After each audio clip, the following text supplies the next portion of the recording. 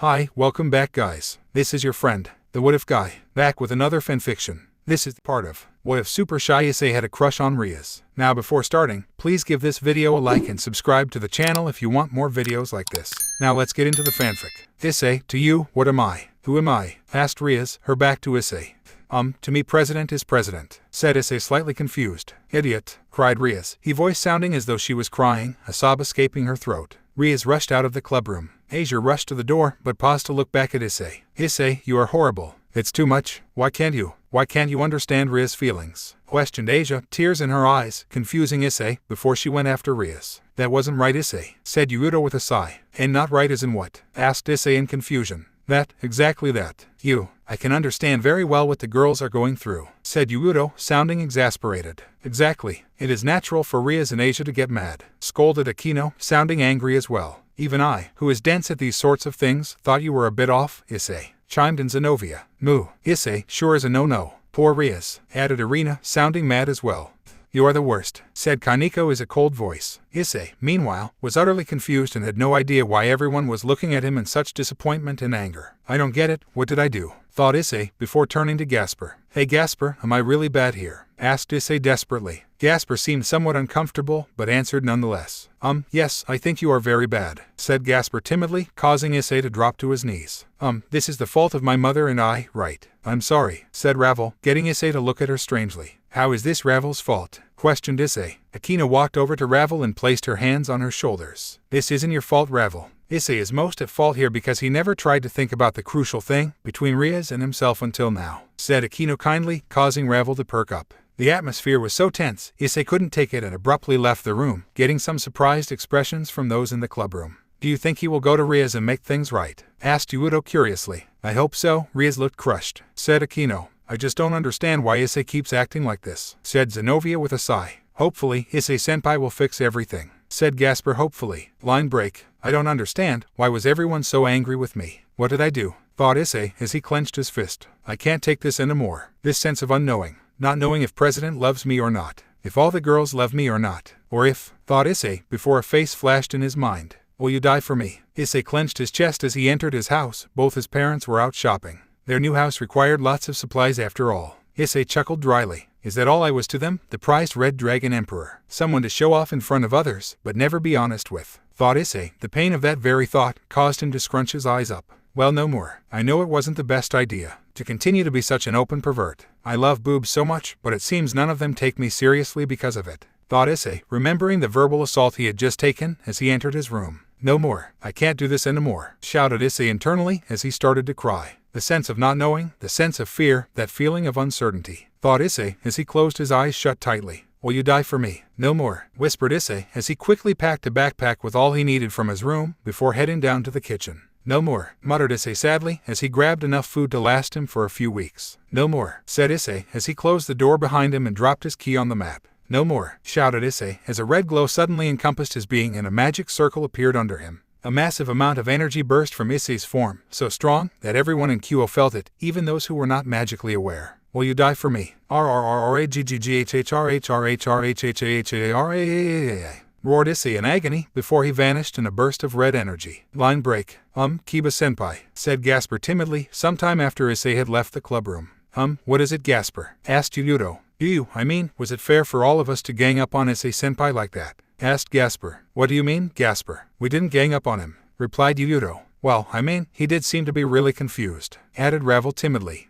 You have a point. Issei did seem to be genuinely confused, but why? Added Zenobia. Do you think we were a bit too hard on him? Asked Irina. Well, Issei needs to understand how Rias feels. It is important to all of us as well. If Issei can't admit his feelings to Rias, then how is he? Oh no, said Akino, suddenly coming to a realization. What is it, Akino? Asked Yuuto curiously. Issei couldn't admit his feelings to Rias. That was it, shouted Akino in realization. What do you mean? Asked Irina. The last person Issei admitted his feelings to, said Akino as a look of shock appeared on her face.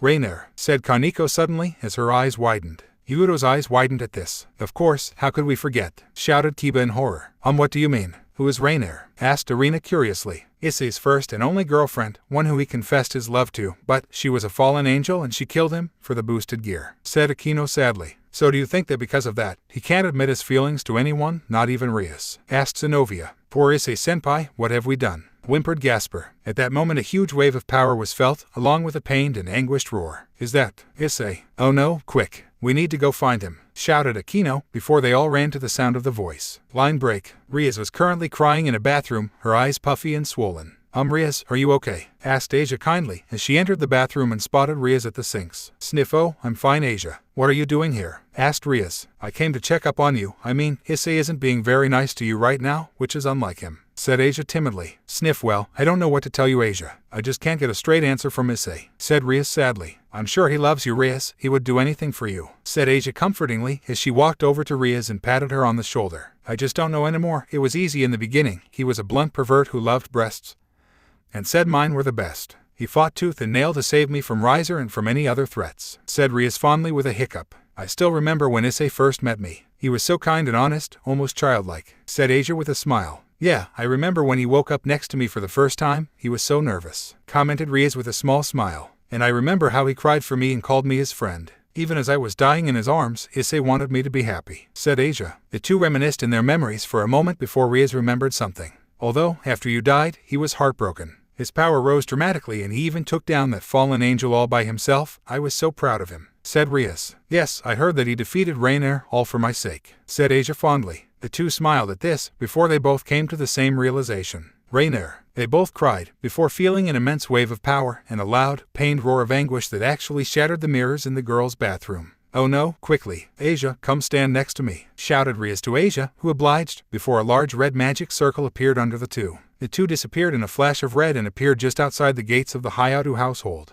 The two ran up to the door before stopping at the doormat. Rias slumped to her knees in shock, while Asia raised her hands to her face and stifled a gasp as she tried to hold back her tears. Moments later, everyone from the clubroom arrived as well and saw both Asia and Rias crying. Akino looked to see what they were crying over, before she too cried as well. The rest of the girls did the same in turn, with Gasper crying as well when he saw the doormat, while Kiba clenched his fist in anger. There, on the mat of the Hayato household, along with Issei's keys, were 8 pawn pieces. But big brother, it's been almost a month now, cried Rias in annoyance. I'm sorry, Rias, but no one can find Issei. He expelled his pieces and thus isn't astray, but for the same reason, we have no way of tracking him at all. There really isn't anything we can do. Also, I know it isn't something you want to think about right now, but we have postponed the match with Sarayorg long enough. You'll have to face him this week, said Surzech gravely. Well then, it's your lucky day, isn't it? Because I'm back, said a voice, before a golden glow shone in the room, before Issei was revealed. Issei was clad in his school uniform, but he appeared noticeably buffer than before. His shirt and pants all strained against his body now, and his face had thinned slightly, giving his features a sharper look. How impossible, Issei, said Rias in shock. That's right, it is me, Rias, said Issei with a smile on his face. Rias smiled at this and went to run into Issei's arms, before she felt herself being held back. When she turned to yell at the person holding her back, she saw her brother, with an unusually stern expression. Yes, Rias, I'm back, not for you of course, I'm back for school. It has been a whole month after all and I can't fall behind in my studies, said Issei mockingly, a smirk on his face. What are you talking about, Issei? Questioned Rias in confusion. Rias, said Issei, as he shook his head, causing everyone in the room to look at Issei warily. Ironically, everyone in the room right now, with the addition of Surzech, were those who were there before Issei left.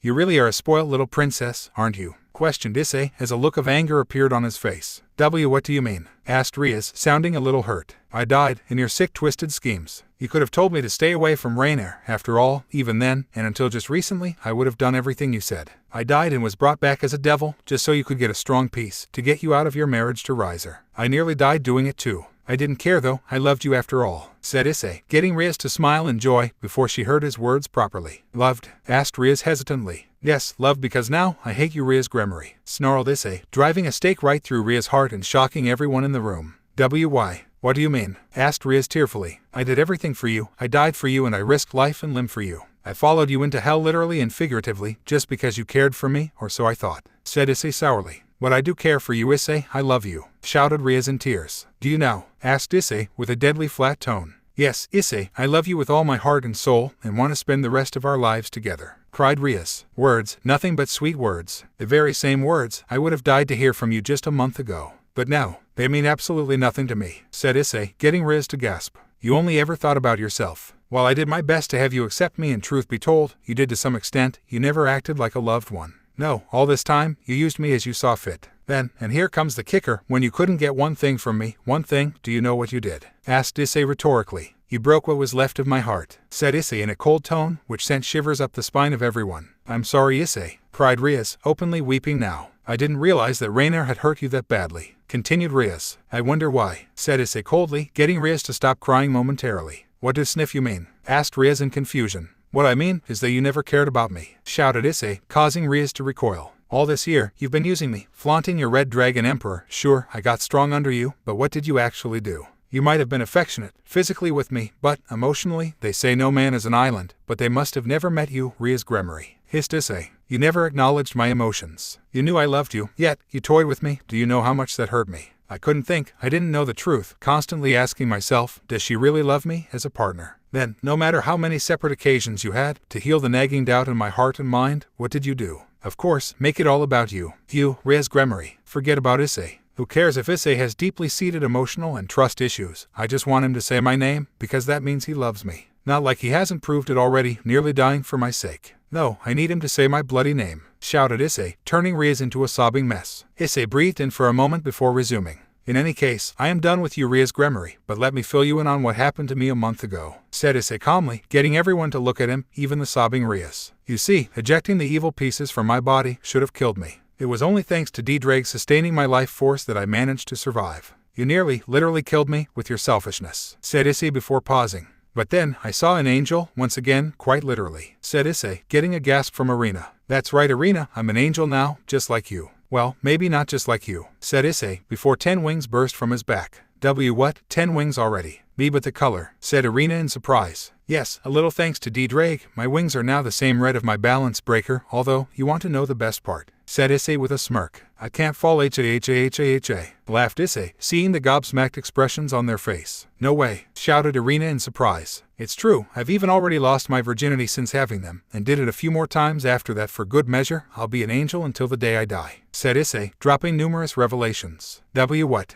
Asked Rias in shock. Oh, but I do believe I've gotten off topic. Ah yes, Gabriel saving me, said Issei with a nod. Well, as you might have guessed, it wasn't easy turning me. D-Drag comes at a hefty price, no matter what conversion system you use, said Issei proudly. So, does that mean you are Gabriel's ace? Asked Arena curiously. Oh, heavens no, a simple ace would not be enough, said Issei cheerfully. No way, you can't mean, said Arena before trailing off at the end. That's right, along with Dulio, I'm the other Joker, confirmed Issei with a smirk. But you want to know the really good part, Rias, said Issei, getting Rias to look at him attentively. When Gabriel found me, barely clinging to life, only inches away from death's door, do you know what she said to me? Asked Issei. Rias remained silent. These were her words exactly. I can see that your heart is in pain. You have suffered much and gained little. For this reason, I will give you a third chance at life. I won't ever turn on you, or ask you for more than you can give. Know that you have my love, forever, and be strong. Become my Joker, finished Issei, before glaring at Rias. A woman, no, a literal angel, did more for me in 2 minutes than you've done for me ever since I joined your little peerage. It must mean that for someone who supposedly loves me, you have a terrible way of showing it. I suppose it is appropriate though. Gabriel is an angel and you are, in every sense of the word, a devil, said Issei harshly. Rias couldn't take it anymore and fled, just like before. Also, Surzech, since you are here, I suppose you should know, the little ceremony with Satan Red, that's all over now. I want nothing to do with Rias. Also, you should know that I've arranged for my Oppai Dragon royalties to go to my own personal bank account, said Issei coolly. You know, Issei, don't you think you are being a bit harsh? Rias explained what happened to me, and while I can agree with you that she didn't understand your feelings, isn't this a bit much? Questioned Surzech. I suggest you wake up from your cis-con delusions and realize just how shallow of a person Rias is, said Issei, getting Surzech to frown. She complained how shallow Riser was, but she hurt me in ways you can't even imagine. Don't tell me this is too much, since I wanted to do a lot worse, but I promised Gabriel, said Issei. Issei, are you sure you mean that? Asked Surzech, as his lips thinned. Go on then, you don't like it. Kill me. I'm sure when the other Satans find out you killed the Red Dragon Emperor, an angel, and restarted the Great War, they will happily indulge you in all your cis-con delusions, retorted Issei. You're playing a dangerous game here, Issei, warned Surzech. On the contrary, I'm done being played with, replied Issei firmly. Surzech didn't respond and merely disappeared back to the underworld, using a magic circle. Well, now that the main problem is out of the way, allow me to tell you what I think about all of you, for absolutely breaking me and pushing me to the point of no return, said Issei. Issei, we didn't know, said Aquino, before Issei cut her off. I'll deal with you last, said Issei harshly, causing Aquino to recoil. Firstly, Zenobia and Arena. Zenobia, you yourself said you were dense. I guess that was right, since you were so dense you didn't realize how much pain I was in. Arena. For a supposed angel and a supposed childhood friend, you suck at both roles, said Issei harshly, causing them to look down in shame. That being said, since neither of you were here when the event that scarred me for life took place, I can't be overly angry with you two. However, at this stage, I couldn't care less about either of you, said Issei indifferently. Gasper, you are actually my second favorite person in this room right now. I could tell that you, even during the verbal assault I took, were hesitant to add to it, seeing that something was wrong with me. For that reason, I don't hate you and do in fact acknowledge you. But you are a pretty bad friend, said Issei sadly, which caused Gasper to look down. Ravel, honestly, I hold none of this against you at all, said Issei, getting Ravel to look at him in surprise. You didn't say anything hurtful and even tried to apologize. For that, I am thankful, and right now, you are the only one I see as a friend of mine in this room, said Issei with a smile before his face hardened. You though Asia I am immensely annoyed with, said Issei, getting the former nun to look at him in surprise. I fought tooth and nail to save you from Rainair. I cried in agony when you died. I attacked Rainair in fury for what happened to you, and lastly, I begged Rias to save you, to give you a new life. You said I was your first friend. I wish I never was. The holy maiden who can heal all, even a devil, couldn't heal the pain in her supposed friend's heart and in fact, thinks her friend is horrible, said Issei, getting Asia to cry in sadness. As for you three, said Issei looking at Akino, Kiba and Kaneko. Let's start with the littlest one first, said Issei as he faced Kaneko. You, who watched me from the shadows, from the beginning of it all. You, who fought with me in the church. You who claimed to care for me. No, Kaneko, I'm not the worst. You are, said Issei in a flat tone. You know what the best part is though? Questioned Issei rhetorically as Kaneko matched his gaze. In 1 month, I gained control over something that, to this day, terrifies you, said Issei, getting Kaneko to look at him with fearful eyes. That's right, said Issei, before gathering Senjutsu chakra around him. Although, the best part is who taught me, ni, Shiren, said Issei, getting Kaneko to look at him in panic. That's right, you know who, she also took my virginity. She is one feisty cat, that Kuroka, said Issei, shocking many. Now to you, pretty boy, said Issei, glaring at Yuudo. You can understand what the girls are going through, huh? Said Issei darkly. Issei, we didn't know, said Yuudo weakly, before Issei cut him off. Bull, you of all people, someone who was damaged so badly as a kid. You couldn't see the pain I was going through. All you could see was what that entitled little princess felt, said Issei, getting Kiba to frown. Issei, that isn't fair, said Yuudo. Fair? Because it was totally fair for everyone to turn on me like that, huh? Questioned Issei, spitting out the word fair in anger before turning to Akino. And now you, said Issei, to a slightly frightened Akino. You, someone who had problems with fallen angels your whole life. You couldn't see my pain, a pain which I just recently helped you get through. Questioned Issei. I'm so sorry, Issei, said Akino, tears beginning to form in her eyes. You know what I'm not sorry about? Asked Issei coldly. I'm not sorry at all about the fact that I can't fall. Because if I ended up becoming a fallen angel like you and that bitch Rainair, I might just kill myself, said Issei darkly. Will you die for me? Issei snarled momentarily before schooling his features. Well, in any case, that's all I had to say. Now, I think I will go to class since I've missed so much already, said Issei before he left the clubroom, slamming the door behind him. What have we done? Questioned Akino sadly as she wiped her tears. We pushed Issei over the edge, it seems. It seems all of us turning on him was too much for him, said Yuudo sadly.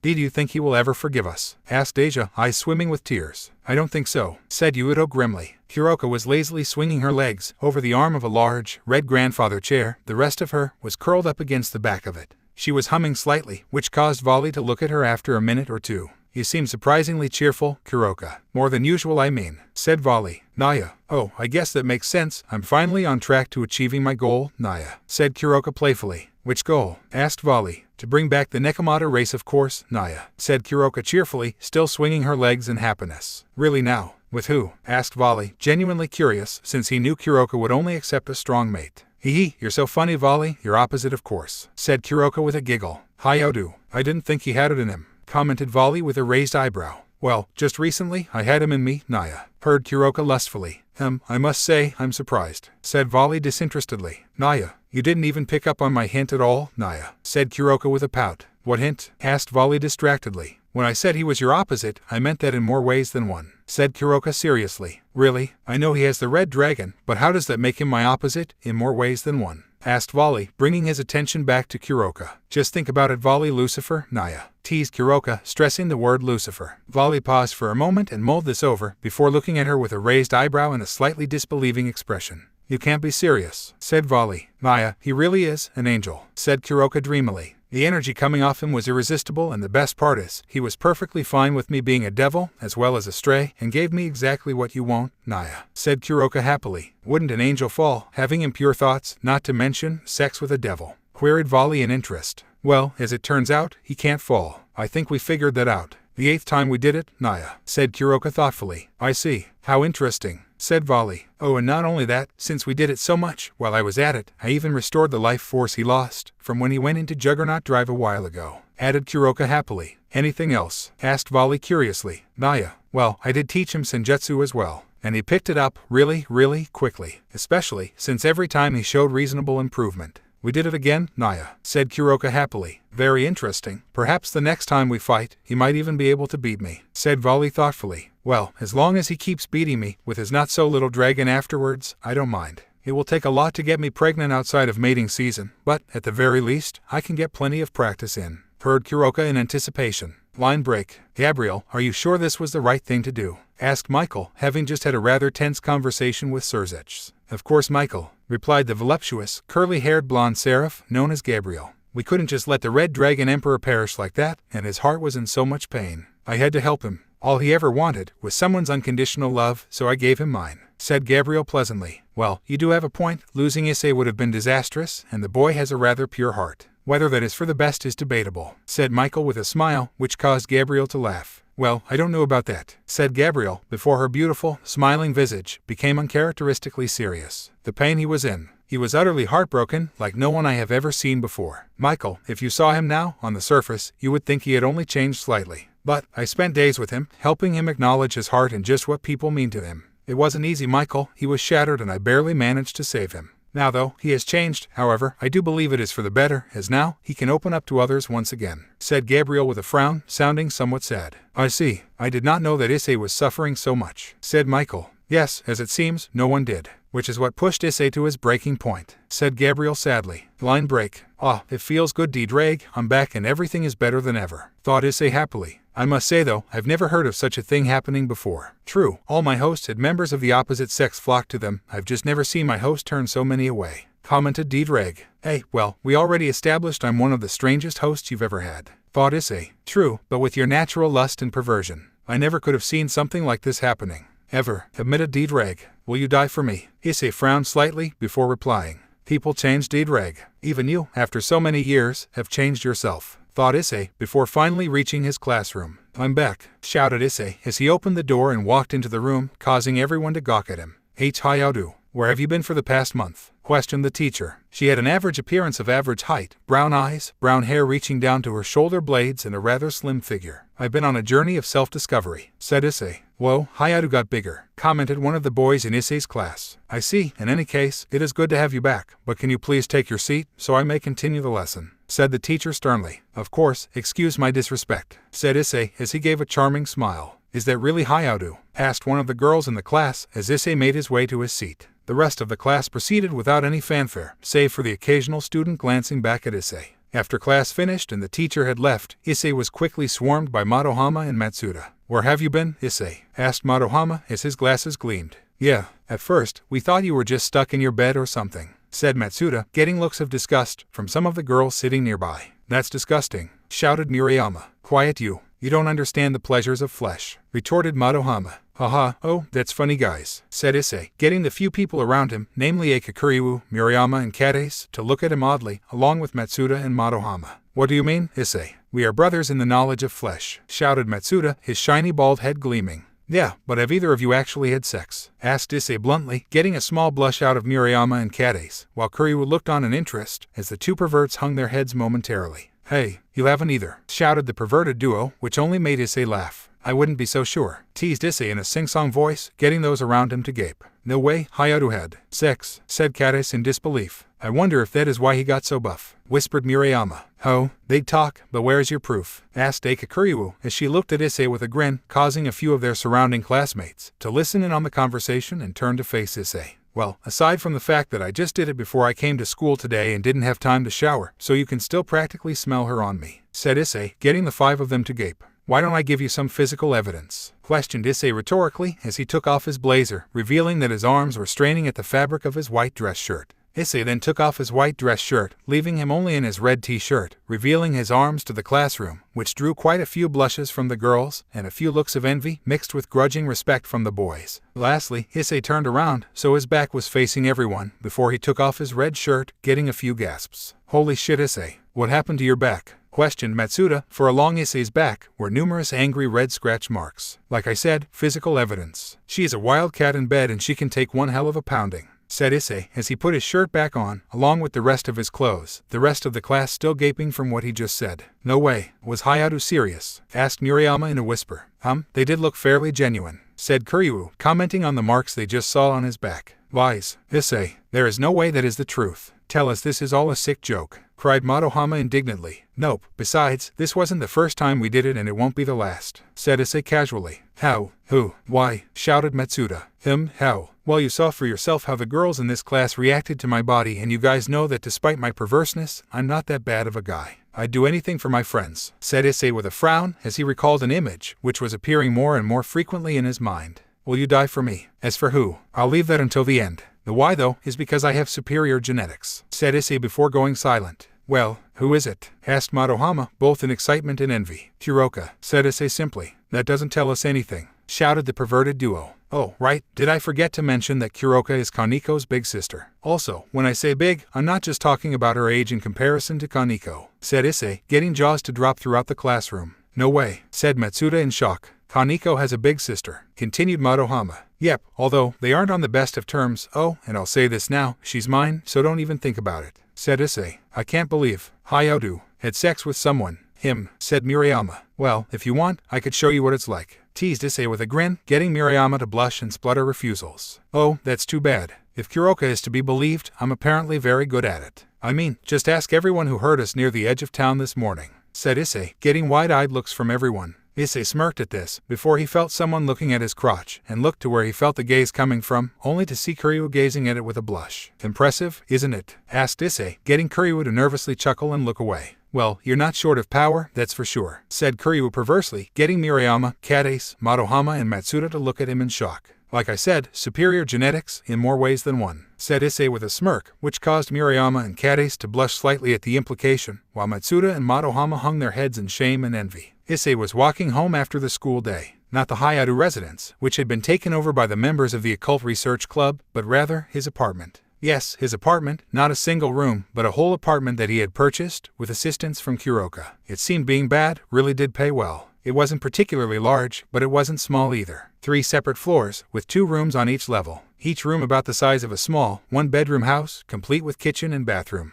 Issei climbed the stairs to his room, which was the room on the right, on the 3rd floor. Issei pulled out his key and opened the door and saw, perhaps the one person he was most conflicted about, sitting on his couch by the small coffee table. "Yo, Issei," said Azazel, the leader of the fallen angels. Issei frowned slightly, before entering his room and closing the door behind him. "What are you doing here, Azazel?" asked Issei in a clipped tone. "Oh, such an interesting response. I was expecting you to sling curses at me," confessed Azazel honestly with a smirk. "You are, perhaps, the only person I've yet to make my mind up about," replied Issei as he walked to the small kitchen and filled up a glass with water, which he briefly sipped at. "Oh, and why is that?" asked Azazel curiously. "You have helped me a great deal. It is thanks to your help that I have actually managed to become stronger as a person. Even your perverted input was interesting at times. You weren't wrong about Gabriel," said Issei as he placed his cup down on the kitchen counter, while Azazel merely looked up at him in interest from his place on the couch. "Yes, I heard you had been reincarnated by Gabriel. As interested as I am by how that was possible, I'm rather envious at the relationship you have with her now. I would honestly give my other arm for a chance like that," said Azazel jovially. "Yes, that aside though," said Issei, before he heard that same voice in his head again. "Will you die for me? On some level, I loathe you," said Issei as he picked up his glass, downed the rest of his water, and walked over to Azazel, staring at him from across the coffee table. That is what I was expecting from you, to be honest," said Azazel with a nod. "I respect you, as a sensei, as someone who is knowledgeable on sacred gears, as a strong fighter. But you are a really shitty leader, one who can't keep his subordinates in line, Cockabeel for example," said Issei bluntly. "Is it really Cockabeel that you are annoyed with, Issei?" said Azazel seriously. "Will you die for me?" Issei snarled, clenching his fist in annoyance. "No, you know exactly who I'm talking about," said Issei, anger seeping into his tone. "Oh, and who would that be?" asked Azazel calmly. "Don't fuck with me, Azazel. You let that bitch Reina roam free and I suffered for it," shouted Issei, his temper snapping at Azazel's calm questioning. Well, I suppose it is true, although you did have ample opportunity to confront me about it, said Azazel, still in that annoyingly calm tone. Yeah, like when I confronted you about it at the meeting between the devils, angels, and fallen angels. That went well, didn't it? Asked Issei sarcastically. Well, the situation was different then. Things were too serious then. I couldn't indulge your whims at the time, replied Azazel in an even tone. Issei glared at Azazel, but didn't say anything. You know, they, and I'm sure you know who, are facing Sarayorg in his peerage tomorrow, said Azazel, changing the topic. HMPH like I care, huffed Issei. They most likely will be defeated without you. Not just because of your strength, but also because of the strength you give them, pointed out Azazel honestly. Well, if that was the case, then they should have cared more about my feelings, if I was as important to them as you say, retorted Issei unhappily. I won't say they are innocent in the matter. A maiden's heart may be complicated, but a man's heart is fragile, no matter what the media might say these days, said Azazel. Issei hummed at this, but didn't respond. Although, don't you think you are being a little unfair with them? Asked Azazel. Funny, Surzech asked me almost the same thing. Come to think of it, I bet he no doubt contacted you and Michael after I confronted him and them, said Issei calmly. He did, confirmed Azazel. In that case, I shouldn't need to repeat myself, but I will, just in case you missed the memo, said Issei, briefly pausing. I wanted to do much worse, but promised Gabriel otherwise, and also, I'm doing being played with. That goes for you too, Azazel, said Issei firmly. Ah, I see. I guess you were serious about that then. Very well, as a man, a fallen angel, and, let's be honest here, the reason you are so angry, said Azazel, getting Issei to narrow his eyes at him. What? Asked Issei. I apologize for my subordinate's actions and for the pain it caused you, said Azazel, as he stood and gave Issei a small bow before heading for the door. Just before Azazel had reached the door, Issei spoke to him. I'll be honest here, I acknowledge your apology, but I don't accept it, said Issei, getting Azazel to turn his body to face him again.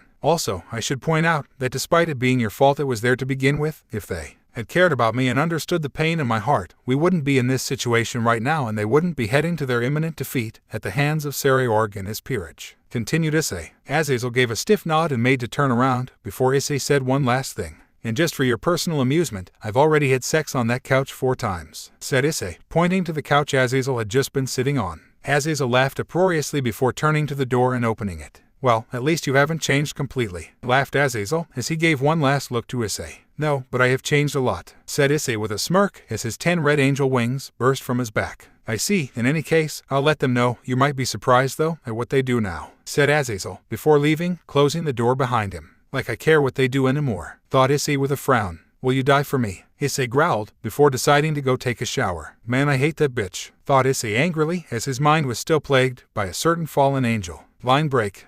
That is rather interesting, Ravel, said Lady Phoenix, a mirror image of her daughter, Ravel, in her 20s, the only exception being her hair, which was done up with ornate hair decorations. I don't follow, mother, said Ravel in confusion. Well, from the sounds of things, not only has he cut all ties with the Gremory princess, but he in fact holds no ill will towards you. There could not be a better outcome, said Ravel's mother. But mother, how can you say that? Asked Ravel in shock. Do you not remember what happened with your brother? Questioned Lady Phoenix. Ravel frowned slightly, remembering the spectacle that was the failed marriage between Riser Phoenix and Rias Gremory. While there was nothing we could do, since Riser accepted the challenge, it doesn't mean we were happy with it. Surzech might as well have cornered Riser into doing it, as, due to Riser's pride, he fell for it easily and we lost the marriage, continued Lady Phoenix. However, now, we might gain something even better, said Lady Phoenix, getting Ravel to look at her curiously. An angel, one who cannot fall. Add to the fact that he is the holder of the boosted gear. Well, that is quite a rare specimen, any way you look at it, said Lady Phoenix thoughtfully. I realize that, but considering the situation with President Rias, said Ravel uncertainly. Come now, Ravel. You know what we are devils. It is in our nature to be selfish. Besides, it was not us who caused the problem. From what you said, this has been the case even before the Gremory battled with Riser. The fact that the Gremory couldn't see the pain her pawn was in is in no way our fault. The blame is solely hers to bear, said Lady Phoenix. I suppose that is true, nevertheless, I feel somewhat guilty, confessed Ravel as she looked down. My dear, I'm not saying you must do anything right now.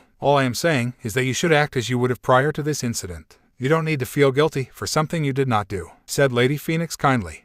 He did say he doesn't hold any of it against me, agreed Ravel. Indeed, and he even considers you his friend still. You are fortunate, said Lady Phoenix, before sighing, upon seeing Ravel's still unsure expression. Listen to me, Ravel, said Lady Phoenix kindly, getting Ravel to look at her again. I may sound selfish here, but I only want what is best for my children. No matter what has happened to him, I can still see that you care deeply for the Red Dragon, or rather, Issei Hayadu. Whether he was a devil and part of Rias Gremory's peerage, or whether he is now an angel, nothing has changed for you. I don't want you to have any regrets, and if you really love Hayato, you should continue to pursue him, if that is what you want. While it is all well and good to be considerate of others, you should not do so at the expense of your own feelings," said Lady Phoenix kindly. Ravel nodded at this with a smile. "I understand, Mother. And thank you," said Ravel. "What are mothers for?" questioned Lady Phoenix, with a smile of her own. Line break. Issei walked to school the next day. Thanks to Azazel, he knew that the Occult Research Club would not be at school today, which he was somewhat relieved about. The day started off normal enough, but after lunch, Saji was sent to pick up Issei, as Sona wanted to talk with him. As the two walked, Saji observed Issei for a while, noticing that not only his appearance, but even his mannerisms had changed quite a deal.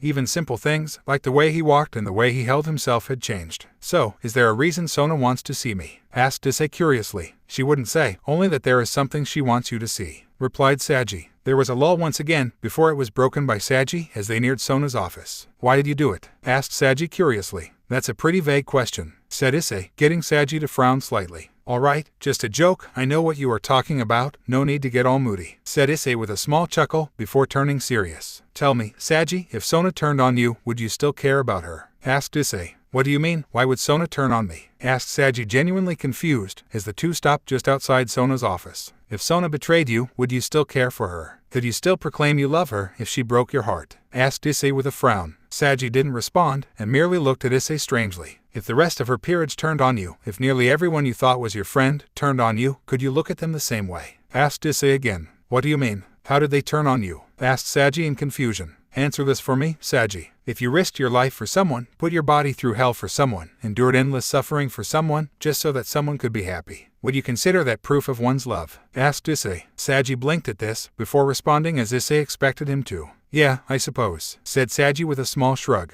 "Well, apparently, that wasn't enough for Rias Gremory, who seemed to think that everything I did for her wasn't enough to show that I loved her," said Issei, before opening the door to Sona's office. Sona stared at Issei with a frown, but also possessed a hint of surprise in her eyes. Based on that look, I take it you must have overheard what I just said to Saji," concluded Issei. "I did," replied Sona curtly. "Do you disagree?" asked Issei. Sona stared at Issei for a few seconds, before shaking her head. "No, I suppose you do have a point. Rias is my friend and I want the best for her. But even I can't deny that she made a mistake here," said Sona coldly. "Well, in any case, what is it that you wanted?" asked Issei after a moment. "Although you are no longer a part of her peerage, I believe that you should at least watch her match with Sarayorg," said Sona as a small screen dropped down behind her. Issei blinked at this, before sitting down in the seat opposite Sona and settled himself in to watch Sarayorg's peerage and Rias' peerage battle for supremacy. "Now, the battle of the century is about to begin. From the East Gate, it's Sarayorg Bale's team," said the announcer, who was met with roars of approval from the excited crowd. "And finally from the West Gate, it's Rias Gremory's team," finished the announcer, getting many more screams of excitement. The Gremory group looked unsettled though. Their heart wasn't with them as they marched out. The masses couldn't pick up on it, but Sarayorg easily did. Sarayorg searched for the one he wanted to fight the most, Issei Hayato, Red Dragon Emperor. However, he wasn't there. As the announcer told everyone the rules, Sarayorg came to a decision. Once the announcer finished speaking and said for the two teams to head to their area, Sarayorg spoke up. "Since the Gremory group is missing their pawn at this time, I too will take my pawn out of the equation,"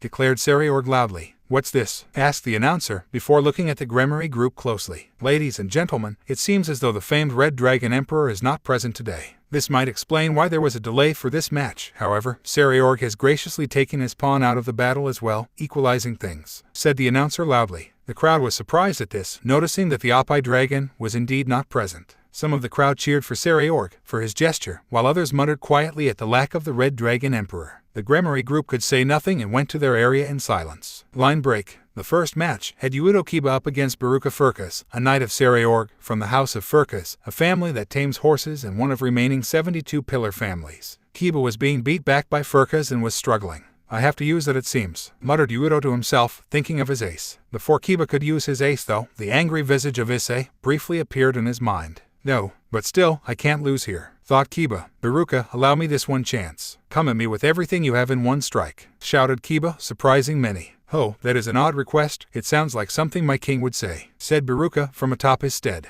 "Very well, I will indulge you," said Baruka, agreeing to the request, getting the crowd to cheer. The crowd roared in approval as the two knights charged at each other. "I'm sorry, Issei." "Also, I'm sorry, President," thought Kiba after the clash, as both he and his opponent had been retired. Line break. The second match had Kaneko and Roswace against one of Sarayorg's rooks, Gandoma Balam, and the other knight of their team Libin Krosel. Hyandoma was a behemoth of a man, 3 meters tall and full of muscle, particularly his arms, which wouldn't have been out of place on a giant. Libin, on the other hand, was a gentle-looking blonde, equipped with a sword and light armor. I can't, thought Kaneko, remembering Issei's words in the classroom and the power of his senjutsu, before remembering her sister and shuddering slightly. Kaneko, what's wrong? Asked Roswace in concern. Kaneko didn't answer. The battle ended in a draw once again. Kaneko was taken out quickly, and Roswace exhausted all her strength to take down their 2 opponents, leading to the 4 of them being retired. Line break. Governor Azazel, as we near the halfway point, is there anything you can say on this odd turn of events? Asked the announcer curiously.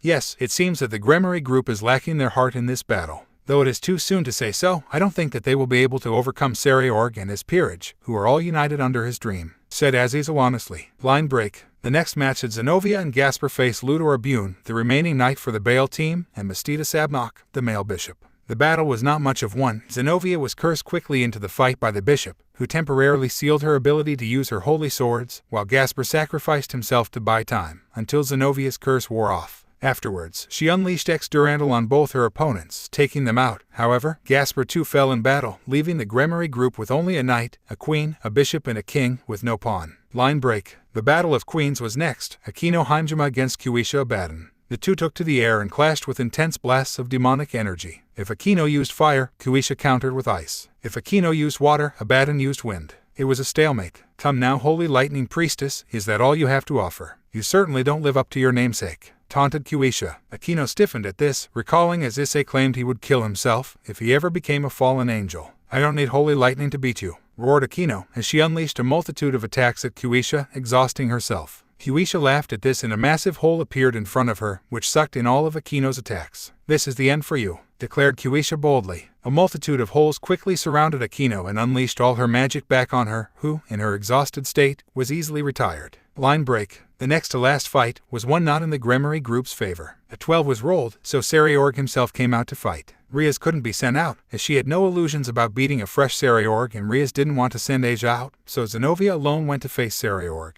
Knight of Gremory, before this fight begins, please answer me this, where is the Red Dragon Emperor? Asked Sariorg. Zenovia sighed slightly, before answering. Issei felt as though he was being unfairly treated and neglected, so he left the peerage in an almost suicidal attempt, said Zenovia honestly. You mean to say that he forcibly changed from a devil to something else? Asked Sariorg curiously. Yes, using his will, he expelled his evil pieces and nearly died in doing so, answered Zenovia. I see. I thought Hayatu was a man of substance, a man who I considered a worthy rival, said Sariorg in thought, before shaking his head. However, it seems I was wrong and he is simply a coward, one who cannot face his challenges head-on, finished Sariorg, getting Zenovia to glare at him. How dare you? Hissed Zenovia angrily, getting Sariorg to look at her with a raised eyebrow. You have no idea. We too had no idea it seems. But I won't let you spit on Issei's name like that, regardless of whether he is a member of President's peerage or not, whispered Zenovia, before shouting towards the end. Sariorg grinned at this. There it is. Come holy sword wielder, give me the fight that Hayatu won't, said Sariorg challengingly, as a weird mark appeared on all 4 of his limbs. Shallow light started to pour out from Sariorg's limbs, before the marks vanished. A huge explosion burst from Sariorg, the wind pressure from the blast, forming a crater under him. Sariorg's body was now bathed in a white glow. It was Tauki. Zenovia was oblivious to the muttering of the crowd and the announcer, and charged at Sariorg. Sariorg fearlessly charged the oncoming holy sword wielder as well. Zenovia swung X-Durandal at Sariorg, who met it with a fist. Waves of energy burst from both of them, blinding them in the crowd. When they jumped back, the results of the clash were revealed. Oh, you actually cut through my Tauki, even wounded me slightly, said Sariorg appraisingly, as he observed a small cut on his fist. I won't let you insult Issei like that. He's already suffered enough and I won't let you add to that, especially by insulting him, said Zenovia coldly. I see. I'm impressed by your will, so much so that I will face you head-on as I would have faced him, said Sariorg, as the Tauki surrounding him increased. Sariorg charged Zenovia again, who once again tried to meet him with X-Durandal. Sariorg, however, fearlessly continued his charge, bracing his left arm against the blade as he sunk his right fist into Zenovia's gut, causing a sickening crunch to be heard as he shattered 2 of her ribs and sent her to the ground. You were a good opponent, said Sariorg, as he turned around and begun to walk away. Don't turn your back on me, yelled Zenovia, as she coughed up a wad of blood. Oh, you are rather durable for a knight, commented Sariorg, genuinely impressed. Issei received this attack and kept on fighting. I will as well, said Zenovia boldly. I might just be a stupid power type, one who knows nothing of strategy or tact. But still, I won't give up, wheezed Zenovia. That is some spirit you have there. Very few people have wills that strong, especially after receiving an attack like that. Praised Sariorg. If I go down here without a fight, I'll never be able to face him again. Huffed Zenovia. Very well then. Along with my respect for your determination, I will give you this as well, said Sariorg with sharp eyes, as all his tauki engulfed his right hand, causing the blood from the cut he received earlier to evaporate from the pressure, while the fist itself seemed to glow with immense power. This is a punch which can give critical wounds by even touching it slightly. A half-hearted attack won't be able to stop this, said Sariorg loudly. Zenovia was undeterred and focused all her power into her sword, gritting her teeth in concentration. Zenovia charged at Sariorg, who stood there in wait. Hi-yo-eh, roared Zenovia as she brought the dual holy sword down on Sariorg's arm before an enormous flash occurred. When the light died away, there was Sariorg, missing his right arm, however collapsed at his feet, was the motionless form of Zenovia. Magnificent. I will give you my right arm. You truly proved yourself a worthy opponent, said Sariorg to the downed Zenovia before her exhaustion overcame her and she passed out. Line break. After this battle, Sariorg proposed a one-on-one battle between kings to decide the battle, since it would be inevitable with only Asia and Rias left. After some discussion, Sariorg's proposal was accepted and the two kings faced each other. I wanted to fight the Red Dragon Emperor, said Sariorg, getting Rias' attention. I wanted to prove that I was even stronger than that fabled creation to cement my reputation, continued Sariorg. However, it seems something has happened between him and all of you, said Sariorg, getting Rias to look down. I won't pry. It is none of my business, and the way that knight fought for his honor, it would be disrespectful for me to accuse him of being a coward again, especially with her taking my arm and forcing me to use my phoenix tear, said Sariorg, genuinely impressed with Zenovia. That being said, I'm afraid I will not hold back here today, cousin. Prepare yourself, Rias Gremory, declared Sariorg. Line break. The match was over. Rias stood no chance against Sariorg. Even at her best, Sariorg would have crushed her. As it was, she was beaten within a minute, unable to land a single hit on Sariorg. Sariorg Bale had totally and utterly defeated Rias Gremory. Issei had watched the entire match, with a poker face that Sona could not see through in the slightest. Even as each of his former and some current friends were trounced by their opponents, Issei didn't flinch in the slightest, never tearing his eyes from the screen. As the battle ended and the broadcast switched to opinions on the battle from various people, Issei stood up. I will take my leave now, said Issei simply. Before you go, just tell me one thing, said Sona quietly. Issei paused, but didn't turn around. Will you ever forgive them? Asked Sona curiously. Issei didn't respond and merely stared at the door, leaving his back facing Sona. After a solid minute, Issei turned his head over his shoulder and looked Sona in the eye. Perhaps, said Issei, before closing his eyes and turning back to the door. Although, said Issei, getting Sona's attention, for some, there can be redemption. Whether I come to see them as friends again is entirely different to whether I forgive them or not, said Issei, before walking to the door. However, some may be forgiven more easily than others, said Issei, before he opened the door and left, closing it behind him silently. Sona stared at the door for a moment, studying it intensely. Well, all things considered, things could be worse. But it seems Rias has lost her dragon for good, thought Sona grimly. Line break. You've been surprisingly quiet for a while now, D-Drag. Is something wrong? Thought Issei. No, not really. As strange as it may sound, things are in fact better for me now, replied D-Drag honestly. That's odd. Better how? Asked Issei curiously as he walked through Kyuubi, school having finished sometime during the battle between Sariorg and Rias' respective peerages. Well, not to sound too selfish, but ever since that time, your perverseness had gone down quite a bit. Even more after you talked with Gabriel, and even more after that, when you made it with that Nekashu. It even lessened each time you did it, said D-Drag thoughtfully. I don't understand, thought Issei in confusion. Well, with the Gremory acknowledging your perverseness and using it to help you get stronger, my heart was almost broken, especially after that old geezer gave us those appalling names, said D-Drag, sounding close to tears. However, since then, you've changed and become stronger in non-perverse ways, even faster than I could have imagined. You are almost someone I can be proud of now, praised D-Drag. Yeah, I did put you through a lot, didn't I, D-Drag? Sorry about that, thought Issei sheepishly. A lot indeed, agreed D-Drag. Well, at least things are better now, thought Issei, before stopping at a door. Issei was now standing outside his previous residency, the Hayatu household, which, for all intents and purposes, was more like the Occult Research Club household. Issei sighed for a moment before knocking on the door. After a brief wait, Issei's father opened the door. Issei, said Issei's father in shock. Issei didn't know what to expect, but he was suddenly pulled into the house and given a hug. My boy, where did you disappear off to? Asked the older Hayatu male before calling for his wife. Issei's mum came by after a moment and upon seeing Issei, quickly ran up to him and gave him a hug as well. Haha, now I feel bad. I thought you would have been happy having a bunch of pretty daughters without a perverted son, said Issei with a laugh. Even if you're a pervert, you are a little pervert, said Issei's dad jovially, with his wife nodding, before he leaned in closer. And, to be honest, the apple didn't fall too far from the tree, whispered Issei's father, getting his son to look at him in surprise. Why you mean? Asked Issei in shock. He just gave Issei a small wink, before leaning back. Where have you been all this time? Asked Issei's mother. Well, that's some story. But mostly, it was a journey of self-discovery. I even got my own house and a job now, said Issei with a chuckle. Really? Asked Issei's mum in surprise. Yep, I really grew up, said Issei proudly. I'll say, just look at how big you've gotten. I can't believe I'm envious of my own son, said Issei's dad, referring to his son's new and impressive physique. Well, if I'm going to be a man, might as well look like one, right? Asked Issei bashfully. I'll go make us some tea, said Issei's mother, before heading to the kitchen. In the meantime, said Issei's dad, as he dragged Issei to a single-seat sofa and sat himself down on the couch. I want to know who the special lady is, said Issei's dad quietly to Issei.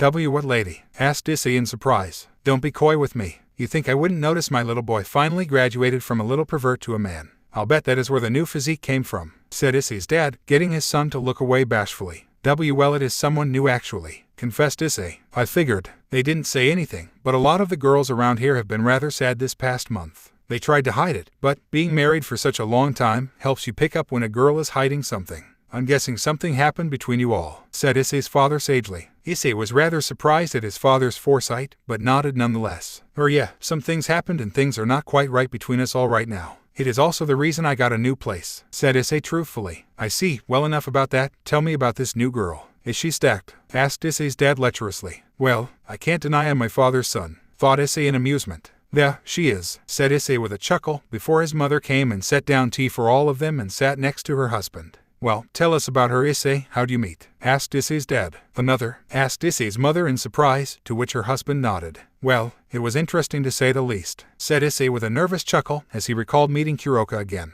Line break. Flashback. Line break. Okay, I think I missed Kyuubi. Badly, said Issei aloud as he looked around and found himself in a strange open meadow. There was a lush forest behind him, with a small town to the front of him, but something felt off to Issei. It feels like I'm seeing something, but it doesn't exist, thought Issei in confusion, before he quickly jumped back to avoid a blast of energy. Issei quickly summoned D-Drag, preparing to enter his balance breaker when he heard a voice. Naya, Red Dragon Emperor. What are you doing here, Naya? Asked a voice that Issei recognized. As the smoke kicked up from the attack cleared, a voluptuous woman in a black kimono was revealed to Issei. Accident, said Issei as he lowered his guard somewhat. Naya, you managed to find this place by accident? Questioned Kuroka in surprise. Yeah, what is this place anyway? Asked Issei curiously, lowering his arm so it was now by his side again, but not dropping his guard.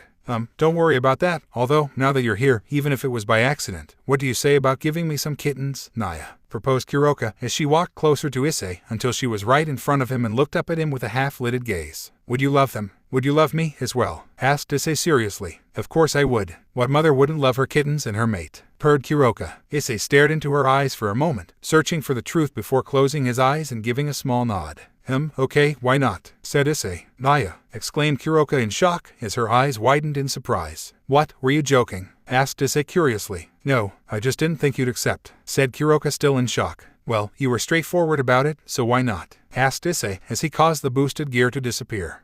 Is this a joke? Asked Kuroka curiously, eyes narrowing. Nope, said Issei simply. That's fine with me then, said Kuroka as she pushed Issei onto his back and slowly crawled up to him. You know, I have so many questions right now. But I'm not going to let a chance like this pass by, said Kuroka before she planted her soft lips on Issei's own. Issei reciprocated the kiss in turn, finally letting his guard down. Not bad. I guess that wasn't your first kiss, asked Kuroka as she pulled her head back, breaking the kiss. Well, technically no, but that was a first, as far as an intense kiss goes, replied Issei honestly. Kuroka smiled, before coming down for another kiss, this time slipping her tongue into Issei's mouth, which he met with his own. Pulling back from the kiss, Kuroka sat up and pulled her obai off, dropping it beside them, letting her kimono open slightly, showing more of her cleavage. Well, Red Dragon, are you getting excited, Naya? Asked Kuroka. If we are going to do this, at least call me Issei, said Issei with a small frown. All right then, said Kuroka, before she opened her kimono, revealing her chest to Issei. Well, Issei, are you getting excited now, Naya? Asked Kuroka. Issei didn't give a verbal reply, but instead, sat up and grasped Kuroka's ample bosom with both hands. Kuroka mewed in enjoyment at Issei's ministrations. Issei gently fondled her sizable assets in equal parts curiosity and wonder. They're so soft, commented Issei, slightly surprised. Naya, Well, Nekomata normally choose a suitable male to reproduce with, however, trying to do so without generous assets is difficult, explained Kuroka happily. Issei suddenly grew bolder and latched onto Kuroka's bosom with his mouth, while his hands focused on the one he left unattended. Kuroka gasped at the sudden sensation and wrapped her arms around Issei's back tightly. After a moment, Issei switched his mouth over to the other breast, causing Kuroka to let out an appreciative moan. Eventually, Kuroka had enough and gently released her grip on Issei's back and brought her hands to his shoulders, before gently pushing him down again. Well, I think you're ready, Naya, said Kuroka, feeling a bulge pressing against her posterior. Kuroka snaked down Issei's body until she was now resting on his thighs. Teasingly, Kuroka reached down and caressed Issei's lower abdomen before her hands reached his belt. Using slow, deliberate movements, Kuroka undid the belt and pulled it off Issei's pants. You won't be needing this for a while, Naya, said Kuroka as she dropped it next to her obi. Kuroka then unbuttoned Issei's pants and unzipped them before pulling them down, leaving him in only his underwear. Issei merely gazed at Kuroka, his eyes alternating between her teasing gaze and her bountiful chest.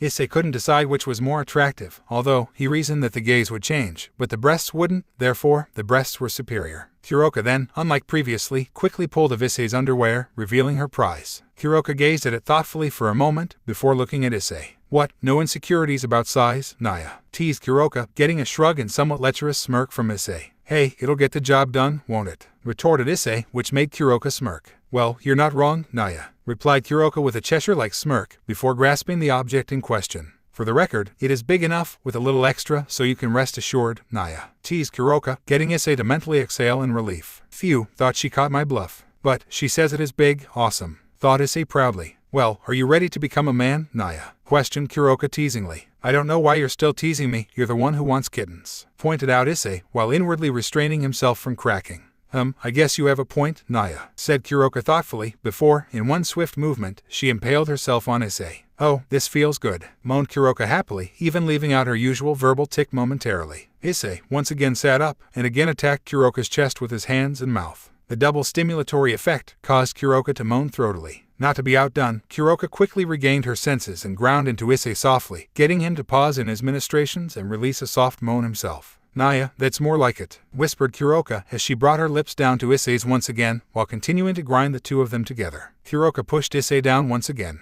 You can be in charge next time, said Kuroka simply, before raising herself off Issei's body, before slamming back down on him. Kuroka repeated her actions, mewling in pleasure all the while. Issei himself was captivated by Kuroka's bountiful bouncing chest, unable to do anything at the sight of them, coupled with the pleasurable sensations that Kuroka was currently administering. Kuroka's moan started to increase in volume, before she was startled somewhat by two hands gripping her firm posterior. You can be in charge, but I'll help, said Issei simply, before he strengthened his grip and proceeded to assist Kuroka as she bounced on him. With both of them working together, the two quickly approached their climax. Kuroka, I'm pretty sure, I know your answer, but out, or in? Asked Issei as he was barely holding himself back. Naya, don't ask stupid questions, you know I'm not letting Moan a single drop escape, said Kuroka, breathing heavily as the two approached their respective ends. Kuroka went first, slamming down on Issei as she gripped him tightly, which, in turn, caused Issei to reach his limit as well. After a few seconds, Kuroka collapsed onto Issei, their chests pressing against each other as both lay there panting.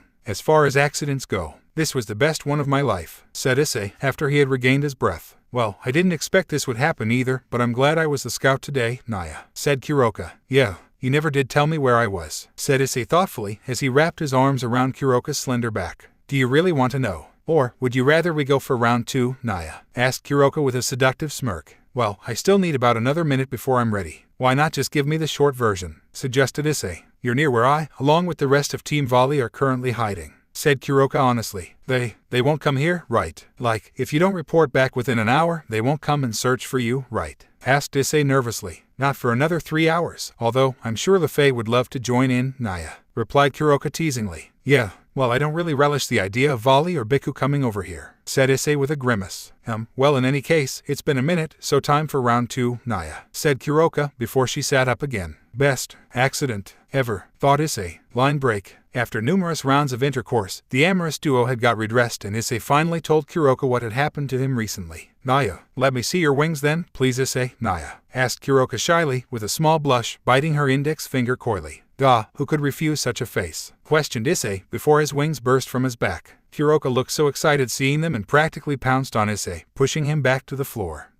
That hurt you know, said Issei as his wings fluttered. Wow, they even move like my tails, said Kuroka in childish awe before she softly caressed his wings with both hands. This feels weird, said Issei as strange tingles raced through his spine. Good or bad? Asked Kuroka curiously. Sort of good, but mostly weird, explained Issei. Can you wrap me in them? Asked Kuroka coyly. Issei tried to bring his wings in and they obeyed, enveloping Kuroka. Naya, so warm and fluffy. Good night, said Kuroka with a yawn. Oi, you can't just fall asleep on me like that, said Issei indignantly, but Kuroka was already fast asleep, curling up against him unconsciously. Sigh, well, I am a little tired myself, muttered Issei before going to sleep as well. Line break. Do you think we should do something? Asked a man. I'm not sure, they look comfortable, replied a girl. Still, she should have reported back a while ago, added the man. Well, maybe they got distracted, suggested the girl timidly. Well, knowing Kuroka, if someone like him agreed to helping her achieve her dream, I guess she would take it. Especially with Volley constantly refusing her, said the man. Naya, Arthur, be quiet, I'm trying to nap here, mumbled Kuroka sleepily. That's all well and good, despite that fact that you never reported back.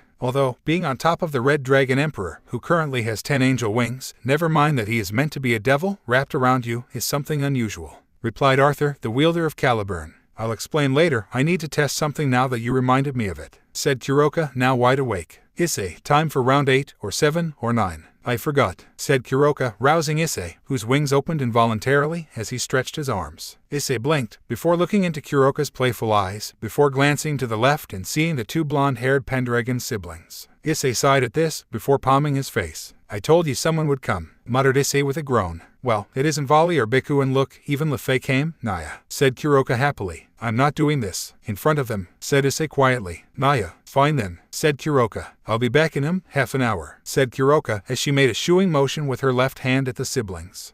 What do you need half an hour for? Asked Lefei curiously. Don't worry, Lefei, let's just go wait for her, said Arthur as he turned and headed away from the Nekashu and Dragon, gesturing for Lefei to follow him. After a brief pause, Lefei nodded, turned on her heel and left. Okay, round 8, this time I'm in charge, said Issei once they disappeared. Oh, taking charge are we, Naya? Questioned Kuroka teasingly. Fine, but keep your wings out, I want to see something, Naya, said Kuroka. Issei rose an eyebrow at the weird request, before shrugging. Fine, said Issei, getting Kuroka to smirk. Line break. In flashback. Line break. Well, I can say that I had met her a while ago. However, I ran into her again about 3 days after I left here, said Issei, after snapping out of his memories. Really? How did that go? Asked Issei's mother. Well, it was interesting. We talked, mostly about what we had each been up to lately. After a while, she recommended I get a place to stay, since I have a job, and she offered to help out as well. Since then she's been teaching me some new things, said Issei lamely. When can we meet her? Asked Issei's father. Well, the truth is, she is actually Kaniko's big sister and they're not exactly on the best of terms at the moment, so I don't think bringing her by is a good idea right now, said Issei uneasily. After all, Kuroka was a stray devil,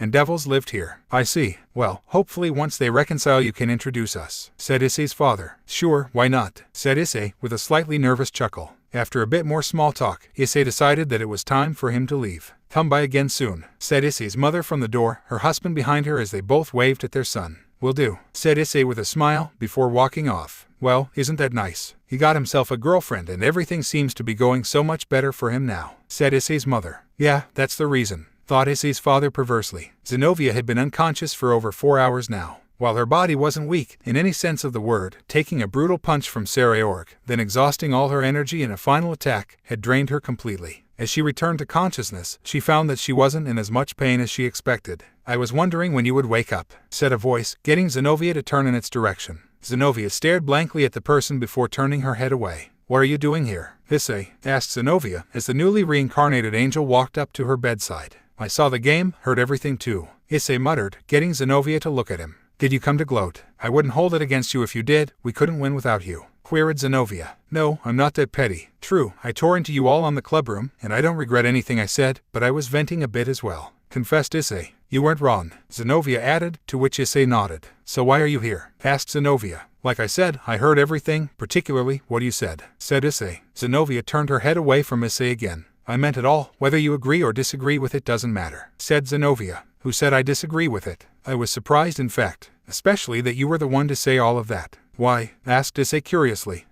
I knew something that they didn't want to acknowledge and was turned on because of it. While the circumstances are not identical, I feel as though the intent between both situations is similar. Similar enough that I feel guilty and ashamed of myself, said Zenobia. So you mean to say, if they weren't similar, you wouldn't feel guilty? Asked Issei curiously. Don't twist my words, you know I'm not the most intellectual individual, retorted Zenobia. What we did was wrong, there is no question there. The reason I feel extra guilty is because I should have understood enough to not turn on you. I know how much that hurts, and then I did the same in turn to someone who has been nothing but nice to me, said Zenobia sourly. Well, you weren't there at that time, so how could you know, said Issei airily. I realize that. That isn't why I feel bad. The fact that I turned on you, without even understanding your reluctance and thinking only of Rias, is why I feel bad. The church thought only of keeping their faith and I thought only of Rias. Either way, both of us were overlooked by those we thought we could trust. That's why I feel bad, explained Zenobia. I never thought of it like that, said Issei thoughtfully, placing a hand under his face and scratching his jaw. Although, I still find it strange how passionately you defended me. I mean, Sarior can say all he wants, he doesn't know the truth, muttered Issei. Because, after how much we hurt you, I won't stand for anyone else doing so again, said Zenobia hotly. Why, that's what I'm not understanding,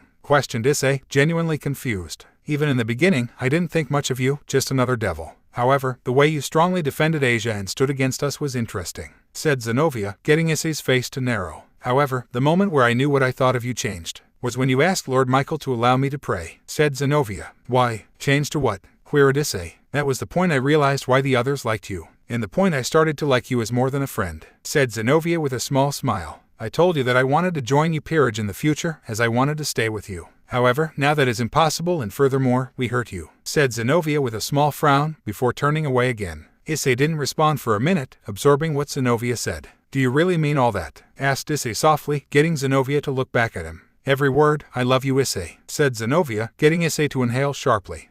How can I trust that you won't hurt me again? Asked Issei quietly. I promise on my honor as a knight and on my blade, said Zenobia strongly, getting Issei to look at her with a searching look. Issei suddenly smiled and it eased Zenobia's nerves. Thank you, Zenobia and I forgive you and would like to be friends again, said Issei hopefully. I'd like to be more than that, but I will build my trust up with you again first, said Zenobia bluntly, which caused Issei to chuckle. Well, you know me, I can't stay mad at a great set of boobs for too long, said Issei, somewhat embarrassed. Does that mean you will forgive the others in time? Asked Zenobia curiously, which caused Issei's face to harden. Maybe some, but some, especially Rias and Asia, I won't be able to forgive. They hurt me too much, especially those two, said Issei stiffly. I see, said Zenobia, before the door to the room opened. Oh, I didn't think you would be here, Red Dragon, said the figure that had just entered the room, closing the door behind him. Well, I'm sure you realized by now I'm full of surprises, Sariorg, said Issei as the Bale entered the room. I suppose I should apologize first and foremost. I judged you without knowing the situation, and after how desperately she fought for your honor, I would be wrong to do so, said Sariorg.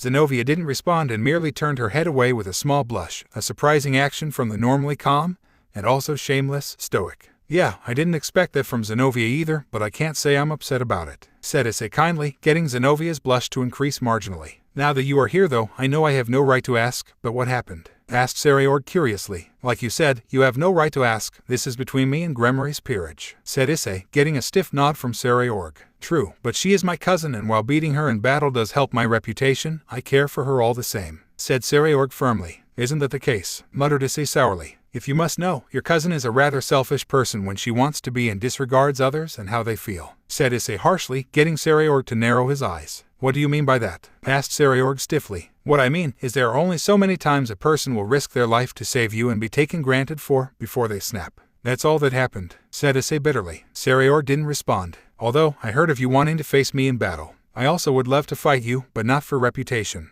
I want to fight you because you are someone who cares deeply for his peerage, who care deeply for him in turn. I saw the battle, you are all united. I don't wish to fight you because that was how things would have gone if I was in this game. I don't want to fight you for prestige either. I want to fight you because you are someone worth fighting, someone who fights for others and sacrifices himself for others as well, declared Issei strongly. Now I feel even guiltier for having questioned your worth. I could not have asked for a more honorable battle. I would enjoy facing you in battle, said Sariorg. That being said, I should warn you, said Issei, getting Sariorg to look at him in interest. I saw you use Tauki, so it is only fair I tell you that I have learnt true Senjutsu from a master. Furthermore, said Issei, before his wings burst from his back, I'm an angel now and am capable of using light as my weapon, something which is absolutely toxic for a devil. Finished Issei. Sariorg merely grinned. I'm getting excited already, Sariorg said in anticipation. In any case, releasing my wings broke my Kai cloak, so I'm going to need to go now. I look forward to our upcoming battle though. Also, see you later, Zenobia, said Issei, before disappearing in a burst of light. That Issei sure is something, commented Sariorg with a laugh, before exiting the room, leaving Zenobia alone. He is, thought Zenobia, happy that Issei had forgiven her. Line break. Issei arrived home and was startled to find someone already there. Irina, what are you doing here? Also, why are angels suddenly breaking into my house this week? Asked Issei, before whispering the second part. Irina was sitting on the sofa and fidgeted.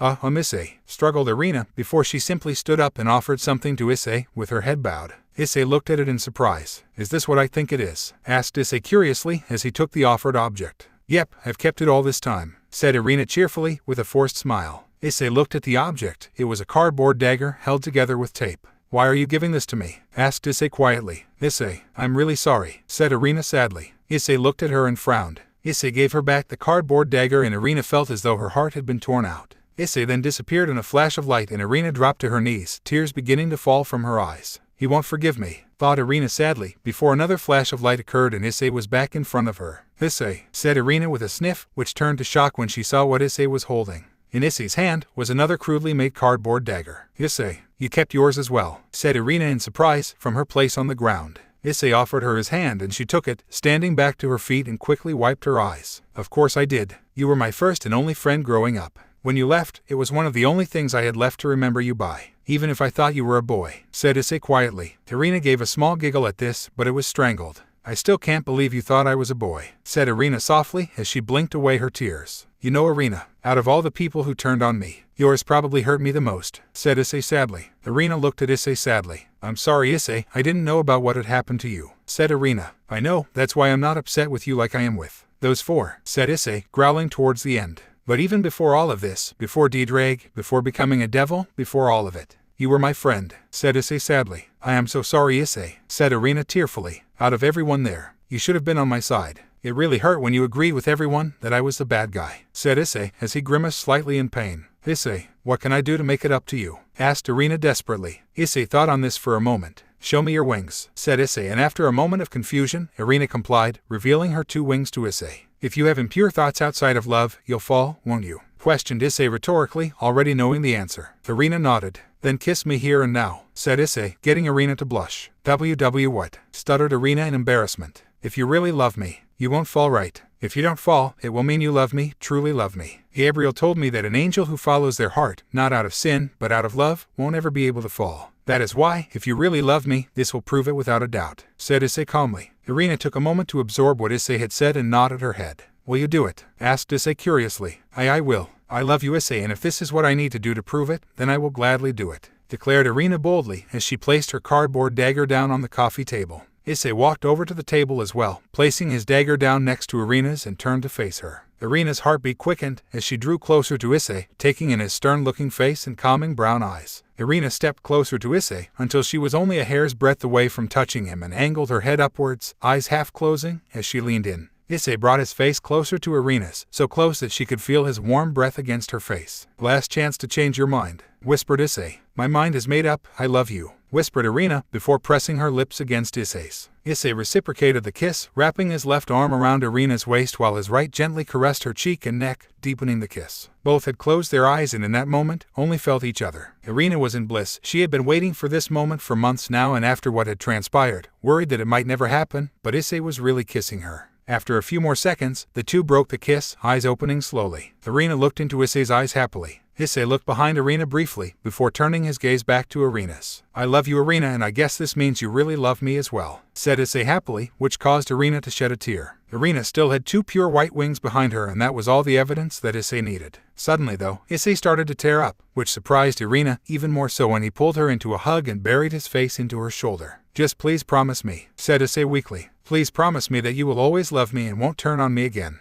Issei continued tearfully. You had so much more of my heart than anyone in that room. Because you weren't just a girl I liked, you were my friend even before all that. My precious childhood friend, said Issei, getting Irina's eyes to widen. As far as everyone in that room went, you were irreplaceable to me, said Issei, getting Irina's heart to soar. Irina gently pulled Issei's head off her shoulder and looked into his bloodshot eyes. I love you Issei, now and forever, said Irina, before giving Issei another kiss, which he happily reciprocated. I love you too Irina, now and forever, said Issei with a smile. Issei woke up with a smile on his face as he hopped out of bed. Things were getting better once again. Irina and Zenobia had both been forgiven and had both showed true devotion to him. He felt tingly inside, just remembering how things went with Irina. He was really glad his childhood friend was back on his side. Walking into the bathroom, Issei turned on the hot water for the shower and once it was at a good temperature, stepped in. After showering, he grabbed a towel and dried off his body before wrapping it around his waist and grabbed another one to wipe his face, standing in front of the mirror. Wiping the last bit of moisture off, he used it to wipe the mirror down to have a look at himself. As he pulled the towel away, he flinched. "Oh, what's the matter? Not happy to see me," said the woman in the mirror. "What do you want? Haven't you done enough?" growled Issei hatefully, staring at the visage of Rainier, his constant source of torment. "Me? What have I done? I never hurt you, little Issei," cooed Rainier. Issei growled, baring his teeth. "What's the matter? Are you still upset you never got to feel my boobs? Is that it?" teased Rainier. Issei clenched his fist. "Or maybe you're just upset because deep down you know that all of those girls are just like me," said Rainier darkly. Issei's fist shot out and smashed the mirror, cracking it heavily and leaving a hole in the middle, but he could still see Rainier's face around it. "Will you die for me?" Line break. Issei suddenly sat up sharply in bed. "Damn bitch," grumbled Issei in annoyance before feeling 2 mounds press against his back. "Naya, was it the crow again?" asked Kuroka curiously as she draped her arms around Issei. "Yeah," muttered Issei, relaxing his right fist that he had unknowingly clenched. "You know, no matter what she did, you'll always have me," purred Kuroka comfortingly. "Yeah," muttered Issei, relaxing a little more. "That's better. Besides, who cares about her, or even them for that matter?" questioned Kuroka. "You know, you can't fool me," said Issei quietly. What do you mean?" asked Kuroka curiously. "I know you want to fix things with Koshiron," said Issei. "I know, but I don't want to hurt you either," agreed Kuroka. "No matter what she did to me, she is your sister. The love for a sibling is something to cherish," said Issei quietly, "as is the love for a loved one," added Kuroka. "I know," said Issei before going quiet. "Well, how'd things go yesterday? I came by here late at night and felt the presence of an angel that wasn't you," questioned Kuroka. "Zenovia and I patched things up. After that, I came here, where Irina was waiting and we fixed things between us as well, maybe even more than that," recounted Issei. "Oh, is that so? Do I have competition?" joked Kuroka. "No, the pieces of my heart you two hold are both very different. Irina was my childhood friend, before even all this, and you accepted me for who I am, even if it was also for your own ambitions, and took my virginity," said Issei seriously. That makes it sound like you and I don't have a deep emotional connection at all," said Kuroka with a frown, only for Issei to turn his head and kiss her. "You also love me and I love you, even if it is rather new," added Issei. "That's more like it," smiled Kuroka before giving Issei another kiss. "Thank God it's Friday." "Oops, sorry about that," said Issei with a deep sigh before apologizing to Kuroka when he felt her wince. "Well, you are an angel I suppose, I'll learn to deal with it," said Kuroka with a wry grin. "Yeah, I'll try to be careful though. But now I need to go to school," said Issei as he tried to get up, only for Kuroka to swiftly move in front of him and sit in his lap. "Are you sure you don't want to do something else first?" cooed Kuroka, looking at Issei with half-lidded eyes. Issei picked up the amorous nekashu and put her on the bed, before getting up and heading to the shower. Kuroka pouted as Issei left her there and heard him turn on the water. She was about to leave, before Issei popped his head back in the bedroom. "Well, are you coming or what?" asked Issei teasingly, before disappearing again. Kuroka gave a Cheshire-like smirk, before following after Issei. Line break. Issei walked into his classroom, with a small smile on his face and sat down at his desk. Content. "What are you so happy about?" asked Madohama suspiciously. The usual," replied Issei. "Usual? What would that be?" queried Matsuda. Issei merely smirked, causing his two perverted friends to fume. "Damn you, Issei," they both shouted, to which Issei laughed. "Morning, Issei. How are you today?" asked a very chipper Irina as she stood to the left of Issei's desk. "Morning, Irina. How's my best childhood friend doing?" replied Issei, causing Irina to beam. "Great. The Lord's presence is very strong today," replied Irina happily. "I'm glad," said Issei, with a nod and small smile, enjoying Irina's presence significantly more than previously. "So how are you, Issei?" asked Irina curiously. "Will you die for me?" Issei flinched for the barest of moments, but Irina noticed it. "Are you still thinking about the past?" questioned Irina with a small frown. Issei's expression soured for a moment, before he felt Irina place her hand on his shoulder. "It's okay, Issei," said Irina, before leaning closer to Issei. "I'll never leave your side again," whispered Irina softly, while giving Issei a beautiful smile. Issei returned her smile once she leant back. "Thanks, Irina, I needed that," confessed Issei, which only caused his childhood friend's smile to grow. "Anytime. What are friends for?" remarked Irina, before taking her seat to the immediate left of Issei. Turning back to the front, Issei was greeted to the sour expressions of Matsuda and Madohama. "Another beautiful girl, Issei. Don't you already have one? Stop hogging them all," complained Madohama. "At the very least, share some with us," added Matsuda, with Madohama nodding in agreement. "No," said Issei in annoyance, standing up from his chair and slamming his hands against his desk.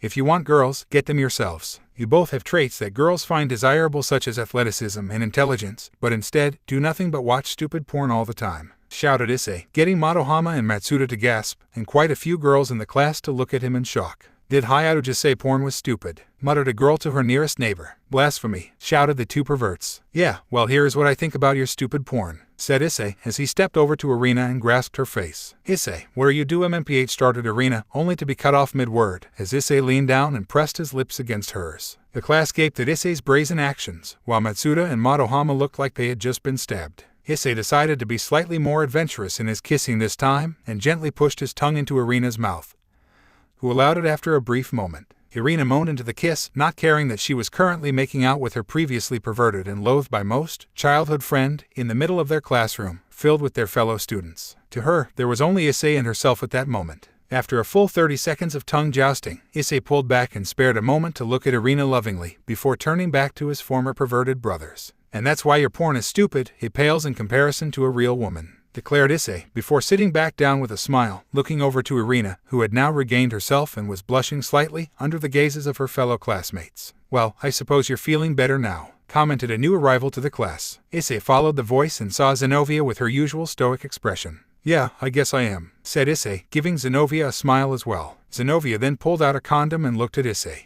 Too soon? Asked Zenobia curiously, while the rest of the class looked at her in shock. A little, chuckled Issei, to which Zenobia nodded before placing the condom back, wherever it was she got it from. As Zenobia went to take her seat, the teacher finally showed up just as the bell rang and class got underway. Line break. After a rather normal day of class, during which Issei spent a fair bit of time zoning off in thought, the day was over. Gathering his things and getting ready to leave, Issei was accosted by the two former exorcists turned supernatural beings. Issei, can I come over now? Asked Irina eagerly. I too would like to continue spending time with you for now, added Zenobia with a nod. Sure, why not? Said Issei happily, after which the three left. In the classroom that the trio had just vacated, a certain green-eyed blonde was looking down at her lap unhappily. Issei, thought Asia sadly, before grabbing her things and heading to the club room. Line break. As the two angels and devil neared the front gate of their school, another blonde, this one possessing blue eyes, was waiting for Issei, who stopped to listen to the figure. Hi Issei, may I speak with you? Asked Ravel timidly, a little surprised at seeing her romantic interest walking with two people, which he had previously denounced. Sure. Is it quick? Asked Issei, with a raised eyebrow. Not particularly, answered Ravel. In that case, follow me, we can discuss whatever it is at my new house, said Issei coolly as he started walking again, now with three people following him. As the newly formed quartet left the school, a pair of violet eyes were staring at Issei's back intently. I don't know how yet, but I'm not letting the one man who accepted me for who I truly am get away from me, thought Akino determinedly. Line break. As the group neared Issei's apartment, Issei quickly used his newly acquired senjutsu prowess to sense if Kuroko was there. After a moment, he confirmed she had returned back to wherever her group was, which Issei actually still didn't know. As the foursome finally reached Issei's room in the apartment block, which he owned alone, he let his three guests in, who all sat on his couch while he stood. So, what's up, Ravel? Asked Issei casually, crossing his arms over his chest and leaning against the wall behind him, staring at his guests. Well, my mother would actually like to speak with you. I am not sure what for, although I do have my suspicions, said Ravel succinctly. I see, said Issei, rubbing his chin in thought. Well, if that's the case, I'd be happy to. Maybe I'll be able to track down Sariorg and have that fight with him, said Issei thoughtfully. If you'd like, I could set up the necessary preparations for you and alert Sariorg Bale of your intentions, said Ravel quickly. Really? That would be great, Ravel, thanks, said Issei, giving the phoenix a genuine smile, which made her heart flutter. Oh, of course, it is only natural you take advantage of such a skilled organizer such as I, said Ravel, with fake haughtiness. If that's the case, how would you feel about helping me deal with all my Oppai Dragon stuff? To be honest, aside from changing where the money is going, a lot of the other organizational stuff goes right over my head. I could use your help if it wouldn't be any trouble, asked Issei modestly. I would be more than happy to, replied Ravel, which caused Issei to smile once again. Thank you, Ravel, I'll truly be in your debt for this. It was a nightmare just doing the transfer, said Issei humbly, before letting out a chuckle towards the end. Leave it all to me, I will be the best manager ever, declared Ravel proudly. All right. In that case, if Sariorg is free, I'll come to the underworld tomorrow, considering it is the weekend, said Issei, getting an attentive nod from Ravel. At that moment, there was a knock at the door. Feeling the presence of a certain annoying fallen angel, Issei frowned. What do you want, Azazel? Shouted Issei, loud enough for the faction leader to hear him. May I come in? Asked Azazel through the door. If you are alone, sure, said Issei, after which the fallen angel entered. You have company. Interesting company at that, commented Azazel, looking over the three sitting on his couch. What do you want? Asked Issei tiredly. Well, it isn't so much what I want. Rather, what someone else wants. It is rather sensitive information right now, so I will only say that someone not directly allied with us wants to meet with you, said Azazel. Why do I get the feeling that you are leaving a rather crucial piece of information out? asked Issei with narrowed eyes. Come now, you must know I would never do that, chuckled Azazel, but it didn't fool Issei. Sigh, I can't say who this person is, only that they do have a rather high standing in the world, said Azazel truthfully. I see, said Issei slowly. Well, that's all I had to say for now, see you around, said Azazel before leaving. So, anything you guys want to do now? Asked Issei curiously. Not particularly, since you said it is too soon for us to make a baby, said Zenobia, getting both Irina and Ravel to widen their eyes. Zenobia, you are still too forward, exclaimed Irina. As such improper behavior, commented Ravel, appearing affronted. Any other suggestions? Asked Issei. After a brief pause, Issei proposed an idea. Well, we could always head to the underworld now. Maybe Sarayorg is free and I can have the fight now, as well as seeing whatever Lady Phoenix wants, suggested Issei. Well, I don't mind, but is it a good idea for two angels to come to the underworld? Asked Zenobia. True, such a movement could cause discontent, especially since some are disgruntled that the Red Dragon has now defected to heaven. They may try something, if not against you, possibly against Irina, said Ravel hesitantly. That's fine.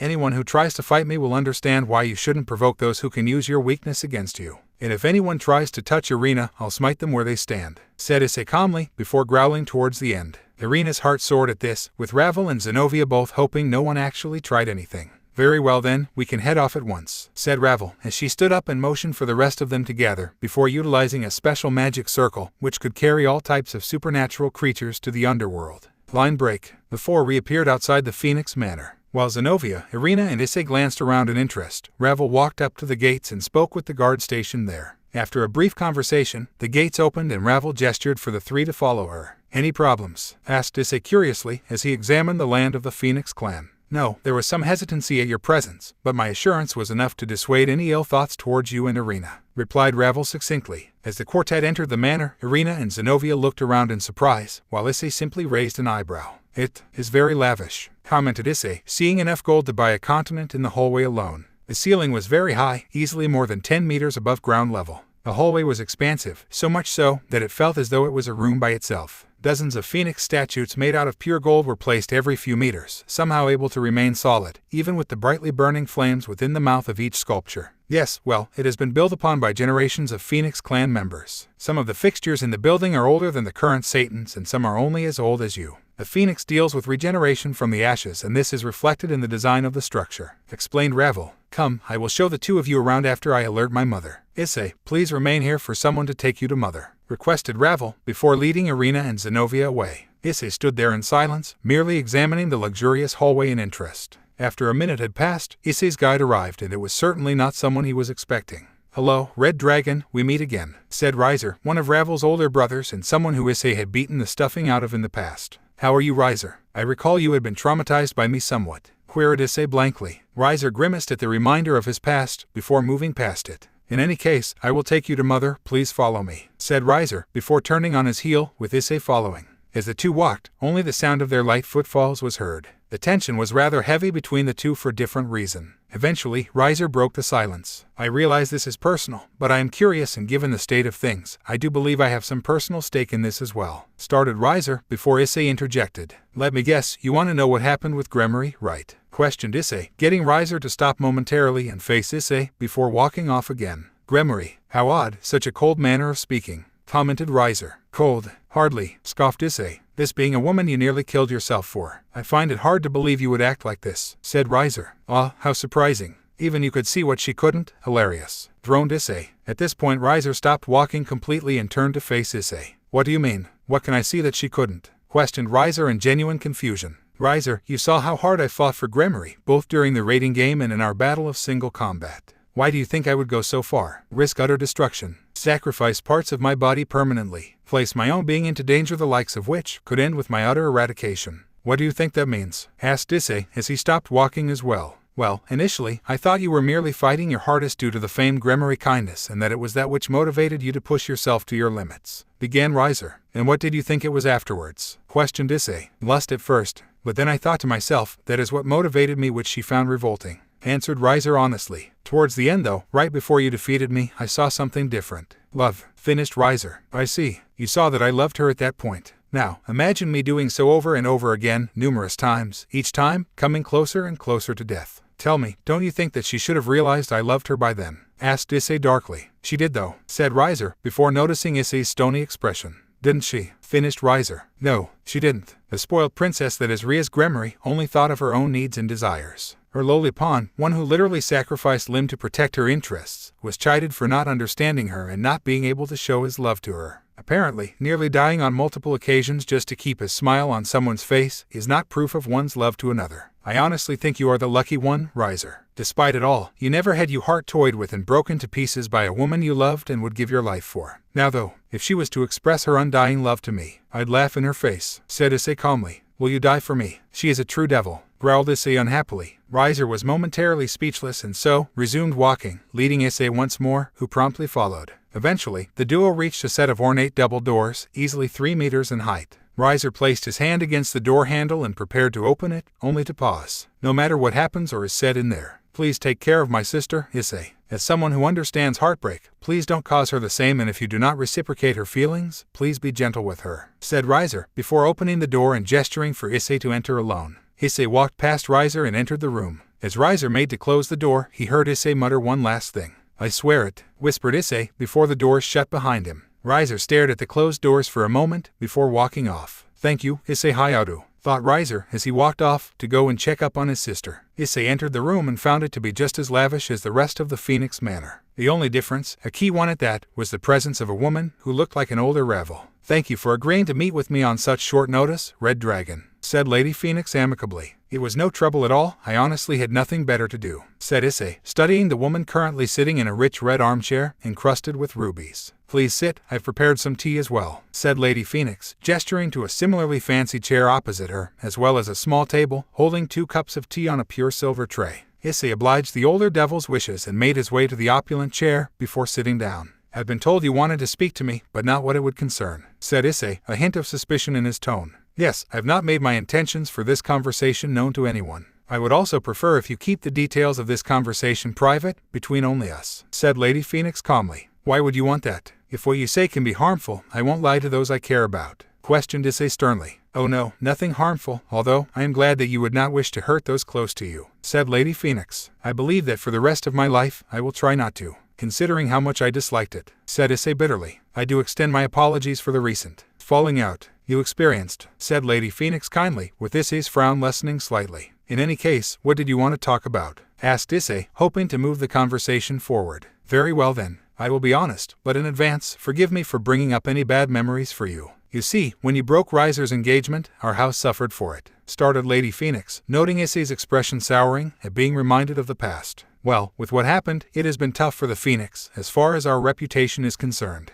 continued Lady Phoenix. I don't see where you are going with this, interjected Issei bluntly. Very well, let me hasten to the main point of this conversation then. The Phoenix clan would very much like to form an alliance with you, the Red Dragon. As you can imagine, becoming an angel sent ripples through our society, so a link back to the devils would do much to ease tensions, explained Lady Phoenix. Just why should I? I mean, I have nothing against you, but I don't particularly relish the idea of getting sucked back in with all this devil business I've left behind, queried Issei. Well, we would require very little of you, in fact, almost nothing at all, barring you publicly approving of us. Even just having a good relationship with some of our members would be sufficient, elaborated Lady Phoenix. So, this has to do with Ravel then? Asked Issei calmly. Indeed. You see, as you may have guessed, I am familiar with the events that transpired recently, and to be honest, while I am a devil, I can also see your point of view and can understand why you would react the way you did, said Lady Phoenix, only for Issei to dryly laugh. You can understand the way I would react. With all due respect, the fact of the matter was, no one did understand me, so please don't act like you do, said Issei sardonically. I never claimed to understand exactly how you felt, merely that I could understand being hurt at being unappreciated.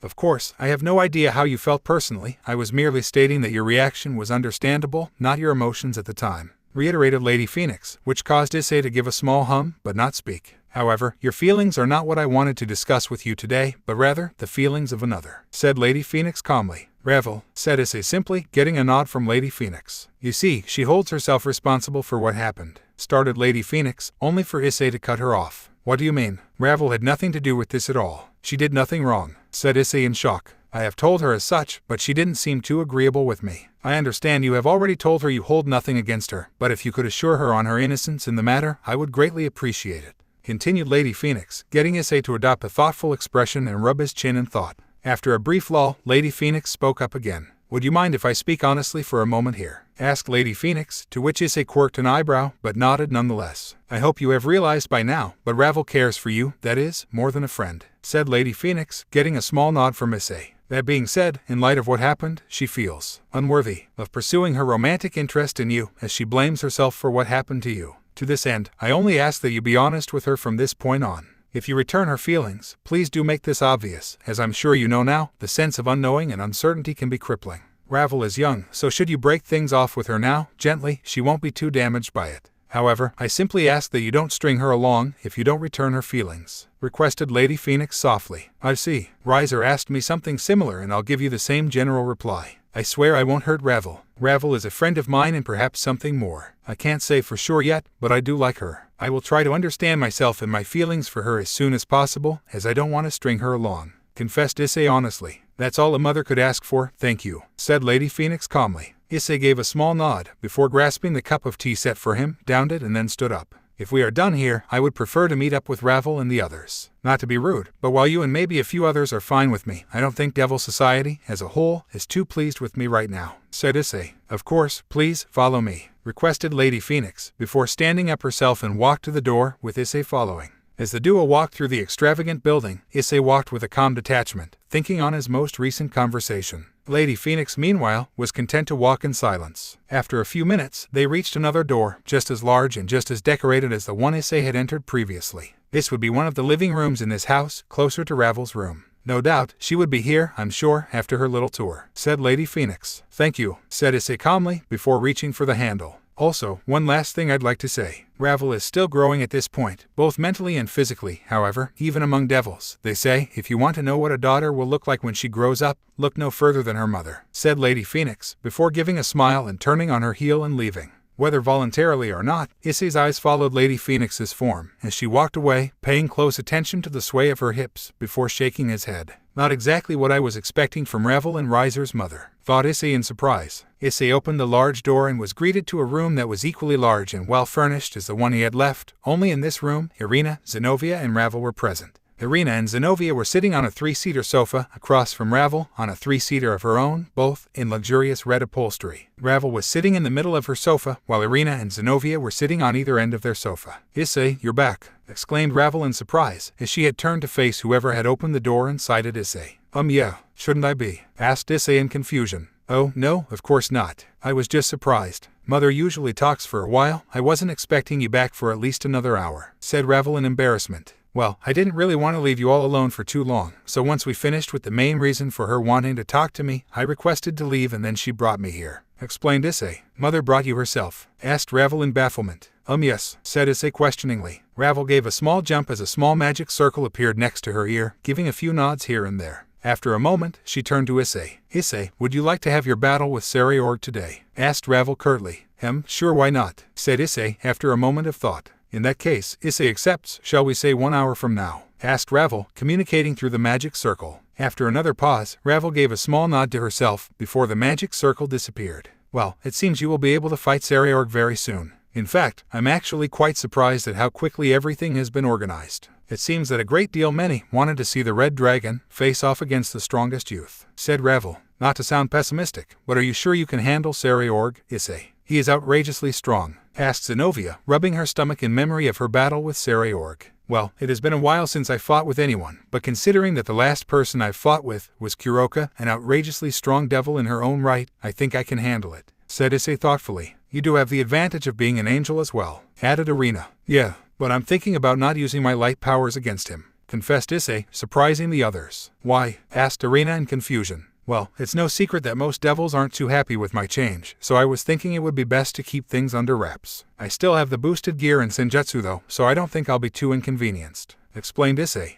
Well, politically, that is a wise move, but are you sure you can combat Sariorg otherwise? Asked Ravel carefully. Of course, I might not have the ability to promote, but with senjutsu, my body is more resistant, my attacks are stronger, and my magical prowess is higher. It is like I am promoting when using it, so I don't really think it will be that difficult for me, said Issei. Well, no matter what, we'll be cheering you on, right? Asked Irina. Yes, it will be a great battle too, added Zenobia. Where will the fight be? Asked Issei. The same arena where Sarayorg had his most recent battle, said Ravel hesitantly. I see, so the same place where Zenobia fought him, fitting, I suppose, said Issei calmly. There was an extended pause at this point, reflecting the awkwardness around avoiding a certain Gremory's name. Should we make our way there now then? Asked Issei. Very well, it will take a minute or two to get there if we transport, but it will take a while to set up the circle to carry all of us, said Ravel, before Issei plopped himself down beside her. Yawn, just let me know when it's ready, I might take a small nap now, said Issei tiredly, before resting his left elbow on the armrest and then resting his head on his fist, closing his eyes. Line break. Issei felt a hand caressing his cheek and leant into it slightly. The hand was soft, soothing, and made Issei smile. Oh, does that feel good, Issei? Asked a familiar voice which caused his eyes to snap open.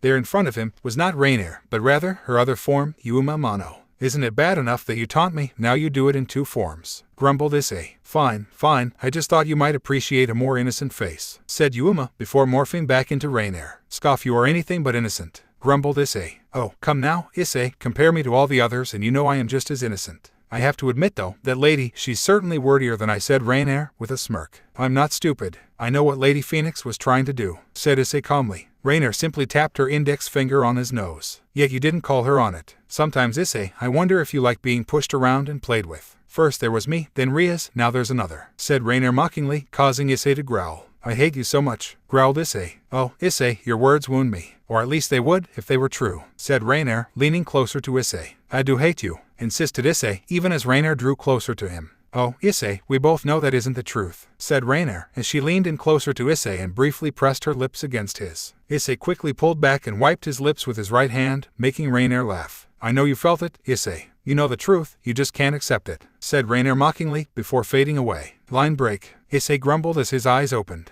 That definitely wasn't one of his better dreams, but considering things, it wasn't his worst. Issei gave a big inhale and stretched his arms up, high over his head, before standing up. It seemed he had been left alone to rest, as Irina, Zenobia, and Ravel weren't present. Issei walked to the door and opened it, only to be surprised at who was on the other side. Riser, what are you doing here? Asked Issei in confusion. To take you to the transport point when you woke up, of course, said Riser, before walking off, with Issei following. So, how are things with you recently, Riser? Asked Issei. Your attempt at making small talk is amusing, said Riser, with a grin. Well, sorry for trying to be polite, grumbled Issei. To answer your question, I've been training. I want to get back into raiding games sometime soon, so I'm preparing both myself and my peerage, said Riser. I never would have pictured you for the training type, confessed Issei. I wasn't, considering I had never lost before. I had only ever relied on my immortality, which was usually enough, laughed Riser. I guess not many devils have access to holy water, commented Issei, getting Riser to laugh again. No, but I do enjoy it, it turns out, admitted Riser. Holy water? Asked Issei in surprise. No, of course not. Training. There is something about it which makes me feel more alive. I suppose flames aren't meant to sit still, they are meant to rage and grow, said Riser calmly. Well, good for you. Maybe next time we fight, you might actually stand a chance of beating me, teased Issei. As I recall, we are even at 1 victory each, don't get cocky, retorted Riser. I guess that's true. We'll need to have a tiebreaker soon then, said Issei thoughtfully. Well, first, you can fight Sarayorg, I'll be watching in interest as well, said Riser, before stopping in front of a door, once again, large and lavish. In that case, you're in for quite a show, said Issei, with a smirk. I'm sure, said Riser, before opening the door. Inside were Ravel, Zenobia, and Irina, and in the center of the room was a large, yellow, magic circle. Oh good, you're here. It's ready to go, said Ravel. You coming along for the ride, Riser? Asked Issei. Nah, I'll take myself, said Riser, before disappearing, with the use of his own magic circle. Show off, grumbled Issei. The four walked to the center of the circle, before Ravel flared her power and the circle activated, rising up from the ground and turning them into particles of light. The group materialized in a spacious floor, with tables and exercise equipment around. It looks identical, commented Zenobia. Well, it wouldn't be changed, even for a one-on-one battle. In any case, we will go and watch from the stands. The battle will commence in 5 minutes, and an announcement will be made. Good luck, said Ravel, before the girls left Issei alone. Issei took deep breaths and waited. Calming himself down helped him control his senjutsu. It was probably what helped lower his lust and gave D-Drag more of a break from his perverted thoughts. Without a calm mind, senjutsu was dangerous, but with a calm mind, senjutsu proved an impressive tool. Ladies and gentlemen, welcome to the special exhibition match today between the strongest youth, Sarayorg Bale, and the Red Dragon Emperor, Issei Hayato, declared the announcer, causing Issei to open his eyes. It's time, said Issei calmly as he stood up and walked to his entrance to the stadium. Issei ignored the announcer as he hyped up the event and explained the specifics of the battle. It didn't matter to Issei too much. Both combatants wouldn't quit and would keep fighting with any injuries they took. Both knew this fight would only end one way, with the other unconscious. Nothing else would suffice. Issei saw Sarayorg march out, raising his right fist into the air. Issei looked up and saw Sarayorg's peerage looking on and cheering their hero. Issei gave a small smile at this, before hearing his own name called out and stepped out into the stadium as well. As Issei made his way towards Sarayorg, he was surprised to only hear cheers. It seemed, even with becoming an angel, the masses were still on his side. A few quick glances around though and Issei noticed the more official-looking devils were not happy. Their stony gazes watched Issei carefully, studying his every move. "Well, Red Dragon, I guess we will finally find out who is the strongest between us," said Sarayorg, with a fearless smile. "The strongest, you say?" commented Issei. "Indeed, this will be a true test of power," continued Sarayorg. "In that case, what do you think about a purely physical battle? I must admit, it would be unfair of me to use light powers against you. And I don't believe it would be wise of me to do so either," propositioned Issei. "Are you underestimating me, Red Dragon?" asked Sarayorg, as his smile tightened. "Of course not, but I can't be as careless anymore, especially considering where I am. Does it not sound like an even fight? Your Tauki and my Senjutsu. We both know little magic, and in a one-on-one battle, tactics are not very useful. Why not make this a battle of power? Who can trump the other with their bodies, no fancy or flashy tricks," explained Issei.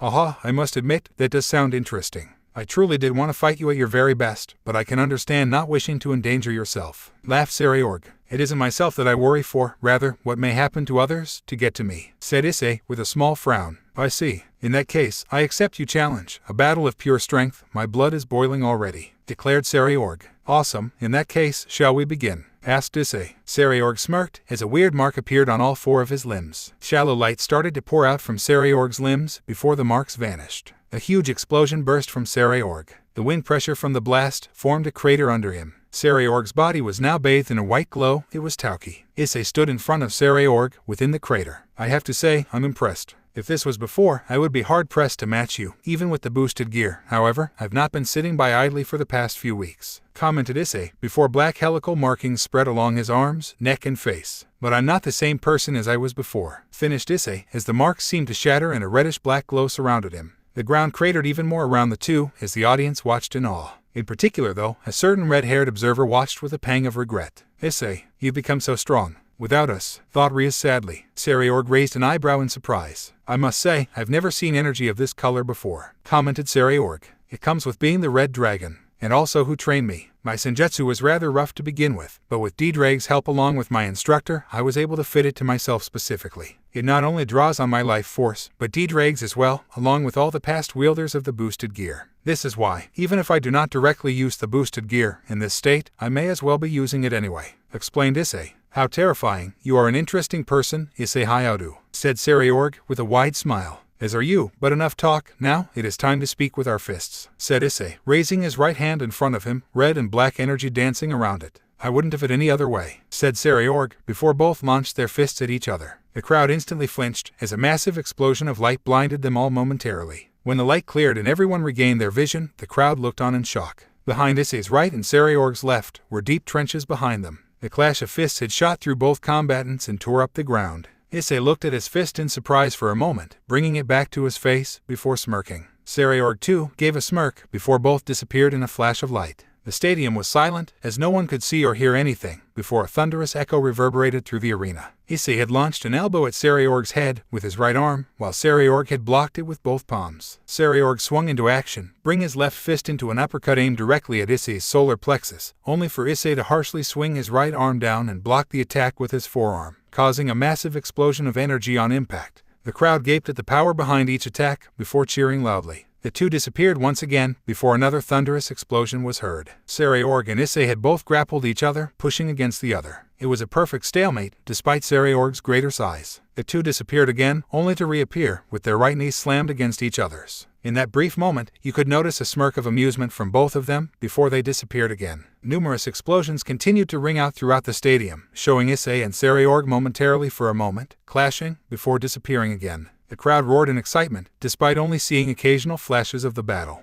After a few minutes of intense clashes, the duo started to slow down and stopped 2 meters away from each other, both appearing ruffled and slightly out of breath, but still largely uninjured. "I must say, Sarayorg, this is one hell of a fight. I've never faced someone like you before, someone who throws themselves into battle this way," commented Issei. I agree. It seems the two of us are quite alike, throwing our bodies into the fight with reckless abandon, agreed Saraorg with a grin. However, now with the test of speed out of the way, I think it is time to move on to the main event, said Issei as his aura swelled around him, causing wind to blow out from his position, pushing dust away from him. I can't wait, said Saraorg as his power also flared, meeting Issei's in the middle, causing a loud clash to reverberate from their power alone. Line break. Wow, Issei is so strong, commented Arena in awe, watching the two release their energy. Yes, even when I fought Saraorg, his power was tremendous, but right now, I can feel it is even higher. I think he must have been training for his fight with Issei intensely, both before our battle and immediately following it, added Zenobia. I never knew Issei was this strong though, muttered Ravel in surprise. Elsewhere, two glasses-clad women were also watching the fight in interest. He is a completely different person than before, commented Sona, watching with a calculating gaze. Not only that, he has yet to use his sacred gear. This amount of power is terrifying, both his and Saraorg's, added Tsubaki, Sona's queen. Although, I'm sure he didn't plan this, but this will no doubt settle down many of the higher-ups who were disgruntled with recent events. To be this strong without even using his sacred gear, a Longinus at that.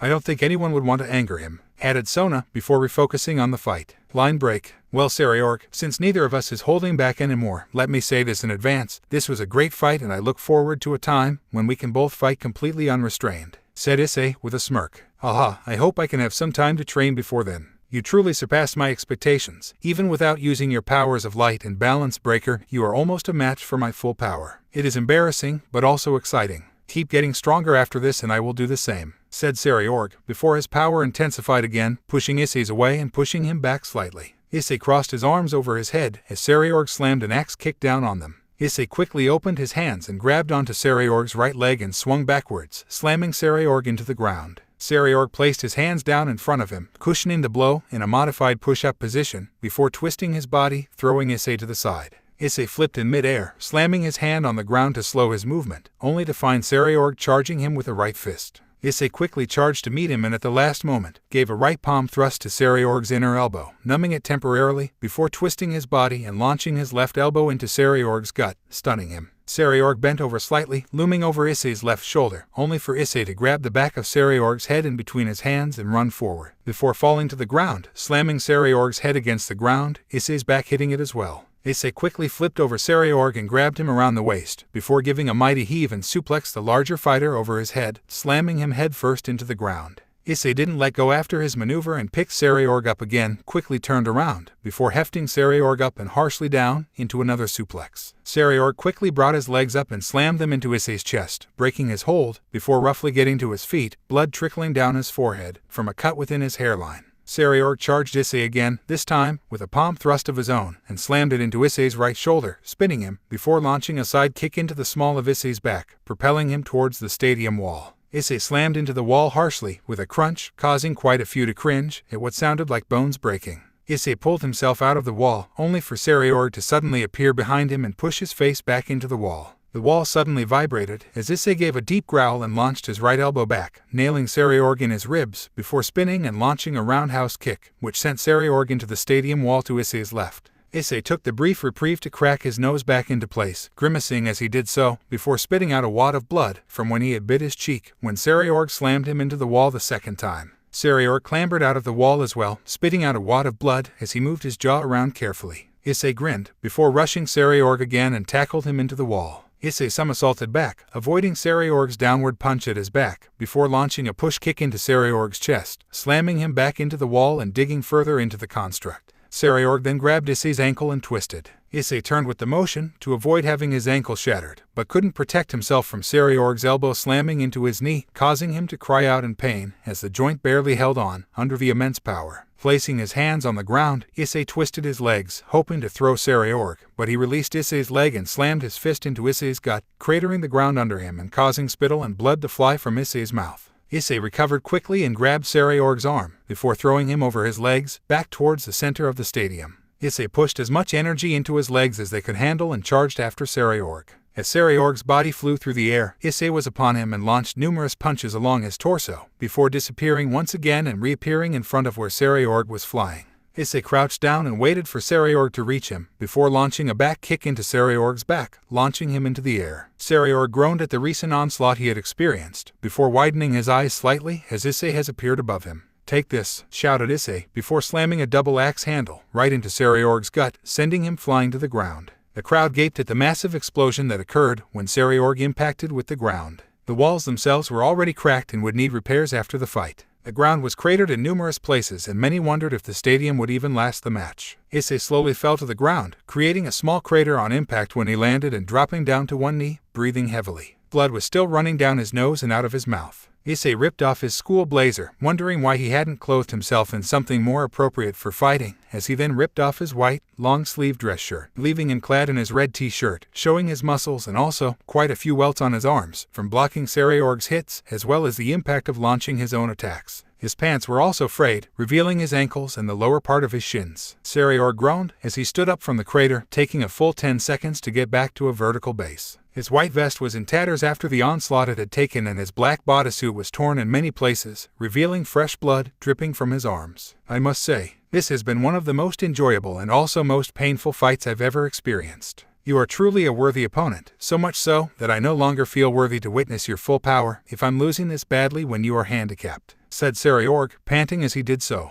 "Well, you're not making it easy for me either," chuckled Issei weakly. "I'm not sure how much longer my body will hold together, so what do you say to one last attack to finish this?" propositioned Sariorg. "Sure, why not?" agreed Issei with a grin. The crowd had been cheering wildly for the past 10 minutes, but neither Issei nor Sariorg could hear them anymore. They were too immersed in their battle to care. Issei and Sariorg both gathered energy to their right fists, their auras concentrating solely to their fists, leaving the rest of their bodies. Fatigue was setting in for both, and just doing this was a task, but do it they did. Issei stood to his feet and Sariorg strengthened his stance. The two faced off, both grinning fearlessly, before they burst at each other. The two reared their fists back and swung, causing an explosion of energy and blinding everyone temporarily. As the spots dancing in everyone's vision started to fade, they saw Issei with his right fist lodged into Sariorg's gut, a solid uppercut to the solar plexus, doubling him over slightly. Sariorg had launched a wicked cross right into Issei's jaw, tilting his head to the side. There was silence for a moment, as the crowd waited with bated breath to see who would fall. Issei dropped to his right knee, stopping himself from meeting the ground with his left fist. The crowd was just about to cheer for Sariorg's victory, when the devil wobbled unsteadily on his feet and fell right onto Issei's shoulder. "You're amazing, Sariorg.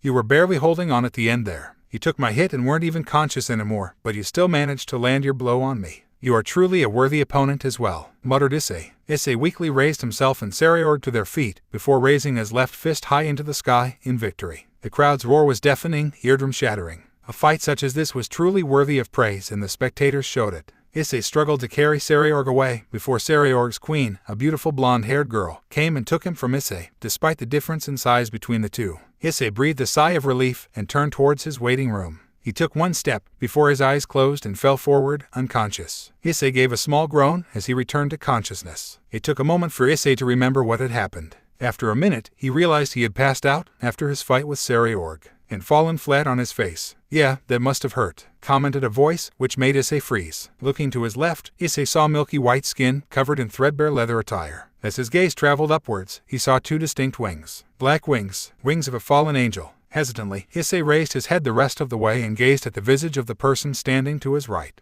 He could never mistake those violet eyes, coupled with an ironically angelic face and long black hair. "Hi Issei, missed me?" asked Rainer in amusement. Issei merely started at Rainer with a scrutinizing gaze, before weakly raising his right hand to his face and pinching his cheek as hard as he could. "Oh, don't be like that. It's not a dream, I'm here, with you, Issei," cooed Rainer, leaning closer to Issei. Issei kept his gaze on Rainer, even as she walked closer to him. If this was a dream, Issei was ready to wake up right now. As it stood, he was exhausted, and even someone like Rainer, weak as she was, would have a reasonable chance of killing him. Issei weakly tried to sit up, away from the smiling visage that was approaching him, only to hear someone open the door to his room, causing both him and Rainer to look at it. Once the door opened, Ravel was revealed, looking somewhat tired, but she perked up upon seeing Issei. "Issei, you're awake," exclaimed Ravel in joy. Issei couldn't return her enthusiasm, as he glanced to Rainer, who Ravel seemed completely oblivious of. "I'm awake," asked Issei slowly. "Of course you are," said Ravel, as she approached Issei from his left side, opposite Rainer. "Your match was spectacular. However, after Sariorg was carried away by his queen, you passed out and I brought you back here," explained Ravel. It was at this point that Issei took in his surroundings and noticed that for a hospital or medical bay, the area was rather decorative. Lots of precious metals and stones dotted the room, even his sheets were silk. Issei glanced over to Rainer again, before turning back to Ravel. "How long have I been out for?" asked Issei. "Almost a full 12 hours now," said Ravel, with a hint of worry in her tone. Issei's eyes widened in surprise. What about Sereorg? Asked Issei. He woke up an hour ago. It is possible you needed longer to recover because he landed his attack to your head, answered Revel. I see, said Issei thoughtfully. I'm surprised though, Issei. I mean, what's the difference between her and that red-haired bitch? Both are pure devils, both are spoilt princesses, both have doting families. Really, what's the difference? Is it the blonde hair? Maybe you like younger girls. I guess you must be a masochist, considering that this will probably go the same way, said Rainier, finishing with a shrug. If you are feeling better, you can get up and walk around for a bit, said Ravel softly. Issei grunted before trying to get up. Ravel quickly went to Issei's side and helped him sit up, supporting his shoulder and holding his hand. Issei turned and let his feet rest on the ground, noticing that he was still in the same clothes he had been wearing at the conclusion of his fight, tattered pants and all. Issei stood up, with Ravel standing very close to him, before cracking his neck to the left and rolling his right shoulder. I'm okay, said Issei to Ravel, who gave a small smile. Whatever, it isn't like I've been watching over you all this time, muttered Ravel, with a small blush on her cheeks. Issei chuckled and patted Ravel on the hair, causing her blush to intensify. That must be it. You like little girls, don't you? Quipped Rainier. Issei firmly ignored her and made for the door, with Ravel quickly walking in front of him and opening the door herself. When Issei stepped into the hallway, his eyes widened when he saw Rainier resting against the wall to his right. Issei quickly looked back and saw that she was no longer in the room they had just left. Is something wrong, Issei? Did you forget something? Asked Ravel in concern. No, I'm fine, said Issei, giving Ravel a small smile. As the duo walked, Issei couldn't help but notice that Rainier was walking right next to him. I mean, a girl with this much money, why would she want someone like you? Obviously for your status, but really, it isn't like you have much else to offer, said Rainier, with faux sadness. Ravel led Issei back to the room he had taken his nap in, before going to the game and saw Irina and Zenobia sitting there, as they had before. Issei, we were so worried about you, exclaimed Irina, with a nervous expression. Yes, there was an excellent fight as well, added Zenobia. Oh look, 2 traitors. Well, I suppose that isn't really true, since they were never on your side to begin with. Quite frankly, I'm surprised you actually believe them. It's laughable, said Rainier in amusement. I'm fine, said Issei reassuringly. Fine. That's funny. If you had jokes like that for me on our date, I might not have killed you, laughed Rainier. Anyway, with that out of the way, I was thinking it might be a good idea to go home and rest, said Issei. Yes, that would be the smart thing to do.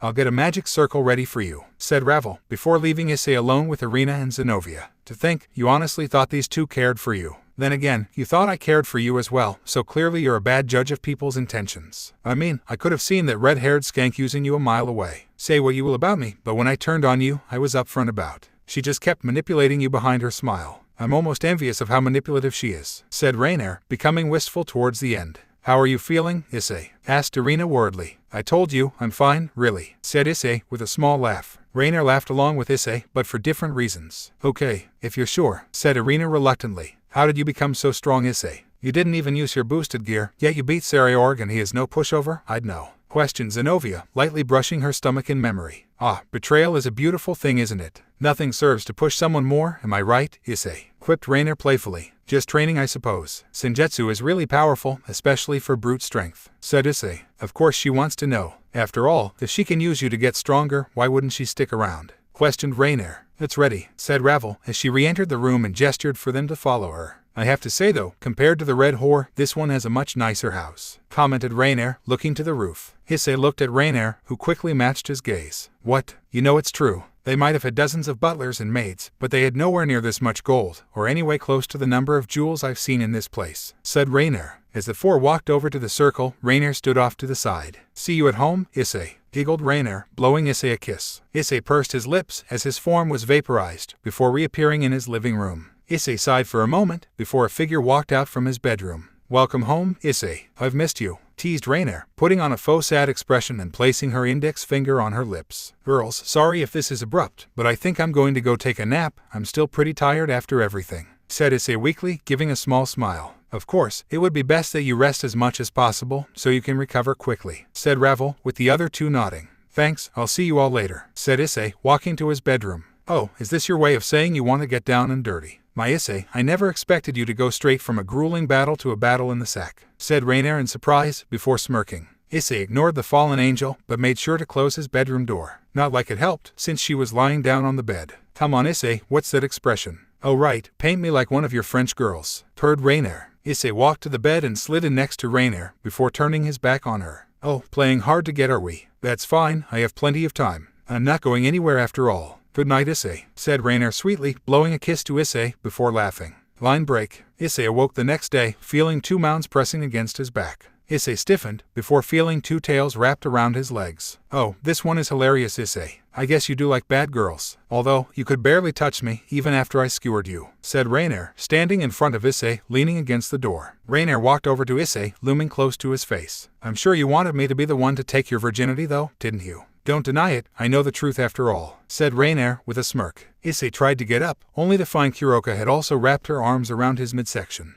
I bet you think she is holding you like that because she cares about you. Sorry, Issei, but she only wants your kids, you yourself are just a sperm donor to her. It isn't like she only wanted you, after all, she did ask the white dragon as well. You just happened to be the one to agree to being breeding stock. Sigh, so sad, at least I pretended to actually care for you, before taking what I wanted, said Rainer sadly. After a bit of struggling, Issei managed to free himself from Kuroka's embrace and finally decided to change his clothes. However, given his odor, he decided to shower first. As Issei grabbed his robe and carried it to the shower, he sighed upon opening the door and seeing Rainer there, waiting for him. What? You saw me naked? It's only fair I get to see you naked as well, said Rainer calmly. Issei paused for a full minute, before sighing and stripping out of his damaged clothes. Well, it's good to see you've buffed up at least a little since then. You were pretty scrawny after all. No wonder you couldn't get a girl, commented Rainer. Issei gave a small huff, before undressing completely and entering the shower. The shower wasn't particularly large, but it could probably fit 3 people comfortably. Obviously, Issei hadn't tested that to be sure though. Grabbing his shampoo and lathering his hair, Issei scrubbed for half a minute, before closing his eyes and washing off the suds. Opening his eyes again, Issei saw Rainer standing in front of him, only now, she was naked. Want me to wash your back for you, Issei? I know you want me to, purred Rainer. Issei turned around, as he grabbed the soap and started to spread soap across his arms and upper body. Oh, I see how it is, you'd rather I wash something else, wouldn't you, Issei? Teased Rainer, from behind Issei, who resolutely ignored her. It's nothing to be embarrassed about, I am a fallen angel after all. Seduction is our greatest talent, quipped Rainer. Issei ignored Rainer, but finished up as quickly as he could.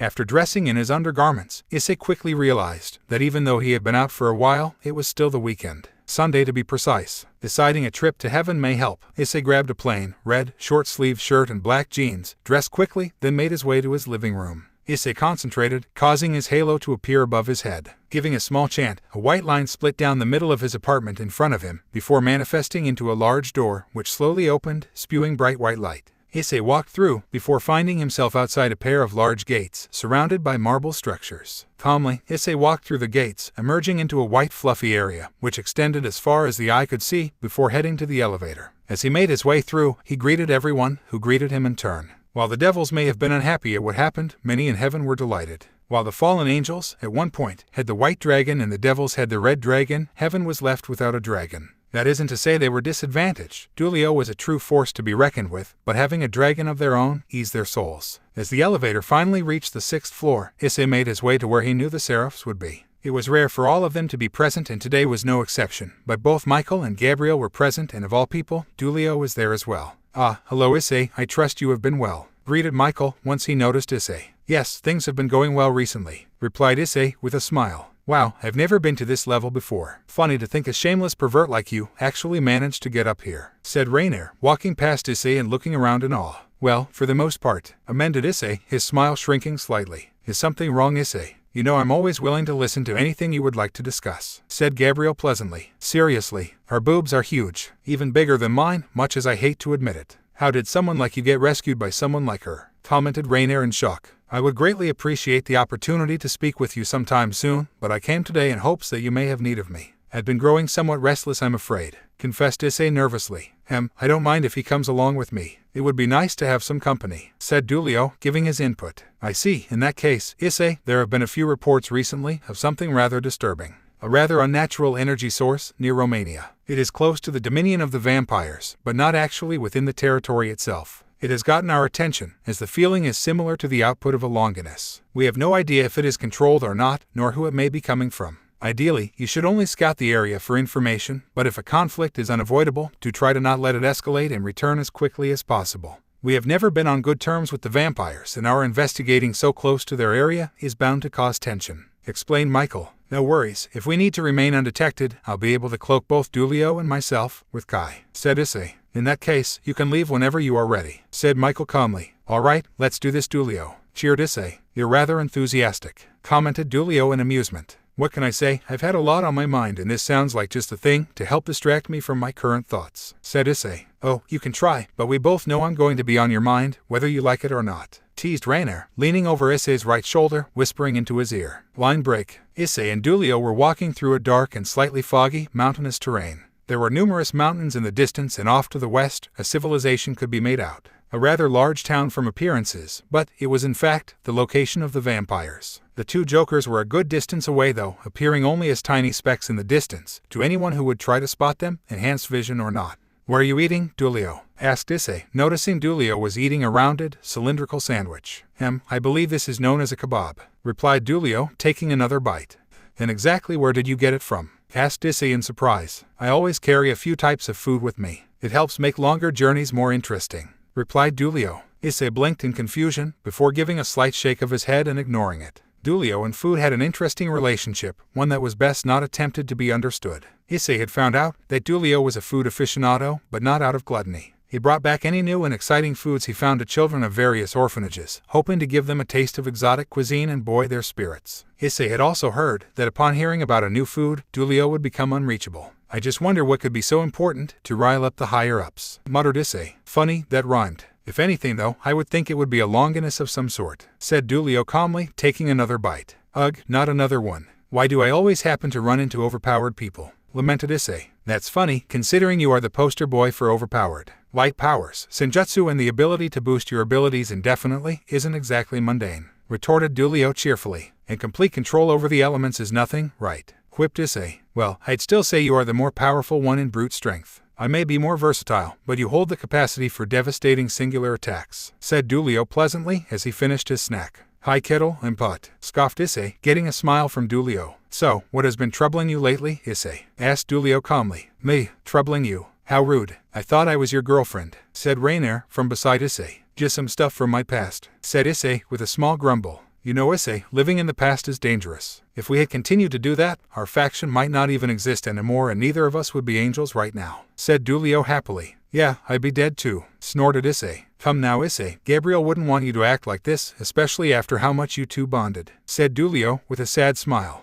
I guess, said Issei quietly. The two continued walking, before feeling a spike of energy. That felt rather powerful, wouldn't you say? Asked Dulio. Yeah, and I felt an almost dragon-like presence. But it felt warped, commented Issei. Issei paused for a moment and expanded his senses, before feeling a very strong power. Uncloaking us now, whatever that thing is, it is best we avoid it. A battle would bring way too much attention to us, said Issei, before expanding his Kai cloak over both Dulio and himself. The duo followed the source of the power, with Issei leading the way. As they climbed over a moderately sized hill, they saw a deep basin, with an eerie purple glow coming from it. I'm guessing that is what we are looking for, muttered Issei. Dulio looked over the area carefully, before stretching his awareness through the wind. That is definitely a longinus, commented Dulio seriously, before the two heard a low rumble, followed by the sound of heavy wing beats. Quick, get down, exclaimed Issei, pulling Dulio to the ground. It was just barely quick enough as a dark green, western dragon shot into the sky after that, flying away in the direction opposite of the nearby vampire settlement. I guess your search is over then, since that was Grendel, spoke Diedrag, manifesting on Issei's hand. What do you mean? Why is the search over? Asked Issei. I myself fought with Grendel long ago. That being said, after I was sealed into this gear, I've been listening out for the other dragons as well, not just Albion. Started Diedrag. Your point being? Asked Issei. Grendel was slain by Beowulf, said Diedrag simply. I see. That does indeed end our search, since only one sacred gear could possibly be behind this. To think, the Holy Grail would be here of all places, said Dulio seriously. We better head back then, said Issei, to which Dulio nodded. Line break. The Holy Grail, you say? That is troubling, said Michael, as a frown crossed his gentle features. Do you know who might be behind it? Asked Issei curiously. No, nothing definite, but given how quiet Chaos Brigade has been lately, there is a possibility they may be behind it. Additionally, given the location, it may also be the vampires, said Michael thoughtfully. Dulio and Issei exchanged slightly worried looks, before Michael spoke again. In any case, well done on your successful mission. I suppose the others and I should deliberate on how to respond to this and liaise with the other factions as well. You are both free for now, said Michael, causing Dulio to give a smile. Splendid. I heard of a particularly interesting cuisine in France, so I might pop by for a visit, said Dulio cheerfully, before giving a small bow and heading off. Issei couldn't help but chuckle at his counterpart. Dulio was truly unique in how positive he could be at all times. Shame you're nothing like him. I mean, you weren't even religious when you became an angel and you were full of lust. I suppose being the Red Dragon Emperor will keep saving you time and time again, said Rainier in disappointment. Gabriel, if your offer is still available, could we go for a chat? Asked Issei. Gabriel smiled beautifully, and even seeing Rainier in the corner of his eye, Issei couldn't help but smile as well. Gabriel's presence had become somewhat of a lifeline for him, and when she was happy, so was he. Of course, come, we can walk past Eden, said Gabriel happily. Michael waved the two off as they headed for the elevator. The elevator ride was short, but Gabriel was humming cheerfully and brought a smile to Issei's face once again. As the two exited the lift, Issei was astounded at what was in front of him. No matter how many times they came by, Issei always held his breath a little upon seeing the majestic beauty, which was the Garden of Eden. A horticulturist would probably give their soul just to see the splendid sight. Numerous plants, exotic and common, decorated the entire area. Hues of green melded seamlessly with light blue, shifting to purple and dark reds. Bright flowers of yellow, orange, and pink were scattered throughout the much larger trees that reached upwards. Gabriel followed a well-traveled path, leading Issei to her favorite location and the common place for their conversations. A gigantic trunk leading up into numerous strong branches and abundant large foliage. The sycamore tree had been a common fixture in all of their conversations, and just looking at it calmed Issei. So tell me, Issei, what's troubling you? Asked Gabriel kindly as she knelt down on the soft grass. Issei mirrored Gabriel and knelt down as well, taking a moment to gaze at the large tree next to them. I've been having troubling visions and unpleasant memories recently. It started with only simple phrases that caused me discomfort, but it has progressed to me having conversations with my fears and even seeing apparitions, said Issei uncomfortably. I see. I know it may be hard for you, Issei, but the more honest you are with me, the more I can help you, said Gabriel patiently, which caused Issei to sigh. I've been seeing and hearing Rainier again, confessed Issei tiredly, feeling all his strength drained from him at the simple admission. Gabriel's beautiful smile momentarily shrunk before returning to normal. If it isn't too much for you, I would like to hear more, requested Gabriel kindly. Well, before, it was just the same line she said to me before she killed me. But just recently I started having conversations with her in my dreams. After yesterday, I've started seeing her form in my mind, speaking and commenting on everything around me. Even right now, I can see her form standing next to you, looking at me with a mocking smile, said Issei wearily. Gabriel frowned at this, looking to her sides briefly, and indeed, did not see anyone. I see, commented Gabriel. See, now she will write you off as a lunatic and throw you away like all the others, commented Rainier happily, which caused her to frown at what Gabriel did next. Gabriel had stood up and moved over to Issei, knelt beside him, and brought his head to the space between her bosom and her right shoulder, with her left hand resting his head gently against her as her right hand gently stroked the back of his head. Issei, no matter what, Rainier is a part of you. As unfortunate as it may be, it is the truth, started Gabriel, causing Issei to sigh softly. However, she doesn't define you. You are a special person, Issei, continued Gabriel. Yeah, special because of your gauntlet, quipped Rainier, with a smirk, which was wiped off her face when Gabriel continued. It has nothing to do with being the host of D-Drag, but rather because of your heart. Even before, when your mind was awash with lust, you were still caring and kind. You fought to protect your friends solely because you felt it was the right thing to do, not out of a sense of duty, said Gabriel calmly, pulling Issei's head off her and looking him in the eyes. Yeah, look how that worked out for you, scoffed Rainier. I know that things did not turn out as you would have wished, and I am deeply sorry for what you had to endure, but you did endure it and survived because you are strong, finished Gabriel, smiling at Issei brightly. I only survived because you reincarnated me, muttered Issei weakly. That may be the case, but not everyone can be turned into an angel, Issei. There are 3 ways, as I'm sure you know. The first is through devout worship, the second, through strong faith, and the third, do you remember, Issei? Asked Gabriel calmly. To have a kind heart, said Issei, with a small smile, causing Rainier to grunt. Exactly, you are the one who survived.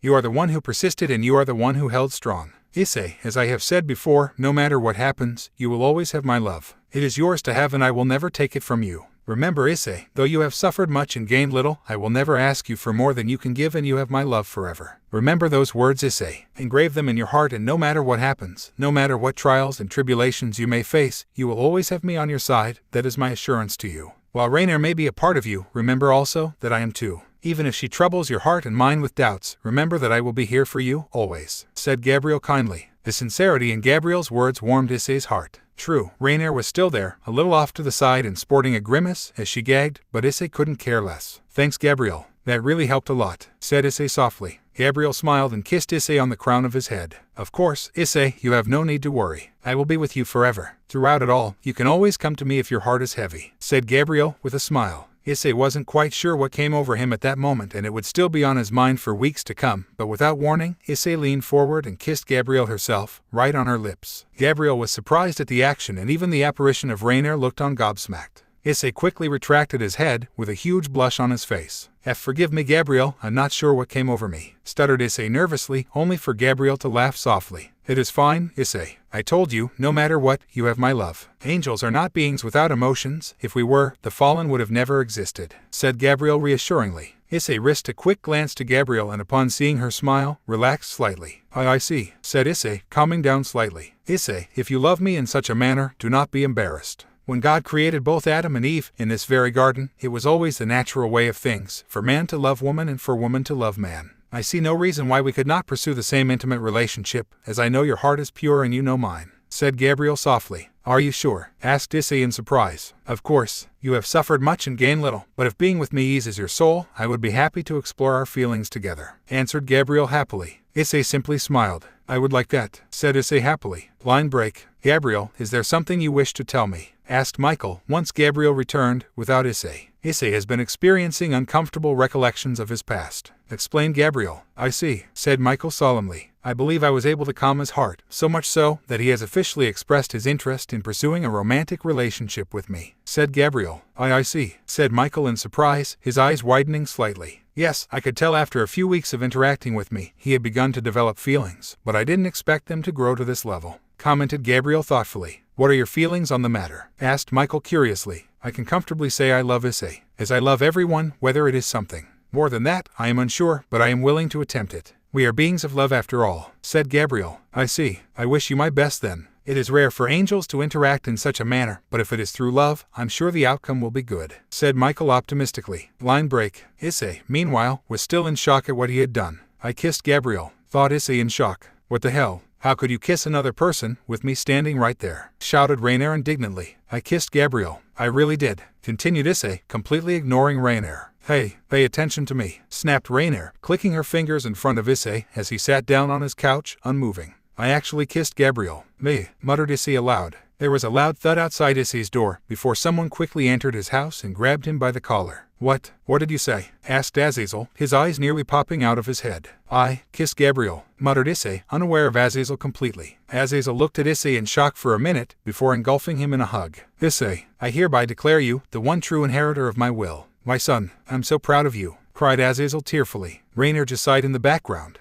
Great, now the only person who can actually hear me is a freaking vegetable, grumbled Rainier sourly. It had taken Issei the rest of the day to finally regain himself, and upon doing so, he was surprised to see a frame of diamonds on his table, featuring both him and Azazel. The only problem was Issei had no recollection of ever taking the photo. I think I missed something, thought Issei. You kissed Gabriel, which turned Azazel into a massive manifestation of pride. He also named you his successor, inheritor of his will, one true son and idol from this point on, said Dietrich. Oh, wait, what? Asked Issei in shock. I must say though, I never expected you to do something so daring. Perhaps as your former embodiment of lust, but not now. I must have missed something for this to get past me, commented Dietrich. Issei blinked, before seeing a hand being waved in front of his face, only to turn and see the annoyed visage of Rainier. Finally, do you have any idea how long I've been trying to get you to snap out of it? Sheesh, just because she is a seraph, doesn't mean you need to shut down completely. She's just another girl after all, how is she any different to the others? Shouted Rainier in irritation. Issei smiled at this, not because Gabriel was just another girl, but because Rainier was irritated. You know, I might just like seeing a jealous Rainier everywhere I go, thought Issei. Partner, you do realize she is just a manifestation of your mind? Questioned Dietrich. Didn't stop her from making me feel insecure, retorted Issei. You know I can hear both of you. You both suck, huffed Rainier. Your fragile mental stability aside, partner, you should probably go to bed, since it is midnight now and you do have school tomorrow, said Dietrich. Issei mentally nodded, before making his way to his bedroom, only to see a massive photo of a grinning Azazel, giving him a thumbs up, hanging on his wall. Issei's eye twitched at the sight, before he gave a defeated sigh. You know what, nothing can bring me down right now, yawn. Well, emotionally, I need a nap though, muttered Issei, before plopping himself onto his bed and pulling the covers over himself. Line break. The morning came quickly for Issei and he woke up alone for a change. Come on, get up already, whined Rainier unhappily. Well, almost alone. Issei got out of bed, without much fanfare, before grabbing another version of his school uniform. It was a good thing he had a spare, as his other pair was nothing more than shredded and tattered material now. Quickly dressing, Issei headed off to school, ignoring the figure that tried to gain his attention. Issei made his way to his seat and sat there, ruminating on what he had done. I hope I didn't mess things up. I mean, maybe Gabriel was just being kind, thought Issei. Yes, I knew it. You know I'm the only one who would ever show any interest in you. declared Rainer triumphantly. With all due respect, partner, I'm not even sure if a pure angel understands romantic interactions. A fallen angel, sure, but I think Gabriel may be too innocent, commented Diedrag. See, Diedrag agrees with me, said Rainer, hopping onto Issei's desk, swinging her legs off the side playfully. However, in my opinion, I believe that if any person could make an angel understand that type of love, it would be you. Especially if that angel is Gabriel, from what I've seen. I think you are capable of doing what no one ever has before, continued Diedrag. Now why'd you go and say that, Diedrag? Whined Rainer. I'm not going to lower myself to having an argument with a figment of imagination of my host's rattled mind, scoffed Diedrag. But by responding to me just now, you did, quipped Rainer playfully. Diedrag grumbled at this, but didn't say anything further, causing Rainer to laugh, before focusing on the arriving students. Let's see. Standard-looking male student, standard-looking male student, standard-looking male student, standard-looking female student. With larger breasts than the average, standard-looking female student, with pink hair, those two seem to be looking at you funny. Standard-looking female student with glasses, creepy-looking male student with glasses, creepy-looking male student with a bald head. Seriously, how are two virgins like they your best friends? Questioned Rainer, commenting on each student as they entered the classroom. Issei gave a small sigh at Rainer's mutterings, acknowledging that she wasn't real, but was in fact a part of his mind, was odd. But it made listening to her even weirder. Diedrag, if Rainer is a part of my mind, does that mean everything she says is something I've thought or actually think? Questioned Issei. I'll answer that, yes. Everything I say is true, or at least a part of you thinks so. That being said, of all manifestations for me to take, that fact that I'm in this form means that you really have not moved on from me at all. You could have thought of Volley or Riser, even that red-haired skank, but you choose me, well, your mind did anyway. Oh, and look who just arrived, said Rainer calmly, before becoming positively giddy towards the end. Issei didn't look, but he felt the healing prowess of the individual and knew who it was immediately. Do you think she feels bad? I doubt it. I mean, you've lost it how many times now because she died, or you thought she died? Obviously, when I had my way with her, but you actually went into Juggernaut Drive for that ungrateful elf. I mean, you drastically reduced your lifespan, irreversibly so, if it wasn't for that cat and for what? A girl who turned on you without any care for your feelings, said Rainer darkly. Oh sure, she can heal the scratched knee of a little boy, but poor Issei's heart, ripped to pieces.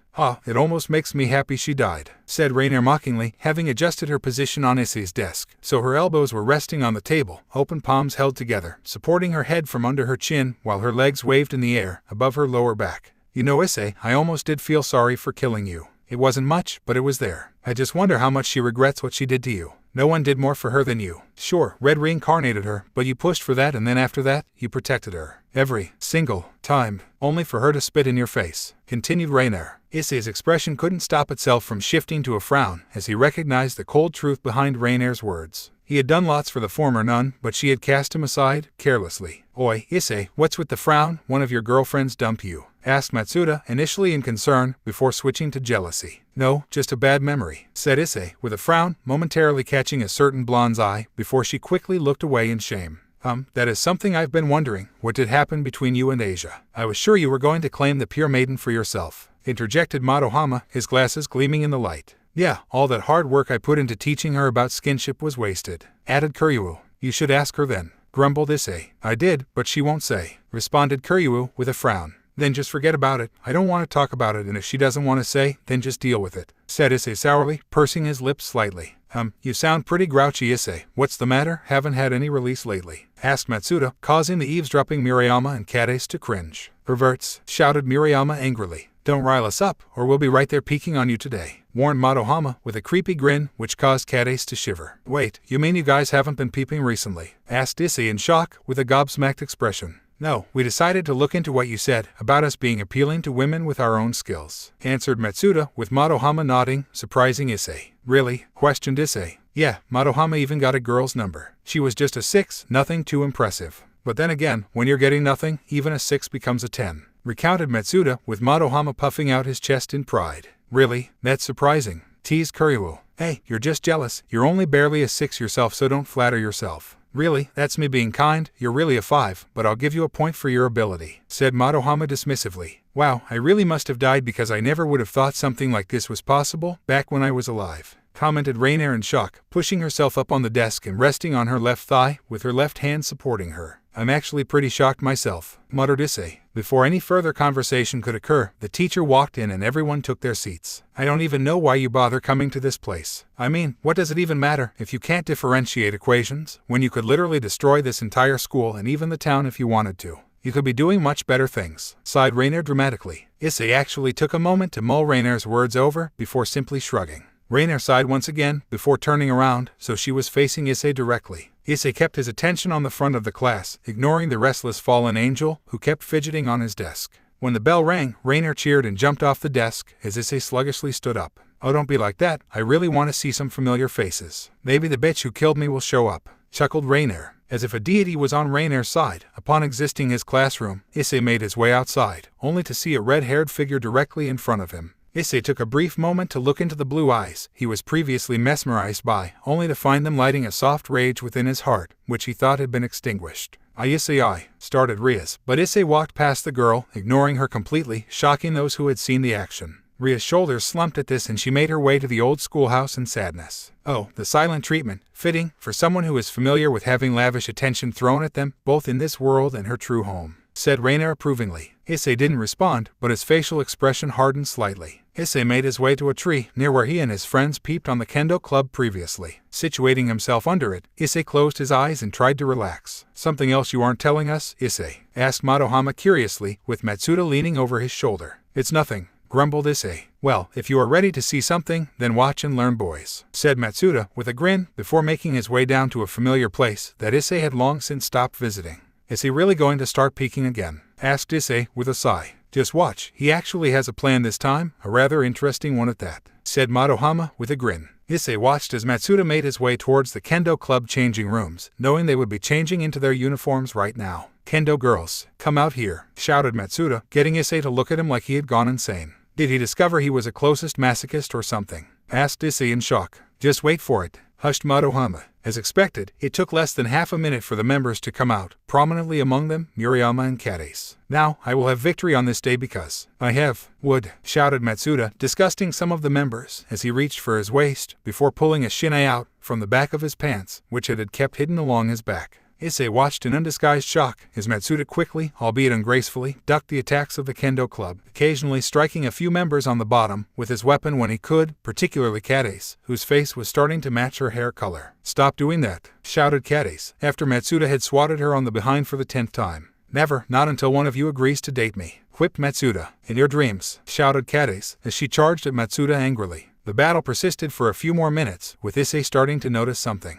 I think he has a thing for the pink-haired girl. That's about the 24th or 25th time he has hit her behind, while all the others are on half a dozen, commented Rainer. Stop that. Why the hell are you striking me the most? Roared Kades, with a furious blush on her face. Isn't it obvious? You are the true goal in my eyes. Your friends are appealing, but you will be my Momo, declared Matsuda. Really? He compares the girl he is interested in with an AV idol, muttered Rainer disdainfully. Well, they both do have pink hair. Maybe that's something more appealing to him than a loli, thought Issei. Issei and Madohama continued to watch as the two traded blows, with the other kendo club member looking on in confusion at this turn of events. Kades continued to grow more and more embarrassed with every strike Matsuda landed on her, before finally reaching her breaking point. Enough, damn it. I'll go on one date with you if you never peek on me ever again. And never swat me with that damn stick again, shouted Kades, getting gasps of shock from the other kendo club members and triumphant grins from Matsuda and Madohama. A fair price to pay, so be it, declared Matsuda. Good, said Kades, walking closer to Matsuda until she was only half a meter away from him. You'll pick me up outside the school gates this Saturday at noon, ordered Kades. Of course, said Matsuda happily. Oh, and one last thing, said Kades, before a swift movement caught Matsuda off guard and he found wood lodged, right where he would normally grow wood of his own.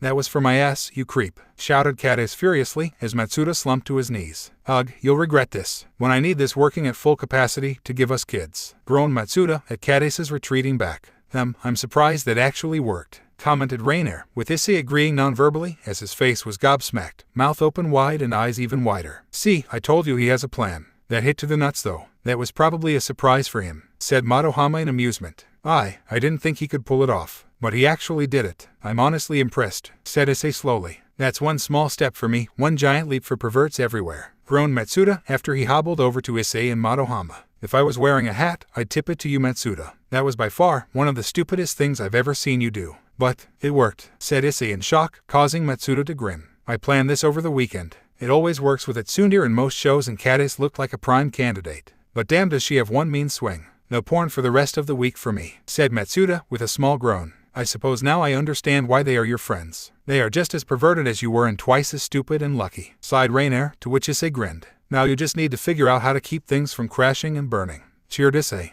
Well, his first date can't go as interestingly as ours, ni, Issei. Cooed Rainier, causing Issei to frown momentarily before his grin reappeared. Just let me give you some advice. Don't take her to a park at the end of your date, it won't end well, said Issei, with both his friends looking at him in confusion before nodding at his sagely advice. The park, where things started for Issei, thought a nearby, eavesdropping, white-haired girl. Line break. The next day of school for Issei started off as normal as ever. Students slowly trickled into their seats, discussing the latest gossip, which in this case actually dealt with the perverted trio. Many students were lounging around as well, too tired to be at school this early. A few were also surreptitiously watching the subjects of the gossip. Lastly, to top it all off, Rainier was lounging on Issei's desk. Completely normal. Well, it was normal for Issei, as of late at least. I still can't believe he actually got a girl to go out with him. Didn't you guys threaten to rape people with your eyes? How on earth does someone get past that? Asked Rainier, still in shock. Upon Kades entering the classroom, the chatter quieted down temporarily, but once she took her seat and didn't show any odd behavior, everyone calmed down, with a few actually groaning in disappointment. What drew a few interested glances was when a beautiful brunette that no one could recognize entered the room. Oi, Issei, is that a new student? Asked Matsuda. Why would I know? Asked Issei in bewilderment. Well, recently, every new student to show up had known you. Just thought you might have known this one too. We actually thought you were slowly bringing your harem into the school, confessed Matsuda in embarrassment. Oh, I know who that is. This will be fun, said Rainier, confusing Issei. How does Rainier know someone that I don't if she is a part of me? Thought Issei in confusion. Well, clearly I'm the smart part of you, since that girl is Kyuubi, replied Rainier. Kyuubi, shouted Issei in shock, getting a few to look at him in confusion. Ah, why yes, it is me, Issei. I'm surprised you were the first one to realize, said the girl, now revealed to be not a new student, but rather Heike Kyuubi, who, from the looks of things, had one hell of a makeover. The girl pulled out a familiar pair of pink spectacles and put them on, but that still wasn't enough for some people. Wise, there is no way that's Kyuubi. Kyuubi was a 5, this is a solid 9, shouted Madohama in shock, his glasses gleaming. Glad you think so. Truth be told, I never did care too much for appearances, but a 5. I couldn't take that lying down, said Kyuubi, twirling some of her hair around her right index finger. Kyuubi had changed her hairstyle, losing her twin pigtails. She now had lightly curled hair down her right side, while the hair on her left side was left straight and cascaded over her shoulders. Her bangs had also been pulled back, revealing her forehead and the rest of her face, with it now being pulled back and held together with a lime green ribbon which matched her eyes. Impossible, the same 3 sizes. It can't be, muttered Madohama in denial. I have to admit, I respect that. She couldn't be bothered dressing herself up for school, but when people question her appearance, she shut them up in the best way possible, said Rainier in respect. Now, let's face the truth here, Madohama, my glasses are more powerful than yours, and you just said yourself I'm a 9, while to me, you're only a 6. But, play your cards right and maybe we can see what happens when you put a 6 with a 9. Smirked Kyuubi, getting a few blushes from some of the nearby girls who understood the insinuation. Pretty bold too, I like her, added Rainier in amusement. Line break. This is hilarious, Madohama. Kyuubi completely destroyed you in front of the whole class, laughed Issei, with Matsuda chuckling as well. I will not accept that it was Kyuubi in that classroom, denied Madohama. Come on, you measured her yourself and your glasses never lie, commented Matsuda, getting a nod of agreement from Issei. But if my glasses couldn't see the hidden potential of a 5 being a 9, just how much have I missed? Cried Matsuda in shock. Well, for one thing, you could realize that a girl's 3 numbers don't define her, said Issei, getting both Matsuda and Madohama to look at him in shock. What? Don't look at me like that. It's true. You can't just have sex with a girl for the rest of your life. There are other things to do, defended Issei. That's right, you can get stabbed by them, reincarnated by them, sacrifice your arm for them, die for them again, sacrifice your life force for them, get betrayed by them. Stop me at any time if you've heard all of these, quipped Rainier. To think, it'd be Issei out of the 3 of you with an actual brain, teased Kyuubi as she approached the 3. I refuse to believe this is Kyuubi, spluttered Madohama before feeling 2 hands rest on his shoulders. Madohama, face it, you lost, Kyuubi beat your glasses, said Issei, with Matsuda nodding in agreement. Madohama dropped his head at this, broken at his defeat. Oh, don't be a sore loser, Madohama. Besides, you might just get to go on a date with this 9, said Kyuubi, with a smirk, getting the 3 of them to look at her in surprise. I talked with Kades and she would much rather have company on our date, so I offered to have a double date between you, me, Matsuda and her. So what's it going to be? Asked Kyuubi.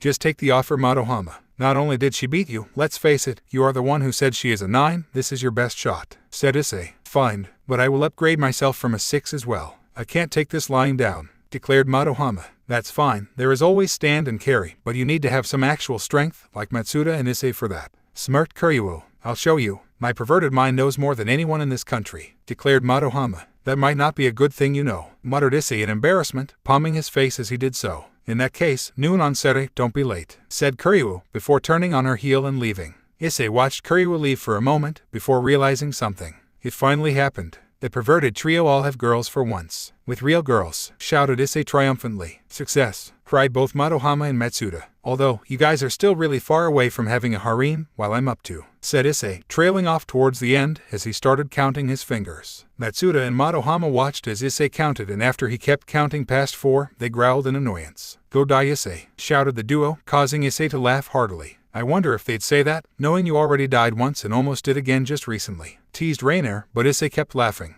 The perverted trio all had girls. Real girls. It must have been a sign of the apocalypse. The week so far had proved to be a rather lively one for Issei's class. First, there had been the madness of Monday, then the twisted events of Tuesday. Now though, everyone was waiting in anticipation for what Wednesday might bring. Well, any ideas? Asked Rainer, from her usual position atop Issei's desk, legs dangling over her back, but this time, she was supporting her head with her right hand and looking at Issei. Issei put his head back and thought for a minute, looking at the roof, before hearing someone clear their throat near him. Issei looked to his left and saw both Kyuubi and Kade staring at him.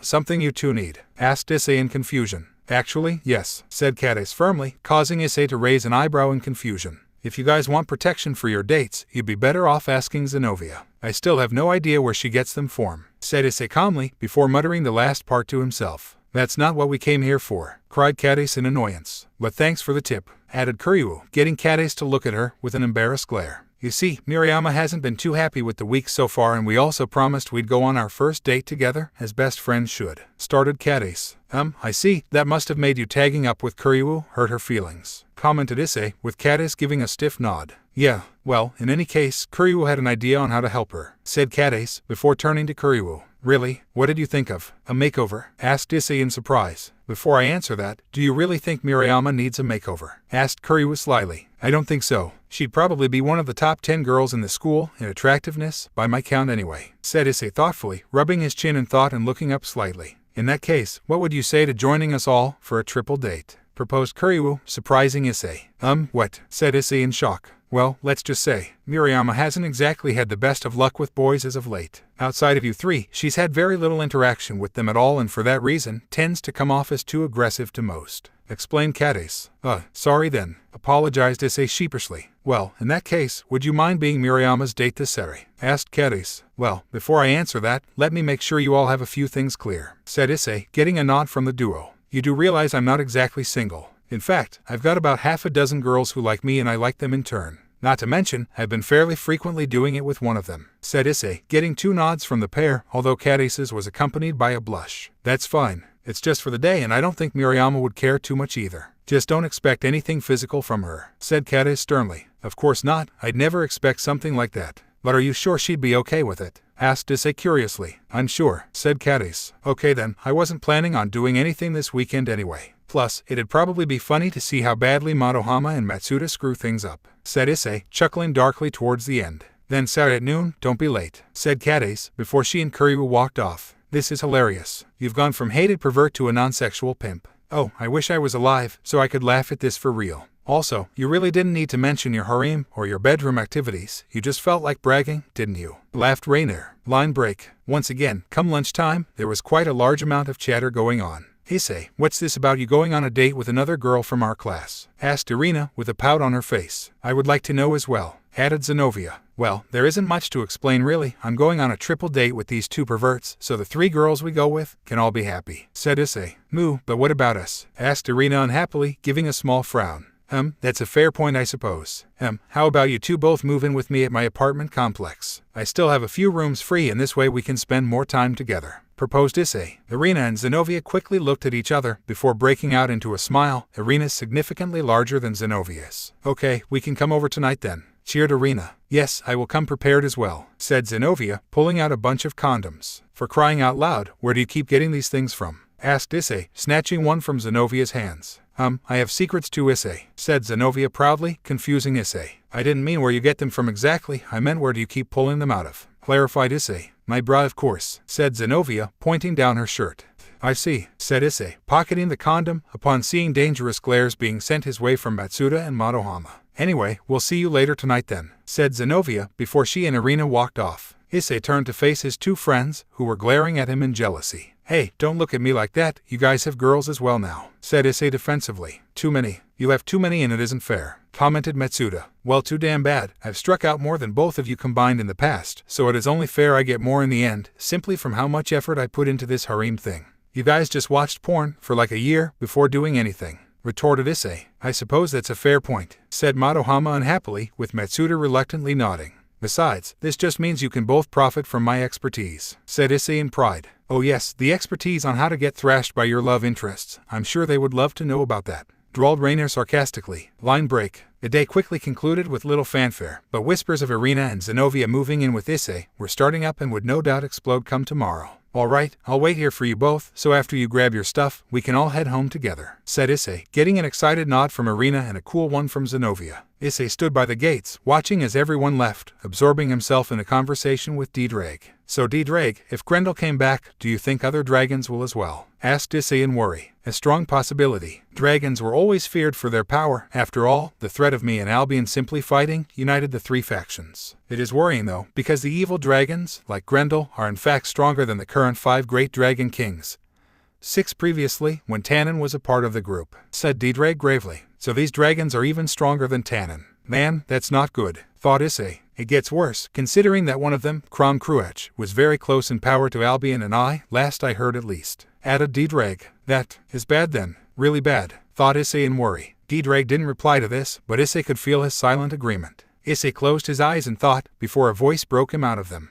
What? Asked Issei in confusion, as he looked up quickly, only to see Murayama in front of him. I said, can we speak for a minute, Issei? Repeated Murayama patiently. Sure, what's up? Replied Issei. Well, Kades and Kuryu told me about this weekend, so I wanted to speak with you, explained Murayama. That's fair, I suppose. What's on your mind? Asked Issei calmly. Firstly, you know that you don't actually have to do this, right? Asked Murayama with a slightly narrowed gaze. Sure, I figured as much, answered Issei coolly. Secondly, you better not expect anything physical to happen, said Murayama with a hint of warning in her tone. Like I told Kades and Kuryu, I know. I wouldn't expect you to anyway, you're better than that, otherwise, you wouldn't have beat the 3 of us up so much in the past, said Issei, chuckling towards the end. Murayama gave a brief smile at this, before schooling her features again. In that case, I just want to ask you one last thing. Why? Asked Murayama.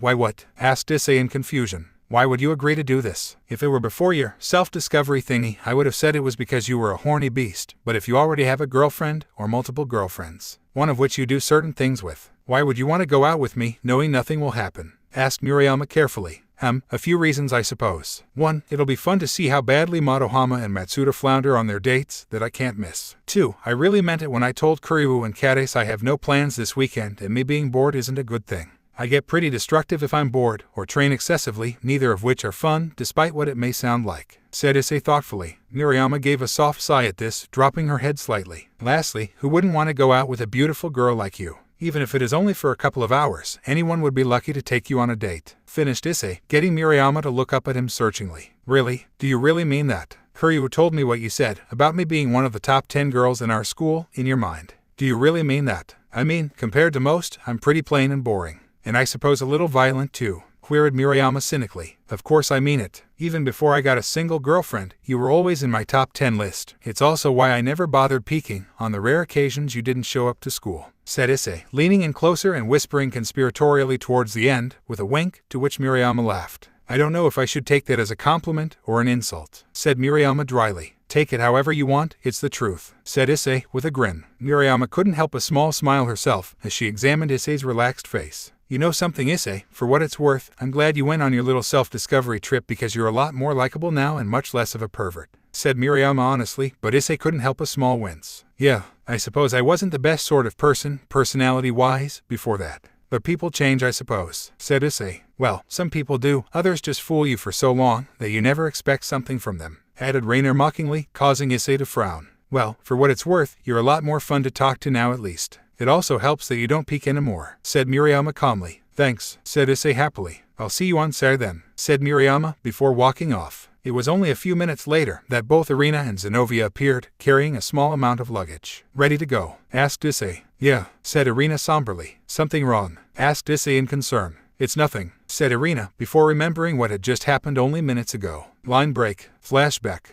Line break. Irina had just finished packing her things before heading down to Zenovia's floor. It helped that Irina's floor was free of any volatile personalities, but Zenovia didn't have the same luck, which made Irina somewhat apprehensive. When Irina had made her way to Zenovia's room, she noticed the door ajar slightly and could hear voices speaking. Irina couldn't make out what was being said, but she could hear one of the voices sounded quite bitter. All of a sudden, the door was opened and Akino stormed out. The hybrid paused for a moment to observe the angel and saw her luggage as well, before quickly making her way to her room and slammed the door shut behind her. After a moment, Zenovia walked out, carrying her luggage as well, in a blue carry-on bag, in contrast to Irina's brown. Problem? Asked Irina apprehensively. No problem, replied Zenovia calmly, before the two left and made their way down the lift. Luckily, they didn't run into any of the other girls on their way, which made exiting the house easier than it could have been. As the two made their way towards the door, they saw Issei's father sitting in the living room, reading a newspaper. Where would you two be off to? Asked Issei's father in interest, momentarily lowering his newspaper. Thank you for your hospitality, Mr. Hayato, but Zenovia and I have made other living arrangements. Sorry for being such a burden on you for so long and thank you for having us, said Irina, with both her and Zenovia giving a bow.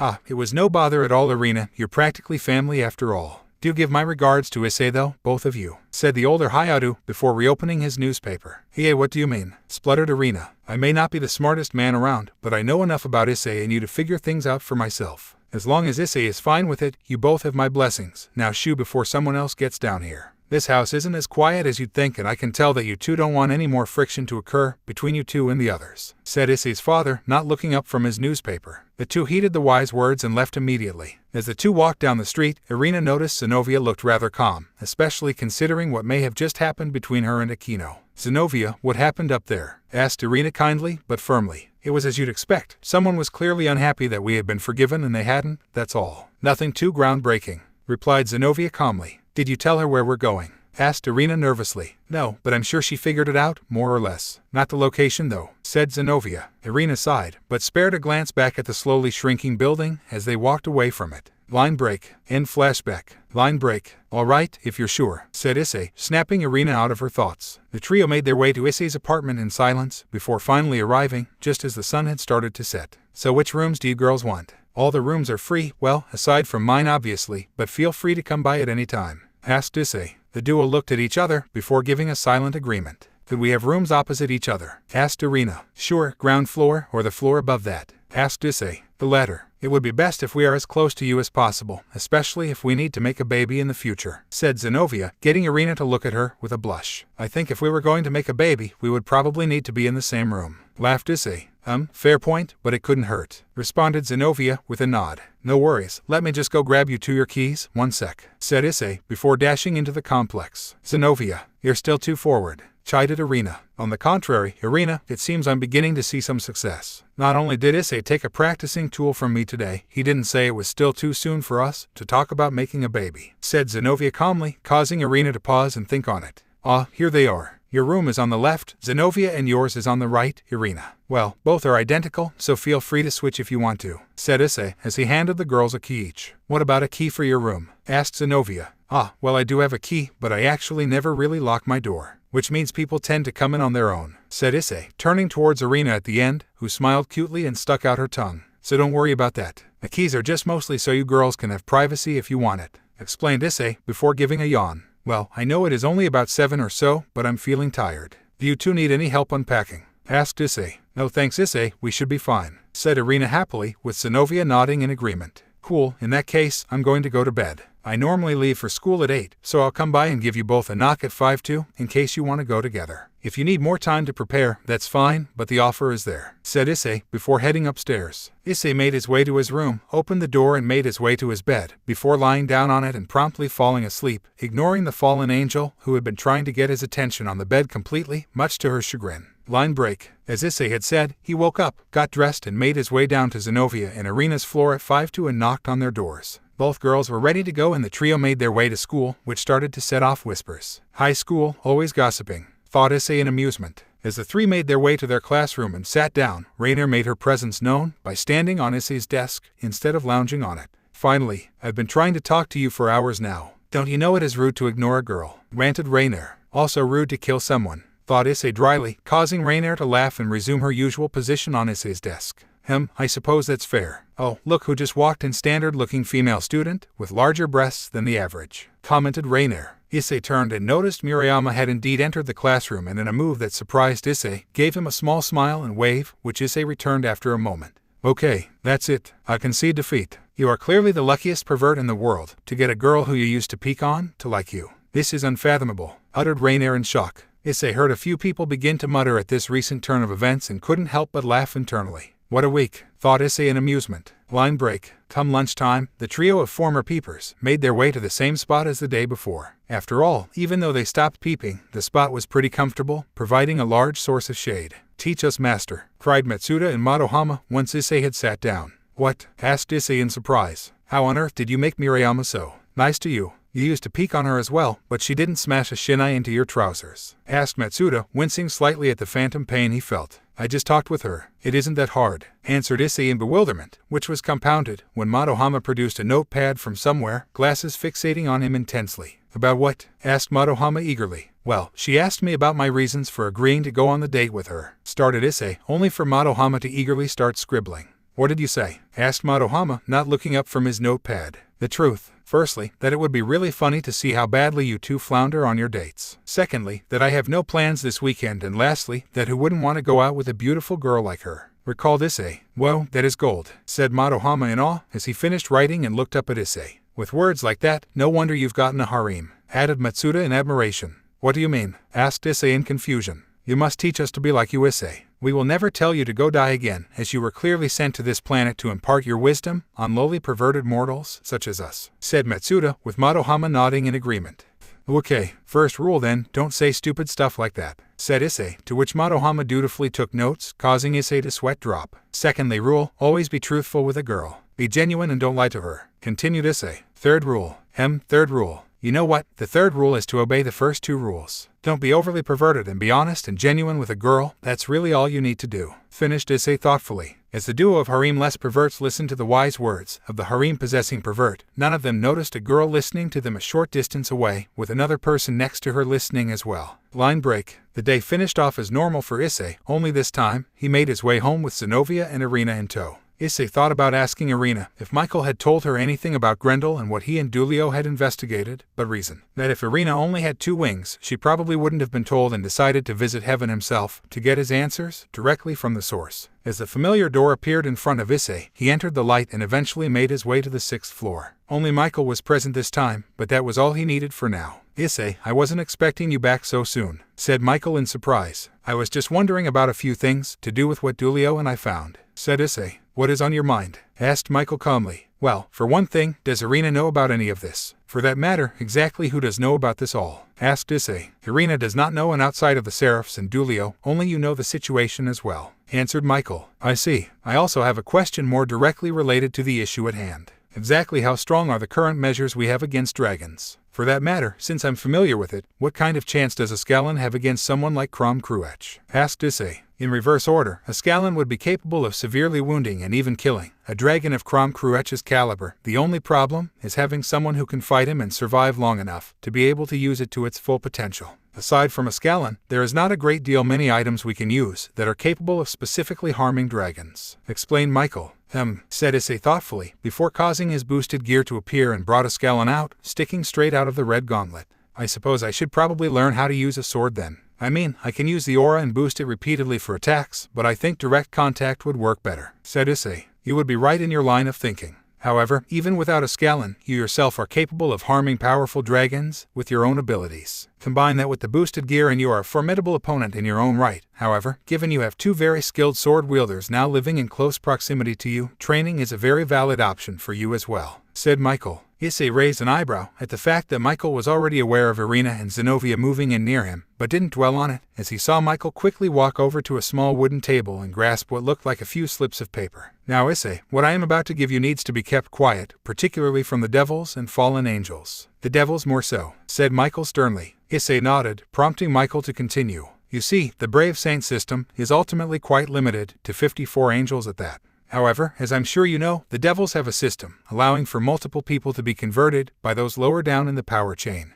The angels have had no success with this, as it seems no angel is able to bestow this sort of power on anyone aside from the seraphs themselves. We haven't tested it with Dulio, as he does have a habit to be rather restless. However, with you staying with Gabriel and in heaven for close to a month, those on the floor below were able to glean something from yourself, explained Michael, surprising Issei. You mean that's what those energy tests were for? I thought that was just to measure my powers as an angel, coupled with the boosted gear, questioned Issei. Indeed it was. However, through this process, we determined that you may be capable of reincarnating angels yourself. The boosted gear already possesses an innate transferring ability, and coupled with that, it works on your desires and responds to your will, said Michael, before handing Issei 3 blank cards, completely white on both sides. We were able to develop a few cards, which may be successful at reincarnating someone into an angel. However, even when others tried to use these cards, they were unsuccessful. Since they were directly created from the capabilities of the boosted gear, we believe only you can make use of them, finished Michael. Seriously, gasped Issei, taking the cards in his non-gauntleted hand and looking at them all. That is actually quite interesting.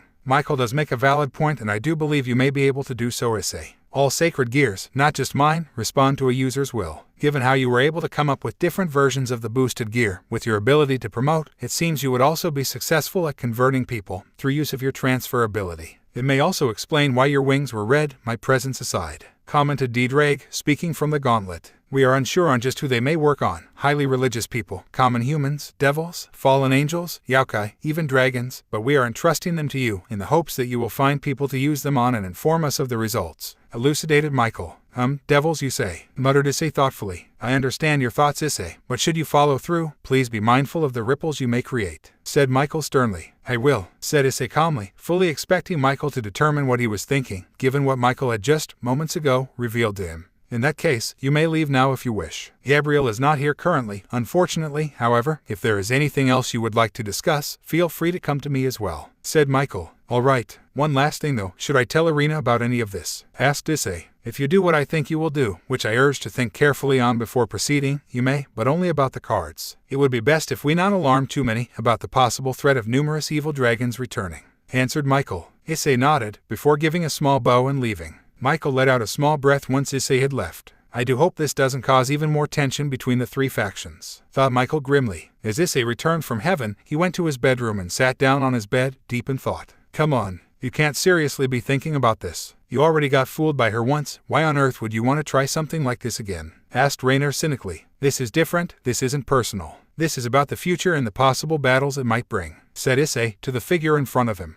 Yet this can only occur through you, no one else, so it is very personal. Don't you get it? This is like the angel equivalent of a peerage. Can you really trust her again? I mean really trust her? Asked Rainer calmly. Issei looked at the cards for a minute longer before putting them on his bedside table. Rainer smirked, but Issei looked at her. I'm not doubting her, but this is a big decision and I need time to think about it, defended Issei. Sure, whatever helps you sleep at night, dismissed Rainer with a wave of her hand. Sleep, that's not a bad idea, muttered Issei before taking off his school uniform. After Issei had taken off his shirt and blazer, he took off his pants, only for something to fall out of his pockets. Issei bent down and retrieved the small shiny object, before chuckling at seeing it was a condom that Zenobia had kept flashing around. I mean, come on Issei, she just wants your kids like the cat, drawled Rainer in boredom. Not true, since that wasn't always her original goal, replied Issei. Whatever, although I'm surprised you're actually talking back to me now. Finally realized how much you want me, asked Rainer cheekily. No, but if I'm alone, there isn't anything wrong with talking to myself, replied Issei as he pulled out his pajama shorts and shirt before putting them on. So, if we have sex, does that mean you're just masturbating? Asked Rainer curiously. Issei looked at Rainer searchingly for a full minute, confusing her. Yep, you're definitely part of my brain, since questions like that keep me up at night, said Issei with a small quirk of his lips. I could keep you up another way, you know, purred Rainer. You actually can't, since you're not real, said Issei, before grabbing a pillow and throwing it at Rainer, which caused her to disappear. Hey, that was rude, you know, said an indignant Rainer as she appeared beside the bed, instead of on it, as she had been previously. Whatever, enjoy silence for another 8 hours, said Issei as he climbed into bed and closed his eyes with a smirk. Yes, grumbled Rainer unhappily. Line break. As Issei awoke for the final day of school for the week, he paused for a moment to reflect on the week so far. Man, this has been one hell of a week. I honestly couldn't have imagined things like this happening before, thought Issei in surprise as he dressed himself. It was Friday at last, and tomorrow would be the very interesting triple date, which Issei was looking forward to, mostly to see how Motohama and Matsuda would act on a date, but also due to the fact that Murayama had managed to pique his interest yesterday. Her sudden friendliness puzzled him and had him wanting to understand what could have caused the change. Just like yesterday, Issei left for school, with Irina and Zenovia in tow, before making their way to their class. What a week. I can't believe all of this stuff happened over 4 days. I doubt anything will happen today though, that'd just be insane, said Rainer, once again lounging on Issei's desk. Well, this actually gives me an idea. And not just to spite you, since you are really me anyway, thought Issei, causing Rainer to look at him in curiosity. Line break. Come lunchtime, the trio of female enthusiasts were under their usual tree, only for Issei to surprise the other two when he stood up and told them to watch what he did next. In a move reminiscent of Matsuda's actions on Monday, Issei made his way to the kendo club change rooms, but unlike Matsuda, waited outside the front for them to come out. The emerging girls looked at Issei warily, but didn't say or do anything. After most of them had left, Issei patiently waited for the last two to come out, who were Kades and Murayama. Hi Issei, something wrong? Asked Murayama calmly. Well, not exactly wrong, but I was wondering if you would do me a favor, asked Issei sheepishly. What kind of favor? Asked Murayama, narrowing her eyes as she did so. Don't worry, nothing like that. I just wanted to know if you could teach me kendo. If you weren't too busy, I mean, said Issei quickly. Both Kades and Murayama looked at Issei in surprise. Really? Why the sudden interest? Asked Murayama curiously. Well, I know can hold my own in a physical battle, but I think having an idea on how to use and defend against weapons might be useful, explained Issei. And that just so happened to come to you today, of all days and on one of the most eventful weeks of the year, said Murayama suspiciously. Well, it isn't like I planned it. But I mean, if you don't want to, that's fine, there are always other people I can ask, said Issei coolly, turning his back on the duo and starting to walk back to the perverted duo. Will this affect tomorrow at all? Asked Murayama curiously. Nope, tomorrow is still set. This is a completely different thing, said Issei, pausing to look over his shoulder. Then I'd be happy to. It'd be interesting to see if your new physique has made you a better target, said Murayama with a smirk. Oh, I'm sure I'll surprise you, said Issei with a wink. In that case, how about a quick spar after school? Proposed Murayama. Sure, sounds good to me, said Issei, giving a wave over his shoulder as he walked back to his fellow perverts. The week continues, thought Issei in amusement, watching Rainer huff in irritation. Line break. Surprisingly, word had spread rapidly once again through the school at Issei suddenly taking an interest in kendo. This also happened to reach the ears of a certain blonde. If we had known better, Issei would have most likely come to me for help. Help.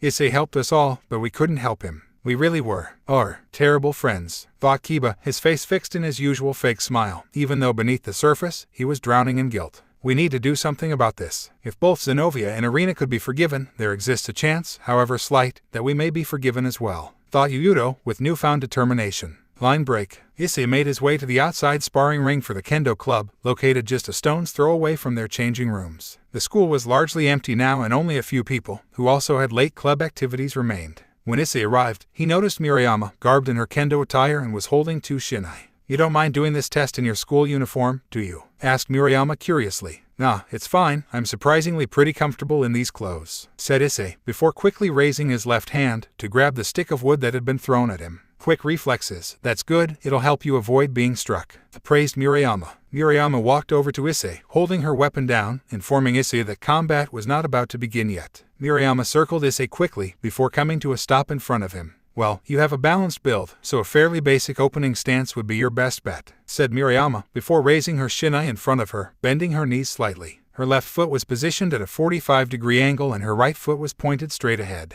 Right hand above left on the tsuba. Lastly, Murayama was bent ever so slightly forward. This is the stance you would want to take, instructed Murayama. Issei observed the stance before quickly mimicking it. Good, said Murayama with a nod before taking a few steps back. Now, before we start, do you know the basic striking techniques? Asked Murayama. More or less. This stuff is based on kenjutsu, which I've seen a lot of. That and we've watched you all enough to pick up most of it. I just wanted some hands-on experience, confessed Issei with a chuckle. Murayama gave him a dirty look before her expression relaxed once again. In that case, let's spar, said Murayama. Issei nodded before the two eyed each other off. Issei waited for Murayama to make the first move and she quickly advanced on him and struck downwards. Issei held his shinai upwards, with a slight tilt to the left, causing the wood to clack harshly. Issei then quickly brought his sword down on Murayama's right wrist, only to find it blocked. Murayama then leveled a strike at the right side of Issei's abdomen, only for Issei to strafe to the side and avoid the attack, bringing him closer to Murayama's right and attempting a strike to her head.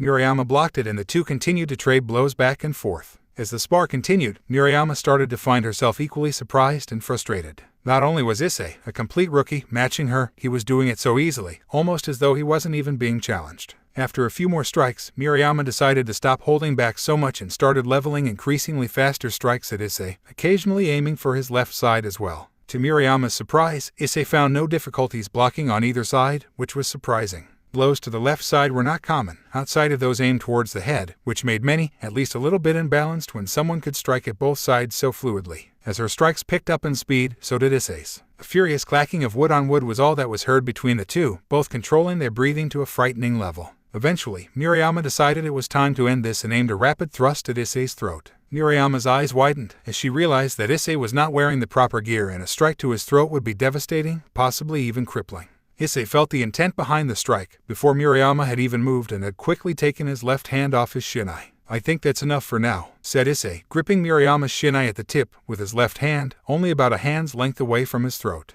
Murayama blinked for a moment, completely shocked that Issei had caught her strike, but thankful for it. "Why yeah, that's a good idea," agreed Murayama. "I have to say though, that was interesting. It is different when I have one of my own. Can't really defend against you without it," laughed Issei as he let go of Murayama's shinai, remembering how many times a shinai had met his flesh in the past. "Well, with reflexes like that, I think you'd manage," said Murayama, still a little awed at Issei's speed. "In any case, thanks for that. See you tomorrow then. Hopefully, I won't be too annoying that you feel the need to reacquaint me with your shinai again, after this that is," said Issei as he handed his shinai to Murayama, who took it in confusion. "What do you mean?" asked Murayama. "Well, I'd say all things considered, just knowing the stance was all I really needed from this. I've known the strikes for years now, I can keep up with the movements and as you've seen, I have excellent reflexes," said Issei. "Then why didn't you leave after that?" asked Murayama in confusion. "Two reasons. One, I wanted to test myself against what I would say is the best kendo practitioner in this school. Two, is it so wrong to want to watch you in action up close? Watching from a distance is fine, but before, when you would get up close and personal, it was usually for a beatdown.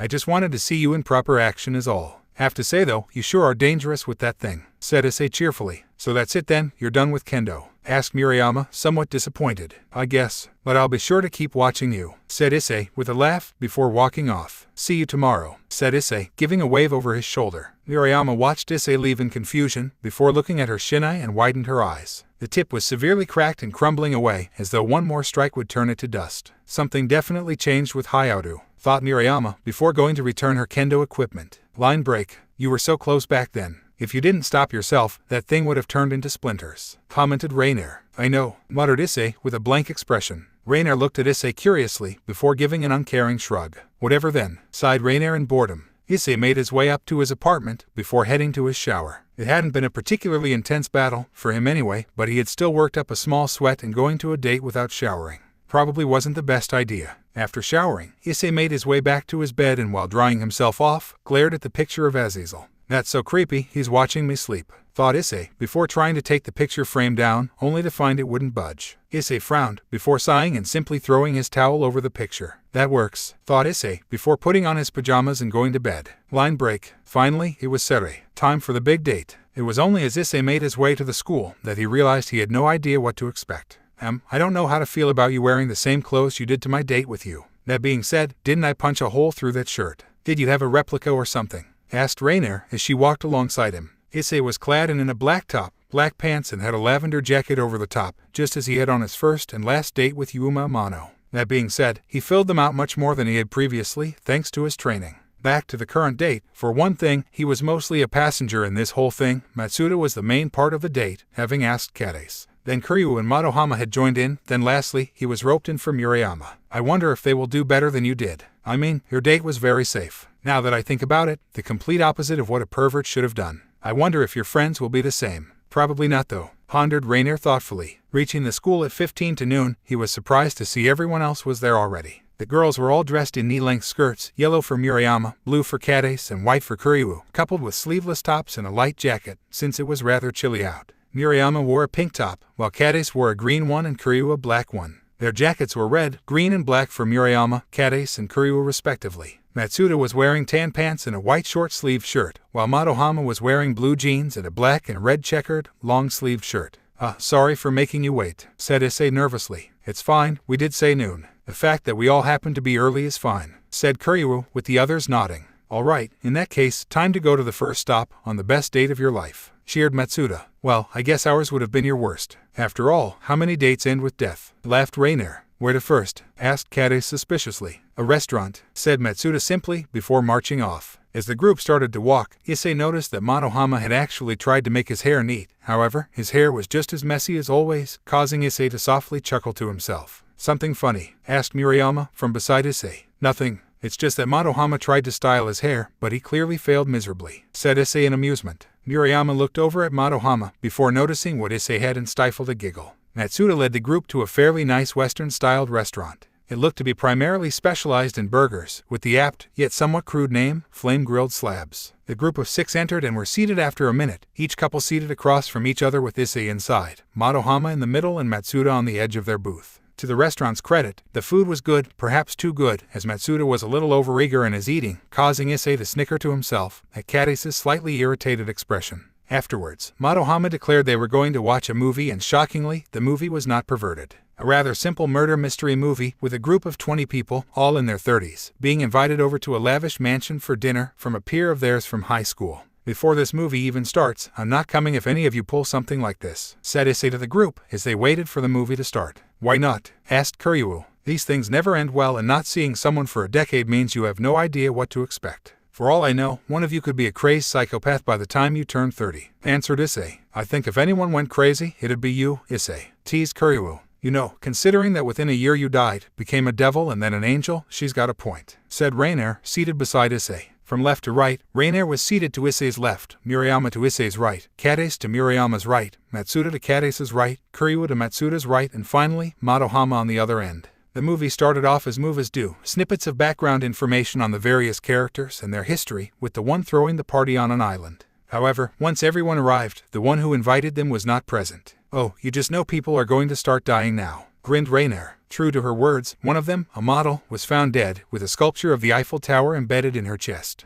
After that, a rather large man, a construction worker, was found the next day, impaled on a model of a pyramid. After the 4th death, a woman, poisoned with venom from a spider, found only in Australia, people had started snuggling up together. Murayama was leaning into Issei's shoulder, Kade had shuffled over to Matsuda, and much to Issei's amusement, Motohama was gripping onto Kyuubi's hand and partially burying his face into her shoulder. Issei tried and succeeded in containing his laughter, but Rainier guffawed loudly from beside him, falling off her chair in the process. The movie concluded as Issei had expected, the host failing one too many times and becoming frustrated, revealing himself to the group, only for the man who had been impaled on the pyramid to have actually survived. Weakened as he was still able to bring the very same pyramid, which had impaled him, down onto the head of their much scrawnier attacker, breaking his neck. After that, he, along with the last 2 survivors, left the island, concluding the movie. As the group left the theater, Motohama had calmed down somewhat, but still held Kyuubi's hand. Matsuda, on the other hand, was now walking as close to Kade as possible, without actually touching her. All in all, Issei was quite surprised at the progress they were both making.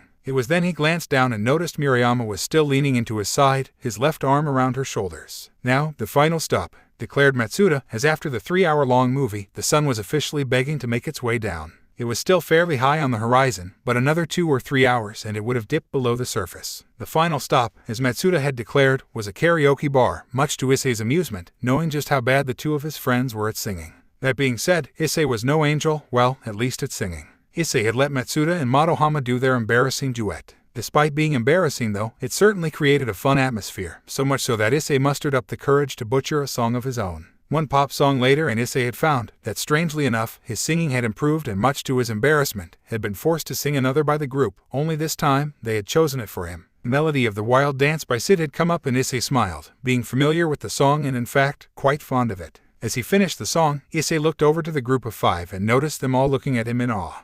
Is something wrong? Asked Issei nervously. When the hell did you get to be such a good singer? You sucked just as bad as us a few months ago, said Matsuda in shock. Dunno, said Issei sheepishly. After that, the girls sang STUDYXSTUDY by Style Up S and surprised the trio of perverts. Wow, you sounded just like them, exclaimed Issei, with the other 2 nodding in muted silence. Well, Kade and I have actually practiced that one a lot, but Kyuubi did a really good job as well, said Murayama happily. After a few more renditions of various songs, Matsuda proposed the idea of couples singing songs together. There was quite a bit of grumbling, most of them feeling a duet was definitely not their thing, much more suited to people twice their age, but Matsuda persisted and the rest eventually gave in. As expected, Matsuda and Motohama tried their best, but singing really wasn't their thing. However, when Issei and Murayama stood up, the other four watched in interest, looking forward to a duet by two rather good singers. The song picked at random by the two was Possibility, a duet between Daichi Miura and Boa. As the two sang, their friends watched on in admiration. A duet was hard enough to pull off, even between two good singers, but the duo of Issei and Murayama made for an absolutely breathtaking performance. As they finished, their friends applauded, and much to their embarrassment, so did a few others who were in the karaoke club as well. "I'm not doing that again,"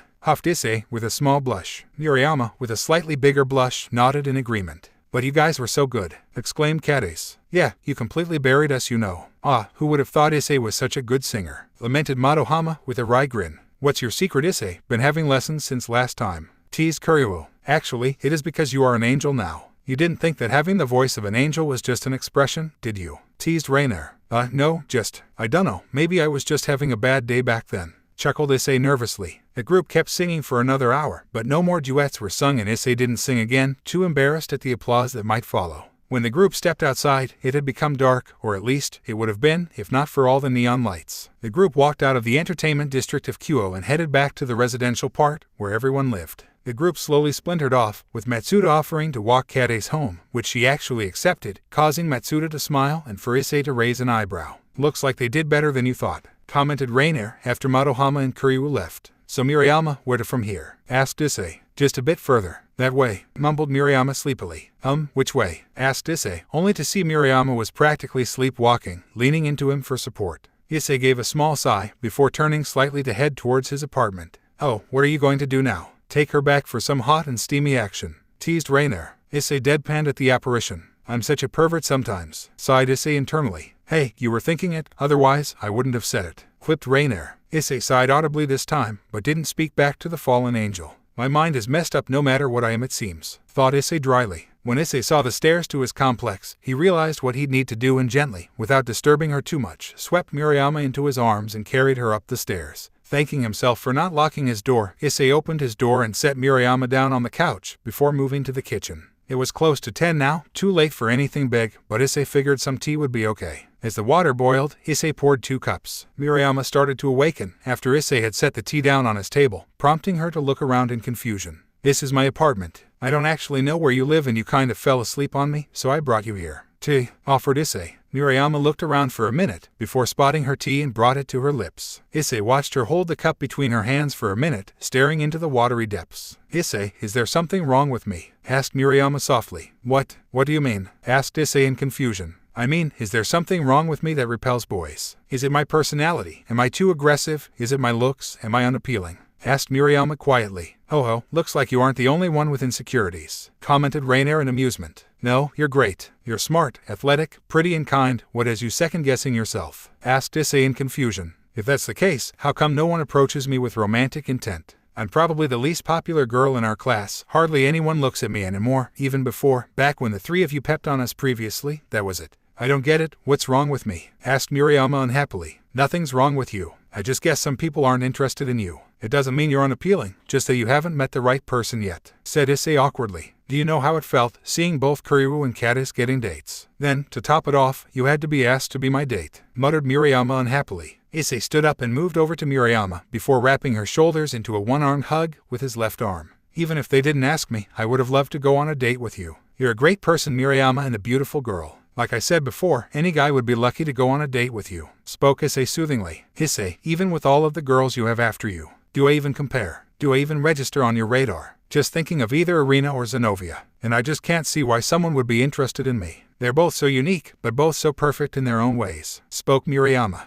She does have a point. Compared to people like the cat or the angel, she isn't particularly noteworthy, is she?" commented Rainer thoughtfully. "It isn't right to compare yourself to others. You're special in your own way," said Issei. Murayama frowned at this. "Murayama, let's be honest here. I was a hugely hated pervert a few months ago, and no one would have ever dreamed of me having a single girlfriend, let alone many. I didn't do anything to change myself though. I just finally found people who appreciated what I had to offer. It isn't like there is some magical way to make people like you. When you meet someone who appreciates you in the same way, you'll find out just how special you are," said Issei kindly. Issei was shocked when Murayama suddenly kissed him on the lips. "I never hated you though. I always liked you," admitted Murayama, surprising Issei. "Oh, plot twist," said Rainer in excitement. "Even when you peeked on us and we beat you, I always tried to avoid anywhere that would hurt and never hit my hardest." While I didn't like you looking at me like that, I felt an odd satisfaction that you wanted to see me. I wanted you to see me, just in different circumstances, confessed Murayama. Issei took a moment to reboot his brain. You like me? Asked Issei dumbfounded. Yeah, and then when all of those girls started showing interest in you, I could feel your interest in me slipping away. Sure, you stopped peeking on us, but even in class and outside of it, you barely spared me a glance anymore. It was like I no longer met the standards to be worth your time, answered Murayama. Well, to be fair, you have been pretty busy these past few months. That being said, I was of course prettier than her in both forms. It is only natural your standards were raised, commented Rainier calmly. Even though you were a pervert, you were my pervert. Beyond all that, you were genuine to me. I heard what you told those other two about being genuine. Even before this all, you didn't lie. Even though it was hugely inappropriate, you didn't fake interest in me, you found me attractive. Continued Murayama. Murayama, you don't need to be like this. You are special and someday, someone will see you as such. You don't need to lower your standards to a pervert like me, said Issei seriously. Don't you get it? You are that special someone, no one else looks at me like you do. You see me as someone special. That's why it hurt seeing you with all those others. I know I can't measure up to any of them and it felt like I was losing the one person who would ever see me as someone special, cried Murayama in equal parts annoyance and sadness. I have to admit, I didn't see this coming, said Rainier in surprise. Even if you're interested in others, even if you've done things with others, I still want to be with you. It's not fair that the one person for me is being taken away from me, continued Murayama. Issei was stunned into silence, not knowing how to respond to that. Funnily enough, Rainier was equally as stunned and there was silence throughout the room for a good 30 seconds before Issei's brain rebooted once again. But why? I mean, there are still plenty of people out there. You don't have to settle for me, said Issei in confusion. Don't you get it? I'm not settling for you, said Murayama before straddling Issei's lap and grabbing his head. I want you, said Murayama firmly before pressing her lips against Issei's. It took a moment for Issei to react, but once he did, to Murayama's joy, he reciprocated. As the two broke away, Issei spared a glance at the fallen angel, still speechless on his couch, before giving a small frown. What is it? Asked Murayama in concern. It's just, there is some stuff about me you don't know and it's pretty big, said Issei. Just answer me this, said Murayama firmly, getting Issei to look at her. Does it change how you feel about me in any way? Asked Murayama. No, but it may change how you feel about me and might make you want to reconsider what you are getting into, said Issei. Murayama thought for a moment, before surprising Issei as she went right back to assaulting his lips. Don't care then. As long as your feelings for me don't change, then I'll accept it, whatever it is, declared Murayama, shocking Issei. But this is really big stuff, stuttered Issei. I'd rather see other big stuff, unless you were all talk, said Murayama dryly, causing Issei to recoil slightly, before smirking. So you're sure about this, nothing will change your mind? Asked Issei teasingly. Yep, my mind is made up, replied Murayama, only for Issei's smirk to widen. We'll see about that, but in the meantime, said Issei confidently, before picking up Murayama, who quickly wrapped her legs around Issei's waist and held onto his shoulders for support. Issei carried Murayama to his bedroom door and nudged it open by walking into it backwards. Issei lowered Murayama onto his bed, before pressing his lips against hers firmly. Murayama moaned into the kiss, enjoying Issei suddenly taking charge. Issei's hands roamed along Murayama's milky thighs, having ample access to them thanks to Murayama's skirt. Murayama slid her hands around Issei's shoulders and pushed his jacket off. Issei broke away from the kiss to remove his jacket completely, before pressing himself against Murayama again, his right hand fondling her left buttocks. Murayama's bottom was very taut from her training, but delightfully soft to Issei's touch. Issei's left hand slid its way under Murayama's top and groped her bra-clad breast. Murayama moaned appreciatively and Issei could feel a nub starting to stiffen under his touch. Sliding the bra upwards, Issei grasped Murayama's right nipple in between his thumb and index finger, giving it a small squeeze, which caused Murayama to gasp. Stepping back momentarily, Issei helped Murayama take her top off, dropping it to the floor, with her bra soon following. Not wanting to be alone, Murayama tugged at Issei's shirt, causing him to pull it off as well, revealing his bare torso to Murayama, who drooled slightly at the well-defined muscles in front of her. Issei had not gotten overly bulky, preferring to keep his speed, but his body was amazing, some might say, heavenly. Issei leaned back down, but this time, took Murayama's left nipple into his mouth and sucked on it softly, rolling his tongue around the hardened nub. Murayama mewed at the action, clearly enjoying it, as she pushed Issei's head down with her right hand, not wanting him to stop. Her left hand started to explore Issei's arm, before moving upwards to his back. Murayama could feel the rock-hard muscle under her delicate hands and marveled at how much effort Issei must have put in to gain such a physique. You know, don't you think this is a little fast? Commented Rainier from beside Issei, causing the angel to pause. What's wrong? Whined Murayama unhappily, when Issei raised his head and took a step away from her. Murayama, we don't have to do this. I get that you might feel bad, but there is no need to rush into things, said Issei calmly. I'm not rushing into things. I've been waiting for this for months now, said Murayama unhappily. All the same, we don't have to do this so soon. I mean, don't you think this is a bit fast? Said Issei weakly, feeling his body yell at him. Issei, if you think I'm ugly or something you can say it. I don't want to force you into this either, no matter how much I want it, said Murayama quietly. You're not ugly, Murayama, you're beautiful, said Issei quickly. Then why are you refusing me? Do you think I'd just let anyone do this? I would only do this for you, Issei, because I love you, cried Murayama, causing Issei to freeze. Ah, how many times have you heard those words before, I wonder? Sighed Reiner dramatically. Murayama, I'm sorry, but I just want to make sure. Are you sure you want to do this? You can't go back after this, said Issei softly. In more ways than one, added Reiner.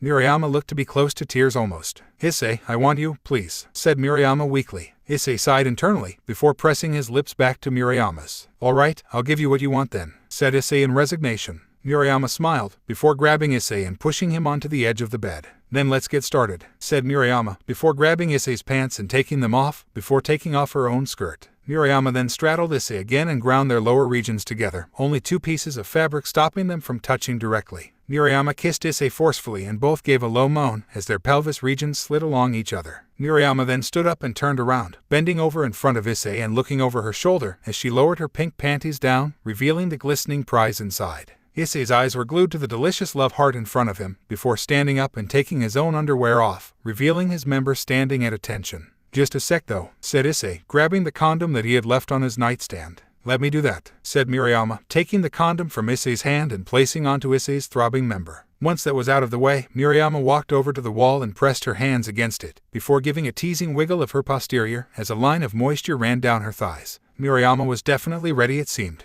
Issei needed no further prompting and lined himself up, before slowly taking the plunge inside Murayama. Murayama let out a loud moan, while Issei grit his teeth, feeling Murayama envelop him, almost painfully. Issei reared back and plunged back into Murayama, her knees shaking slightly, as she felt Issei drive all the way inside her again. After a few more thrusts, Murayama's legs were close to giving out, so Issei grabbed her left leg and put it over his shoulder, before plowing back into her. Murayama moaned loudly, feeling Issei reach even deeper than before. Issei continued thrusting, uncaring of the fallen angel watching on from the side, until she spoke and caused him to falter. You know, from this angle, I just noticed she looks a lot like your mother, said Reiner. Issei paused in his thrusting and looked at the fallen angel in outrage. And you bring that up now? Why? Shouted Issei internally, resuming his thrusting. What? I only noticed it just now, I'm sure Diedrag agrees with me, defended Reiner. Don't bring me into this, growled Diedrag. Fine, just answer the question, doesn't she look like Issei's mother? Asked Reiner with a smirk. Quite a bit, now leave me out of this, growled Diedrag again.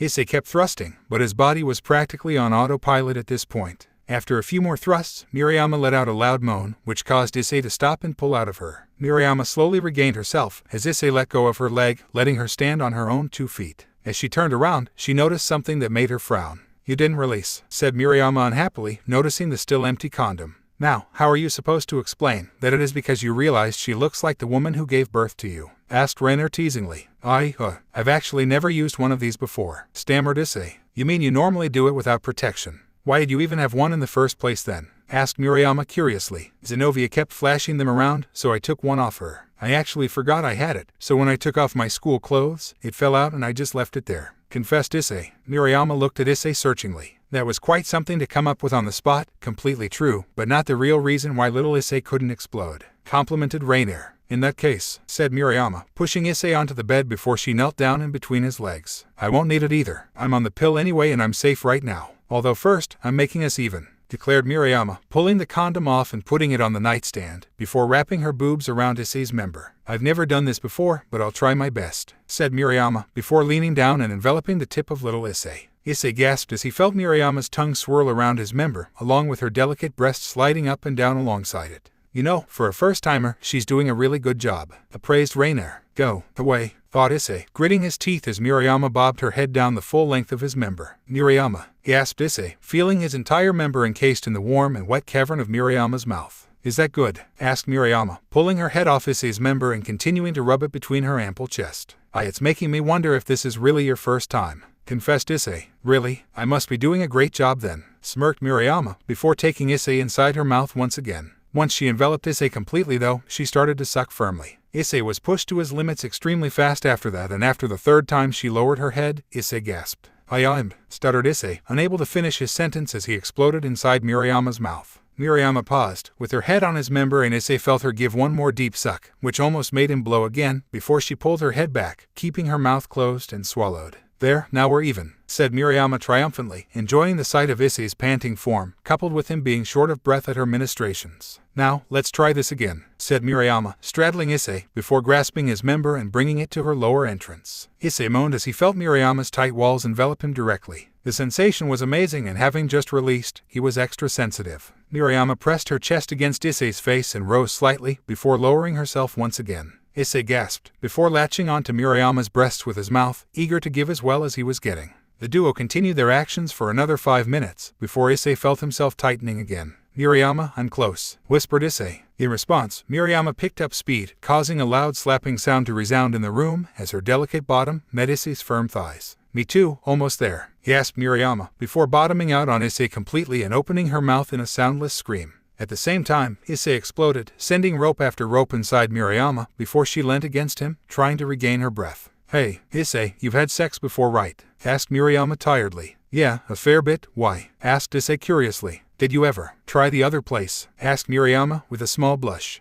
No, said Issei nervously. Do you want to? Asked Murayama, surprising Issei. Wow, this girl might be human, but I'm seeing more seduction in her than I did in that cat and a bunch of fallen angels in the past. Wow, commented Rainier in shock. Are you sure? Why? Asked Issei hesitantly. Well, I can't take your first time like I would have wanted, but I wouldn't mind taking another first of yours if you want to, said Murayama with a larger blush, avoiding Issei's gaze. If you want to, then I'll just be really careful, said Issei. Murayama gave a small nod before shifting so she was lying down on the bed. Issei paused for a moment, wondering what to do next. Just use your senjutsu to make some lube. If senjutsu works at stimulating the body and the body is mostly water, it should be a no-brainer, sighed Rainier. How exactly do you know that? Asked Issei suspiciously. I read, said Rainier. Issei sighed internally, before bringing his hand to Murayama's unused opening. Leaning forward, Issei kissed Murayama as he focused his senjutsu, hiding it from view as he slowly probed the puckered hole. Murayama moaned into Issei's mouth, feeling herself become extremely well lubricated.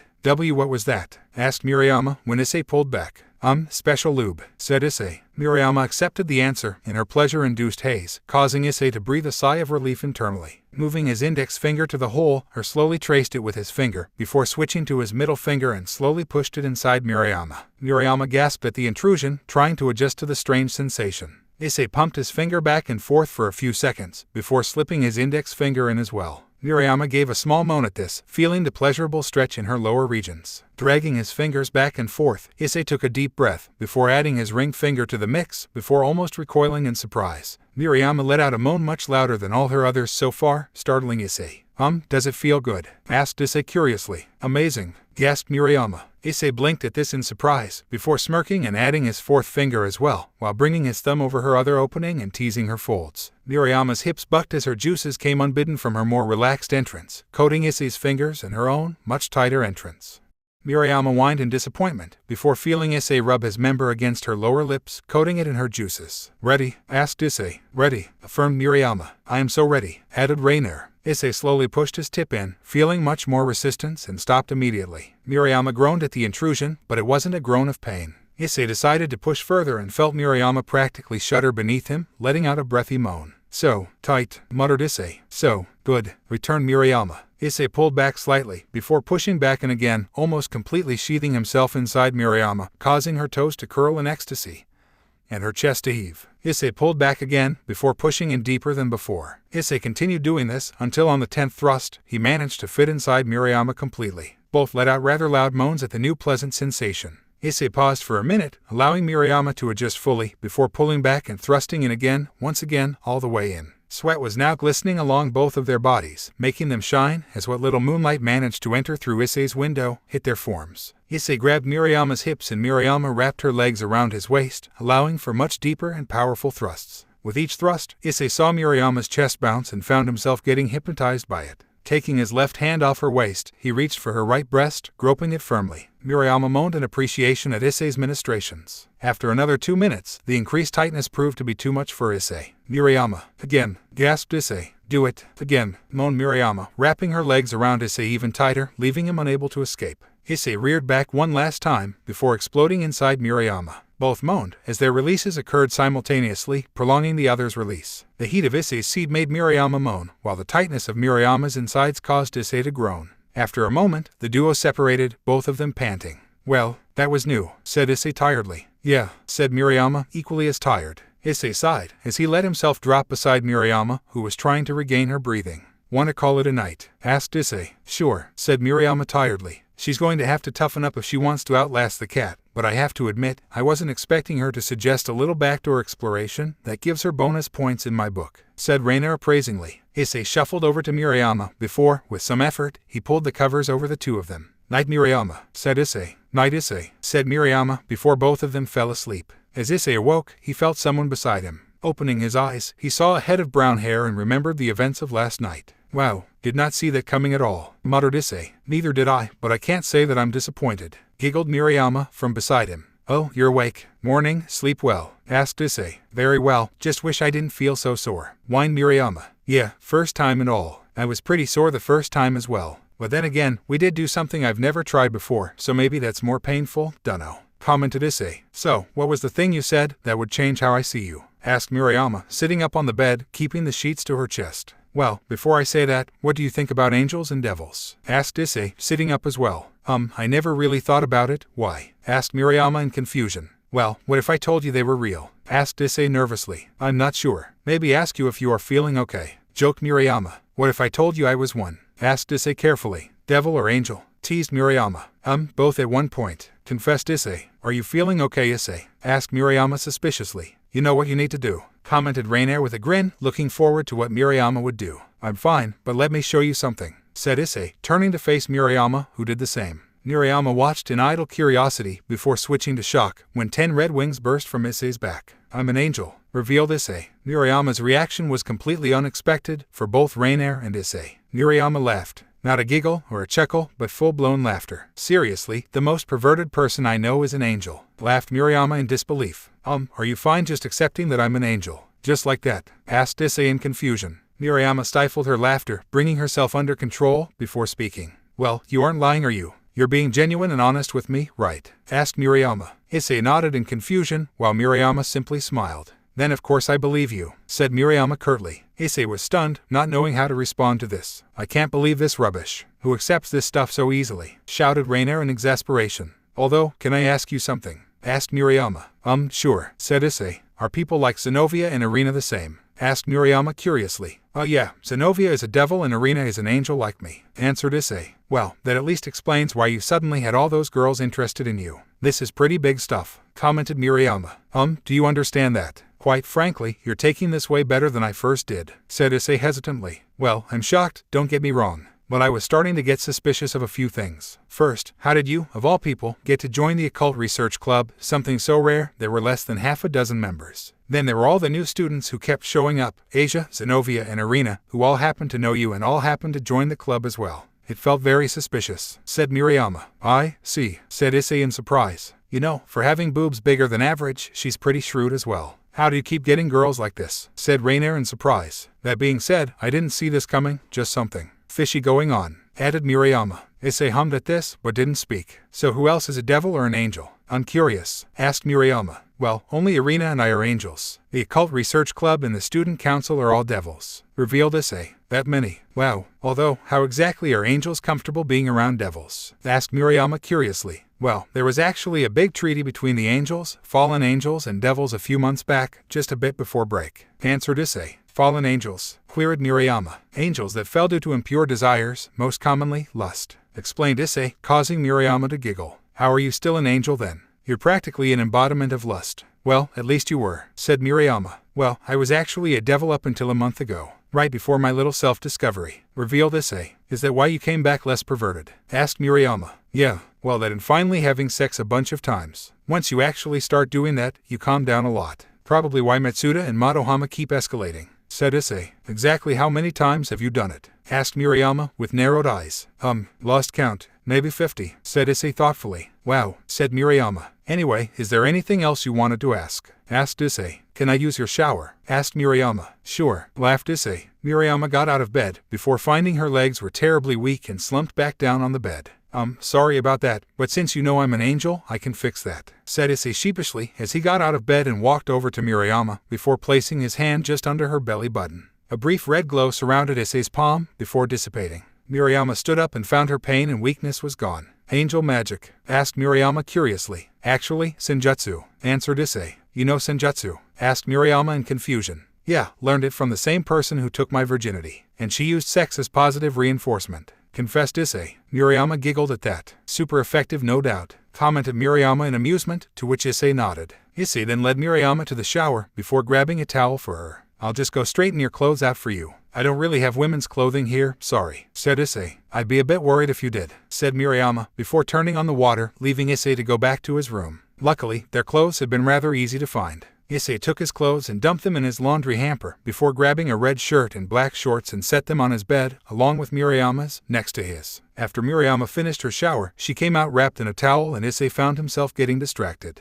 Not that I don't appreciate the compliment, but you should probably go shower yourself, said Murayama. Issei looked at her in confusion, before realizing he was still naked and little Issei was enjoying the show. Right, said Issei, going to shower himself. It was as Issei had started showering that he noticed a still stunned Rainier. You've been pretty quiet so far, said Issei quietly. Who accepts all this so easily? I can't believe it, exclaimed Rainier. Issei laughed, enjoying Rainier's confusion, before finishing up his shower as quickly as he could. Stepping out of the shower, Issei made his way back to his bedroom, where Murayama was now fully dressed, sitting on his bed. Issei quickly dressed himself as well, before leading her to the living room. So what now? Asked Murayama. I don't know, to be honest. I'm just really surprised you took everything so well, said Issei. It was then that Issei heard his door being opened and looked at it. After a moment, Irina had opened the door and she and Zenovia had stepped inside. Hey girls, sleep well? Asked Issei. Not as well as you did from the sounds of things, commented Zenovia. Issei blinked in confusion, before the meaning of Zenovia's words hit him. Oh, said Issei, before giving an awkward chuckle. Murayama had buried her head in her hands in embarrassment, before raising her head in shock at Zenovia's next words. So when can I have my turn? Asked Zenovia. Zenovia, what are you saying? Asked a flustered Irina. Are all devils that forward? Asked Murayama, surprising the duo, who weren't aware of Murayama's newfound knowledge. Nah, just Zenovia is like that. She's unique like that, said Issei calmly. Issei, is there something we're missing here? Asked Irina nervously. Oh, she knows about devils and angels. Took it way better than I did too, said Issei, pointing at Murayama, who merely smiled at the two. I see. In that case, how was it? Asked Zenovia, getting both Irina and Murayama to blush. Maybe that's too much to ask for, Zenovia, chuckled Issei, before sobering up. However, now that you're here, I have a serious question I need to ask you, Zenovia, said Issei seriously. Seriously, you're going to do it? Have you learned nothing in the past few months? Shouted Rainier. What is it? Asked Zenovia. Would you like to become an angel? Asked Issei, getting Irina to look at him in surprise. What do you mean, Issei? Are one of the seraphs interested in Zenovia? Asked Irina. Not exactly. 1 second, said Issei nervously, before heading to his bedroom again. Seraphs? Asked Murayama in confusion. Yes, Lord Michael, Lord Raphael, Lord Uriel and Lady Gabriel are the 4 seraphs capable of turning people into angels, explained Irina happily. Yeah, Gabriel is the one who turned me into an angel, while Michael was the one who turned Irina, added Issei once he returned from his bedroom. So Issei, which one wants Zenovia? Asked Irina curiously. Well, believe it or not, none of them, said Issei, causing Irina to gasp and Zenovia to frown. What do you mean? Asked Irina, sparing a glance at Zenovia. Well, you know I was in heaven for almost a month, right? Asked Issei, to which Irina nodded. You went to heaven? Asked Murayama in shock.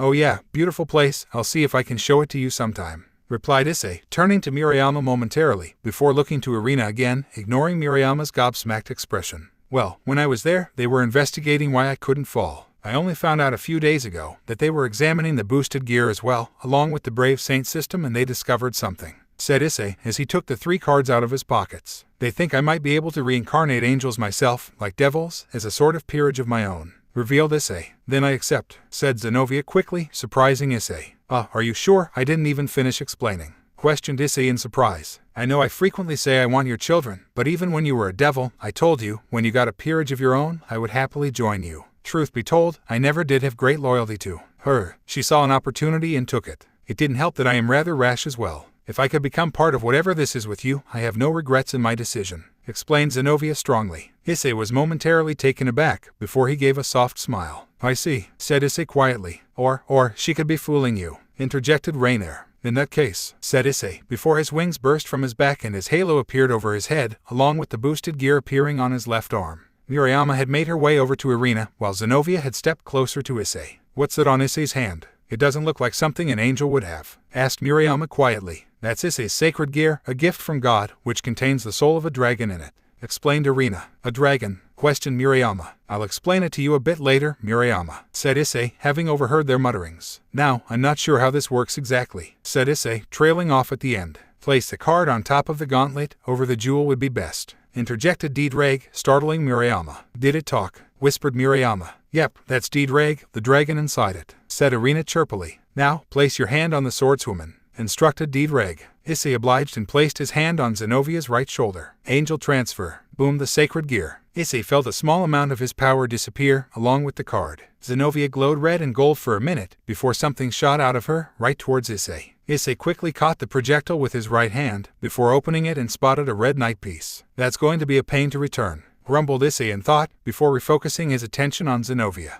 As the glow died down, Zenovia blinked a few times. Is that it? Is it done? Asked Zenovia. Yeah, only one way to see if it worked or not though, said Issei. Zenovia paused for a moment, before making her wings appear, causing Arena to gasp and Issei to smile. Zenovia's wings were those of an angel now. What made Issei smile though, was they were red as well. Moo, no fair. Why did Zenovia get 4 wings from the start, while I still only have 2? Complained Arena. Not sure myself, muttered Issei in surprise. Zenovia gave her wings an experimental flap, before bringing them closer. Interesting, does this mean I can't fall either? Asked Zenovia curiously. Maybe, I'm not sure how to test it though, started Issei, before Zenovia quickly rushed Issei and kissed him, pushing him down to the floor. Arena gasped, while Murayama looked on in surprise. After half a minute, Zenovia sat up, before allowing Issei to do the same. This is perfect. Not only am I an angel and part of your peerage, now I can still have your babies as well. Thank you, Lord, for this wonderful gift, said Zenovia, giving a small prayer. Well, I think we need another name for it than peerage, but seems like it, said Issei, before helping Zenovia stand, along with himself. Issei opened his right hand again and looked at the piece, before placing it on his table. That thing is going to be a pain though, muttered Issei, looking at the chess piece in annoyance. Issei, do you think I could become an angel as well? Asked Murayama curiously, surprising everyone.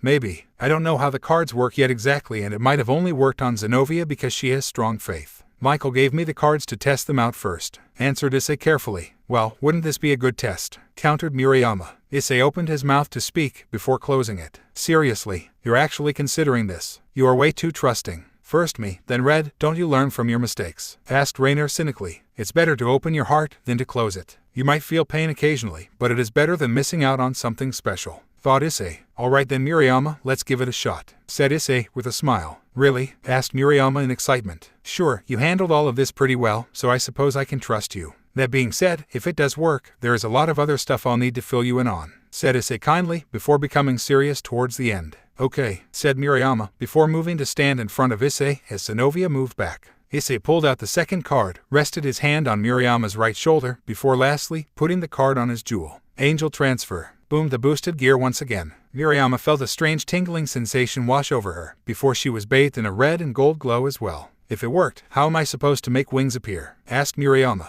Just flex and depress your shoulder blades, instructed Issei. Murayama focused for a minute, before doing so and felt a strange weight on her back. Looking back, Murayama saw 2 red angel wings. It worked, cheered Murayama. Sure did. I think I should go tell Michael about this, said Issei in awe. Can we come? Asked Arena. You know what, it would probably be better if you did, especially you two. They might need to check things with both of you, said Issei, looking at Murayama and Zenovia. Issei once again caused the portal to heaven to appear in his room, before gesturing for the others to go through first. Murayama was a little hesitant, but after Issei placed his hand on her shoulder and gave her a reassuring nod, she relaxed. Well, I did say I'd show you heaven, so here it is, Issei told Murayama, enjoying her odd expression. This is really heaven. It's real, asked Murayama in shock as the 4 passed through the gates. Yeah, it is actually split into levels even. The heaven everyone would be aware of, the place where souls go after passing on, is actually on the 3rd level. The 5th floor is where they do all their research and where they would have developed the card I used on you, explained Issei as the group walked towards the elevator. How many levels are there? Asked Murayama in excitement. 7 in total. I spent most of my time here on the 4th and 6th levels, which is where the Garden of Eden is and where the Seraphs reside respectively, explained Issei. The 1st floor is where most of the other brave saints and lower-level angels like me reside, while the 2nd floor is where angels who have sinned are punished. Amen, added Arena. The 2nd floor is also where the angels observe the stars, for that reason it is pretty dark, added Issei. What's the 7th floor for then? Asked Murayama as they exited the lift. That is where the sacred gear system and God system resides. It is responsible for divine protection of our followers and the way through which miracles are worked, said Michael, walking up to the group to greet them. Hello Zenovia, it is good to see you again. I'm also sure a certain someone would be glad to see you as well, said Michael. Who would that be? Asked Zenovia. It's been a while, Warrior Zenovia, said a polite voice to their left. Issei snickered a little upon seeing Zenovia turn completely rigid and robotically turned to face the voice. SSSSSS Sister Griselda, stuttered Zenovia uncontrollable. I never thought I'd see you here, commented the woman, who was wearing a veil. She had blue eyes and appeared to be of Northern European descent. She was a true beauty, even through her nun attire. It was clear she had a rather impressive figure. She seemed to be in her early 20s and possessed a warm smile, although, instead of giving off her usual warm aura, an intimidating aura was rolling off her in waves. Griselda walked over to Zenovia and grabbed her face with both hands. How have you been? Stuttered Zenovia. Issei had never seen Zenovia sweating this much and speaking this nervously. It was actually pretty amusing for Issei. How have you been isn't something you should be saying right now. Why did you reincarnate into a devil after coming to Japan for a mission? Not only that, why haven't you contacted me until now? If there's something I really want to ask, it is what you are doing here, showing your face, asked Griselda with a frightening smile. I was about to go crazy when I heard that you went to Japan and reincarnated into a devil. You, who I have raised with the teachings of God, became a devil. You always acted on your own and created some weird theory all the time, so everyone treated you as a problem child, but I always thought of you as kind-hearted girl, continued Griselda, causing Zenovia to sweat even more. Sister, in all seriousness, it wasn't really Zenovia's fault. She is easily swayed and much too impulsive for her own good. However, since she is an angel now, I'm sure you can re-educate her, said Issei kindly, causing Zenovia's eyes to turn to him in fear. Ah, you are more sadistic than I thought, chuckled Rainier. I see. If the former incarnation of sin and lust is vouching for you, then it seems there is hope for you yet, said Griselda. I take it the process worked then, commented Michael, to which Issei nodded. On both a reincarnated devil and a human, said Issei, gesturing to Murayama. Hello Murayama, I am the Archangel Michael. It is a pleasure to meet you, said Michael, giving Murayama a kind smile. Hello, it is an honor to meet you as well, said Murayama nervously, not knowing how to speak to one of the most well-known angels of all time. Don't worry Murayama, no need to be nervous. Lord Michael is very kind and wouldn't ever think ill of anyone, said Irina reassuringly. Yes, please be at ease, added Michael calmly. Murayama gave a small nod, but didn't speak. It also seems as though they may have gained an inability to fall, like me, but I think it would be better to test if that is the case, just to be sure, so I recommended we come here, said Issei. That is a wise move. We can have everything done by today I believe, since we've already established the test to determine this through Issei. Sister Griselda, would you mind taking Zenovia and Murayama to the 5th floor? Asked Michael politely. Of course Lord Michael, I have much to discuss with Zenovia after all, said Griselda pleasantly, still holding Zenovia's face between her hands. Irina, perhaps you would like to join them. I'm sure some of our newest inventions will hold your interest, especially the ones that Issei has proved instrumental in creating, said Michael. Wait, you mean there is more than just the cards? Asked Issei in surprise. Of course, as far as angels go, you are one of a kind, being incapable of falling. This has always been one of our greatest issues to deal with, so having the opportunity to deal with it is immensely beneficial to us, explained Michael. Makes sense I suppose, said Issei thoughtfully. We shall take our leave now then, Lord Michael, said Griselda, to which Michael nodded, before the others left, leaving Issei and Michael alone. Any news on the situation? Asked Issei seriously, once the others had left. Unfortunately no. The vampires are still extremely wary of us and we have not made any other reconnaissance missions since your own. Communication between the other two factions is also yielding no news. We are mostly guessing at this stage, confessed Michael. I see, said Issei, with a small frown. That aside, you do realize that with what you've done, you may need to face certain people, said Michael. Sigh, I know. I thought I was over it, but seeing her again, it seems I haven't moved on as much as I would like, said Issei tiredly. Time does heal all wounds, Issei. However, a month is not a great deal of time. I encourage you to be patient and spend time with those close to you. They will support you and help you get past this after all. I'm sure you know that Gabriel and I would both be willing to help you as well, in any way we can, said Michael patiently. Can I ask a question then? Asked Issei, to which Michael nodded. How could you forgive the Fallen and Devils, knowing they had killed dozens of your supporters? Especially the Fallen, knowing they had directly betrayed you. How do you get past that? Asked Issei desperately. Issei, in this world, there are two types of people, those who can forgive and those who cannot. It is by no means easy to forgive someone, but it is possible. You only need to realize that even if you have been wronged, there are still those who will stick by you no matter what, said Michael kindly. I won't ever turn on you or ask you for more than you can give. Know that you have my love forever and be strong. Issei smiled upon recalling Gabriel's words. I understand, said Issei with a smile. Glad I could be of assistance, said Michael happily. Line break. Issei had stayed with Michael and listened to what had been happening throughout the various churches, as well as any information they had gathered on possible threats before the girls had arrived. Issei laughed upon seeing Zenovia, who appeared as though half her soul had been sucked out of her. The group had headed back after that, with Murayama leaving to return home, after Issei had filled her in about Drake, God's death, the events of the year so far, and told her how important it was to keep everything hidden from those not directly involved in it all. Issei had walked Murayama to her house, leaving before anyone could see him, before returning home, only to find a certain fallen angel on his couch again, along with his two neighbors. "It's rude to just intrude like that," said Issei plainly, upon closing the door behind him. "Ah, forgive me then," said Azazel cheekily. "That reminds me though, when did this happen?" asked Issei, pointing at the framed picture of him and Azazel. Azazel beamed at Issei. "When you took the first step towards fulfilling my dream," declared Azazel proudly. And take that massive picture out of my bedroom." "What the hell did you do to it, so that I can't take it down?" shouted Issei. "A secret, of course. Although, I believe you have more secrets than I expected," said Azazel, showing what he had been hiding in his right hand, Zenovia's former evil piece. Issei stiffened at this, but was surprised when Azazel merely threw it to Issei. "You should get rid of that as soon as possible. If it hadn't been someone as forgiving and curious as me who had stumbled upon that, you could have made a rather tense situation occur," said Azazel sternly. "Sigh, I will," said Issei, grateful that Azazel was not going to rat him out to the other factions. "However, as you will recall, there is someone who would like to see you. I told you this before. That being said, despite the situation, it would be much safer if this occurred at your previous residence," said Azazel calmly. Issei frowned, before giving another sigh. "Okay," said Issei, surprising all gathered. "Just like that. You agree to go back there?" asked Azazel in surprise. "I've heard enough from both Gabriel and Michael to know that I will need to forgive them eventually. I'm not saying it will be easy, I don't even think I am ready for it, but this is a good reason to start trying at least. Besides, it isn't good to dwell on past sorrows, as it will dampen future joys," said Issei tiredly. "I see how mature and, dare I say it, angel-like of you," commented Azazel in interest. "Well, we'll see how things go," said Issei. "In that case, I will arrange for the guests to arrive at the Hayadu residence tomorrow afternoon. I'll leave you three for now," said Azazel, before leaving. "Issei, are you sure about this?" asked Irina tentatively. "Yeah, Gabriel has been telling me this for weeks now, and Michael started to as well recently. But I really do need to move on from this, all of this," said Issei, turning to Rainer at the end briefly, before looking back to Irina. "For what it's worth, I'm sure they all feel terrible and really do regret what they did," said Irina softly. "I know, but just because they feel bad about what they did, it doesn't change the fact that they did it. That's the part I am having trouble moving past. It was one hell of confrontation I got back in that room, and it shook me deeply. Then again, I probably gave it back to you all tenfold when I returned," said Issei quietly, pausing for a moment. "It's just, something broke inside me that day, like when the light in a machine goes out, but it keeps working.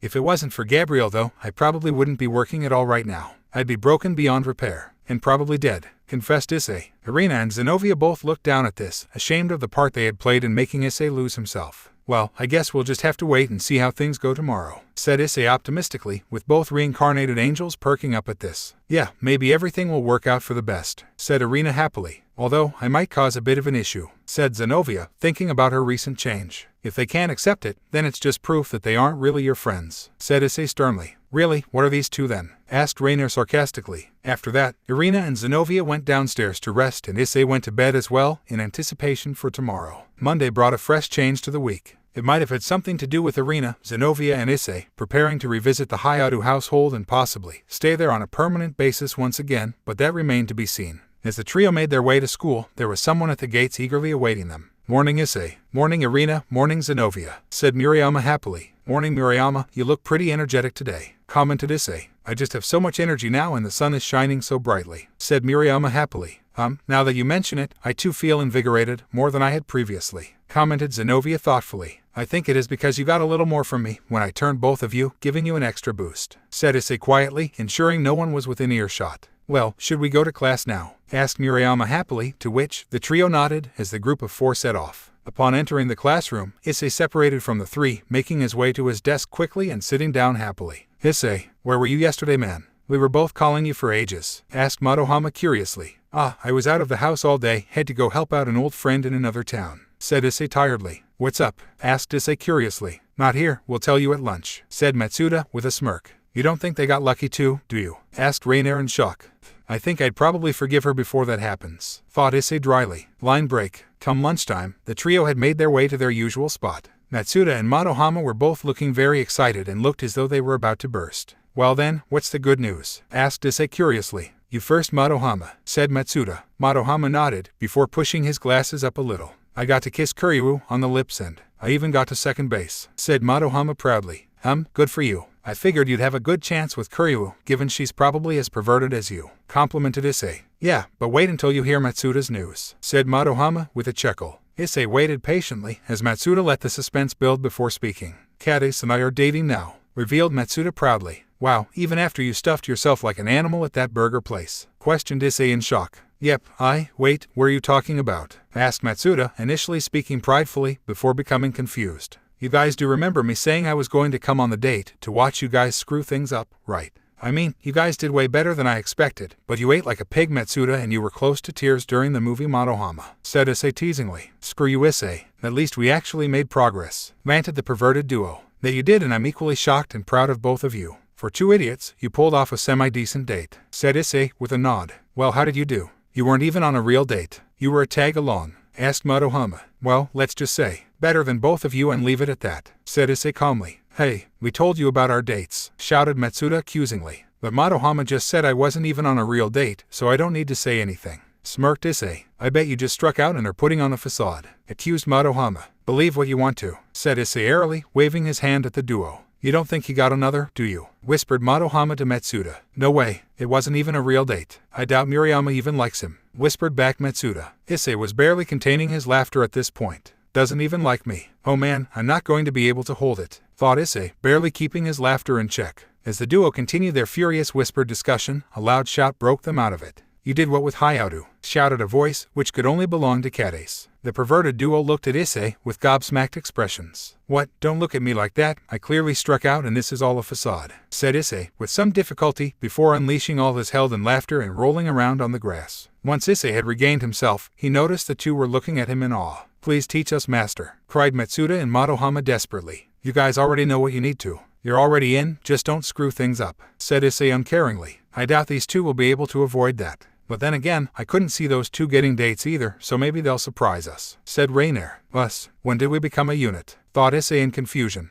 Well, I am a part of your mind, pointed out Rainier. Issei hummed at this in thought, but didn't respond after that, amusing himself in the groveling of his two perverted friends. Line break. As the day concluded, Issei, Irina, and Zenovia headed back to their residence, after Murayama had bid them farewell when their paths diverged. Meet downstairs in 10 minutes. There is no telling how long we will be there for, so bring enough clothes to last a week, said Issei tiredly, getting two nods from his fellow angels. As Issei made his way to his room, he was unsurprised to see Rainier in his living room, waiting for him, arms crossed under her chest. So, you're really going through with this? Questioned Rainier with a quirked eyebrow. Yeah, I like it just as much as you, but it needs to be done, I suppose, said Issei tiredly, before heading to his room, with Rainier following. You know, you don't have to do this. You don't owe Azazel anything. He likes studying on and helping train sacred gear users. It's his hobby. He would have helped you anyway, pointed out Rainier. I know, but I'm not doing this for him anyway. It's for Gabriel, and for myself as well, muttered Issei quietly, zipping up his red duffel bag containing his clothes. Rainier didn't say anything after that, which Issei was thankful for. Making his way downstairs, he noticed the other two weren't there yet and waited.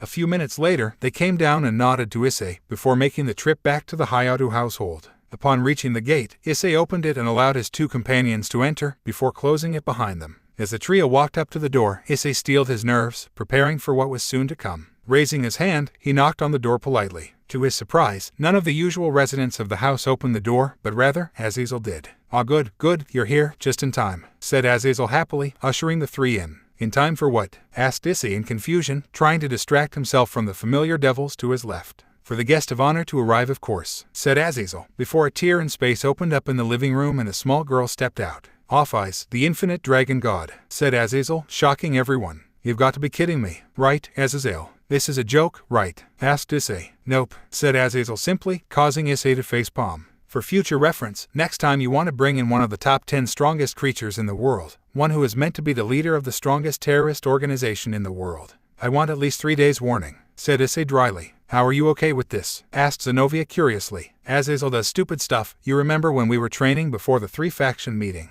Azazel doesn't really understand doing things normally. For him to do something like this, especially considering the situation right now, this must be really important, said Issei, giving the fallen angel an exasperated glare. It is. It may very well change the entire complexion of Kao's brigade, confirmed Azazel. Fine, I'll put up with this for now. However, I meant what I said before, I don't want to be played with. This is the last time I'm letting you dictate things like this, said Issei firmly, before feeling a certain sensation against his back, which involuntarily caused him to relax. Naya, Aren't you excited to see me again? Asked Kuroka, appearing from a magic circle behind Issei and draping herself along Issei's back. So is this why you haven't showed up for the past few days? Asked Issei, looking over his shoulder, ignoring the shocked looks of the gathered devils. Maybe, but I brought Lefei with me as well, Naya, said Kuroka teasingly, before a slightly timid magician stepped out from behind Kuroka. Hello again, Red Dragon, said Lefei shyly. Hi Lefei, Kuroka been giving you trouble like always, teased Issei, getting Kuroka to pout. What does that mean, Naya? Asked Kuroka. You're really lazy, like a real cat, deadpanned Issei. That's because I save my energy for other things, purred Kuroka, causing Issei to blush slightly. Kuroka then separated from Issei and walked closer to Kaneko, who became very defensive. Hi Shiren, hope you've been training hard, said Kuroka happily, causing Kaneko to frown slightly. While we are dealing with this mess, I have something for you, Rias, said Issei calmly, drawing everyone's gaze. Me? Questioned Rias in surprise. Yes, here, said Issei, pulling something out of his pocket and flinging it to Rias. Rias caught it and looked at it in surprise. How did you? Stammered Rias in surprise. I am the Red Dragon Emperor, there aren't a lot of things I can't do, said Issei flatly. Well, except finding people who won't betray you, you've had really bad luck with that so far, commented Rainier. I want to talk, said Off Eyes, instantly getting everyone's attention. Is that what we needed to come here for? Asked Issei of Azazel. Yes, Off Eyes is interested in both you and Volley, who have been showing interesting growth. However, to bring someone like Off Eyes here, there were certain requirements that needed to be met, a safe house being one of them, answered Azazel. Fine. Before that though, I have something to say to the devils, said Issei, getting the Occult Research Club to look at him. I may have been a bit too harsh on you all back then. I meant what I said, but maybe it was too much. Maybe not though, I'm still not decided. However, I am willing to at least speak with all of you from this point on, but don't think that makes us friends, said Issei. Look at them smiling. You've shown weakness and now they will suck you right back in, said Rainier cynically. I'm sure I speak for all of us when I say thank you for the chance to make things right, said Kiba as the girls seemed too emotional to respond. Just know that you only get one, said Issei firmly, getting a nod from Kiba. Line break. The group adjourned to the VIP room of the Hayato household. Akino had prepared tea for the guests, but Off Eyes was only staring at Issei. Issei matched Off Eyes' gaze, but couldn't help feeling a bit intimidated.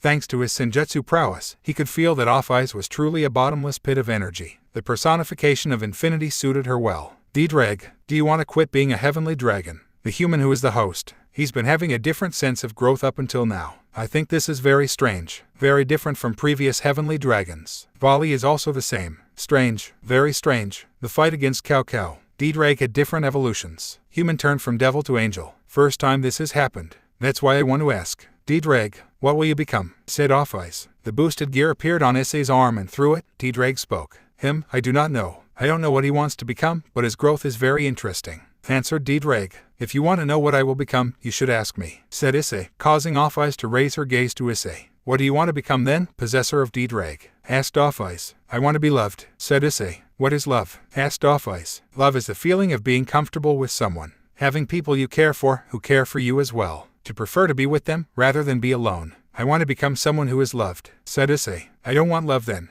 I want to be alone. Great Red is annoying, said Off Eyes simply. Partner, you won't be able to explain love to someone like Off Eyes, said D-Drag. Then I'll show Off Eyes love, said Issei, surprising everyone. Partner, Off Eyes is a mass of infinite energy born from nothingness, said D-Drag. That's fine. I like a challenge. Besides, everyone should know love, even if it sometimes brings pain with it, said Issei, briefly glancing at his former comrades before turning back to Off Eyes. Well, I suppose if anyone can do it, it'd be you. You are the strangest host I've ever had after all, said D-Drag. Line break. You know, there is so much awkward tension in this room, even I'm beginning to feel queasy, said Rainier. Issei was sitting on the couch, Off Eyes beside him to his right. To his left sat Lefei awkwardly, as to her left was Kuroka, who was trying to get to Issei. Beside Kuroka was Irina and beside her was Zenobia. Azazel had left, leaving the two groups alone, with that of the Occult Research Club, minus Roswace and Ravel, who were both otherwise engaged and the tension was palpable. You're not the only one, thought Issei, feeling his stomach twisting in knots as it tried to strangle him.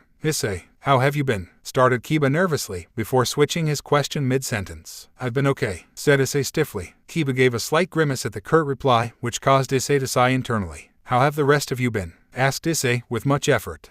Okay, I think, answered Kiba. Have you recovered from your battle with Sereorg? Asked Issei, trying his best to keep things going. Yes, although it was difficult losing like that, admitted Yuuto. The room went silent at that once again, getting increasingly more awkward as more time passed by. Issei, if you don't mind me asking, how did you do this? Asked Rias, holding the piece Issei had given her. With the boosted gear, it responds to my will and can do many things if I focus hard enough, answered Issei, not looking the redhead in the eye. First lie of the day, check.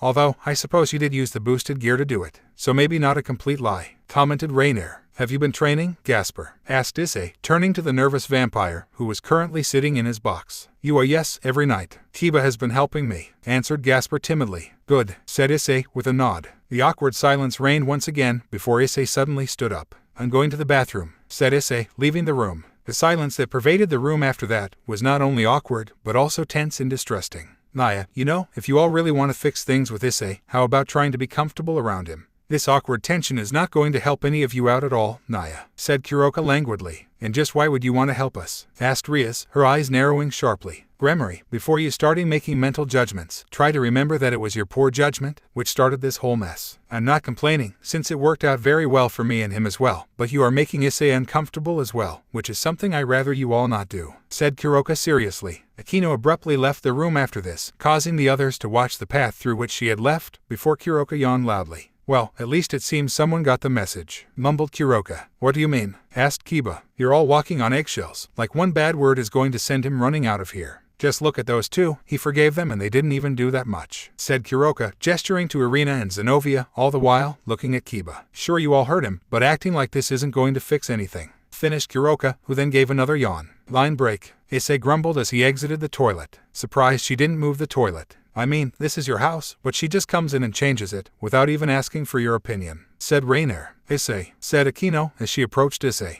Oh, this is going to be fun, I can feel it, said Rainier in excitement. Akino, said Issei flatly. Issei, I want your forgiveness. I'll do anything to make it up to you, said Akino strongly. No thanks, said Issei lazily. Akino couldn't help but widening her eyes in shock. What do you mean? Asked Akino in confusion. I don't want you to do anything for me, reiterated Issei. But why? I'm offering to do anything for you, anything. What more can I give you to prove myself? Asked Akino, becoming slightly hysterical. I dunno, don't really care either, said Issei noncommittally. What? Why? Didn't you always say you liked me? Every time you touched me, didn't you feel something from me? Don't you always say I have the best oppai ever? Didn't you say that even though you definitely hate fallen angels, you never once had thoughts of dislike towards me? Asked Akino. So, asked Issei, causing Akino's form to tremble. Why won't you answer me properly? Cried Akino loudly. Sorry, I just really don't care too much to bother, said Issei. Akino looked heartbroken at this and dropped to her knees, tears falling from her eyes. Oh man, you suck. I really thought you were doing that just to spite her, but you're going to give her a chance now, aren't you?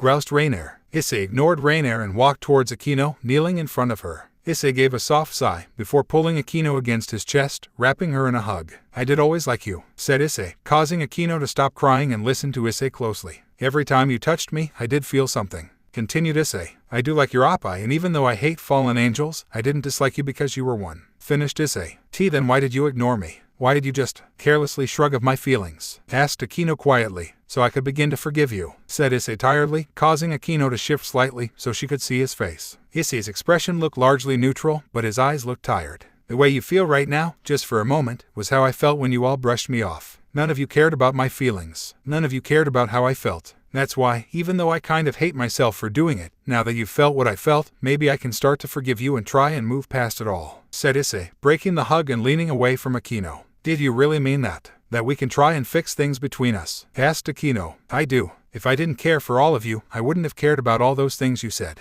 It hurt so much because of how much I cared about you, explained Issei. Issei, I'm really sorry, said Akino sadly. I know. That's why you came and tried to make things right just now. That's also why I'm giving you another chance, because I know you really do want to make up for what you did. The first step to forgiveness, though, is to feel the same pain, the same emotions as the one you hurt felt. Proper empathy. Now that you felt how I did, ignored, unwanted, unloved, maybe we can fix things, said Issei genuinely. Akino gave a timid smile at this. Thank you, Issei, said Akino, to which Issei nodded, before helping her up, standing along with her. Akino then turned on her heel and left, but not before throwing Issei a smile over her shoulder. Issei exhaled deeply, before turning to a displeased Rainier on his right, arms crossed under her chest. Weak. God, the amount of rubbish I just heard was enough to last me another lifetime. You and I both know you felt way worse than she did just now. You're too soft and she's going to use it to get back inside your heart and tear it to shreds once again. I'd know after all, that's what fallen angels do and we are really good at it, ni, Issei, said Rainier, using the same voice as Yuma when she said Issei's name. Maybe, but we won't know for sure unless I take that risk, thought Issei. You take too many, which is why this happened, remember that, drawled Rainier. Issei slowly made his way back to the others before retaking his seat. It was hard not to notice the change of atmosphere in the room as Akino was smiling demurely, happy with the outcome of their brief chat, while the others seemed contemplative for some reason. This is even more awkward than I expected. You can't even talk to each other," commented Rainer in amusement, looking at the two groups. The silence persisted for a few more minutes before Issei finally had enough and decided to speak. "So what exactly are the living arrangements going to be for the foreseeable future?" asked Issei tiredly. "Oh, well, you can take your old room back, of course. It's still untouched since you left it," said Rias hesitantly. "HMPH, it's your room, why would you go anywhere else?" snorted Rainer. "Naturally, Irina and Zenovia can take their old rooms back as well," continued Rias. "I will stay with D-Drag," said Offai suddenly, getting a nod from Rias. "Maybe the two of us should as well, ni, Lefei," suggested Kuroka. "Well, it would be the safest option." "But," muttered Lefei, before glancing at the others. "It's fine, it would make sense for the two of you to remain close to Offai's," said Rias, through pursed lips. "This is so awkward," groaned Issei mentally. "You could always just leave," pointed out Rainer. "No, I'll get through this," said Issei, before standing up. "I'm going to my room now. If anyone wants to talk with me, feel free," said Issei, before heading to his room. "It's unbearable, isn't it? Everything you've said, all your intentions, you can't actually follow through with any of them, now that you're facing them all again," said Rainer knowingly. Issei ignored the fallen angel as he walked to his room. "Partner, you don't need to rush things. Take your time settling back in.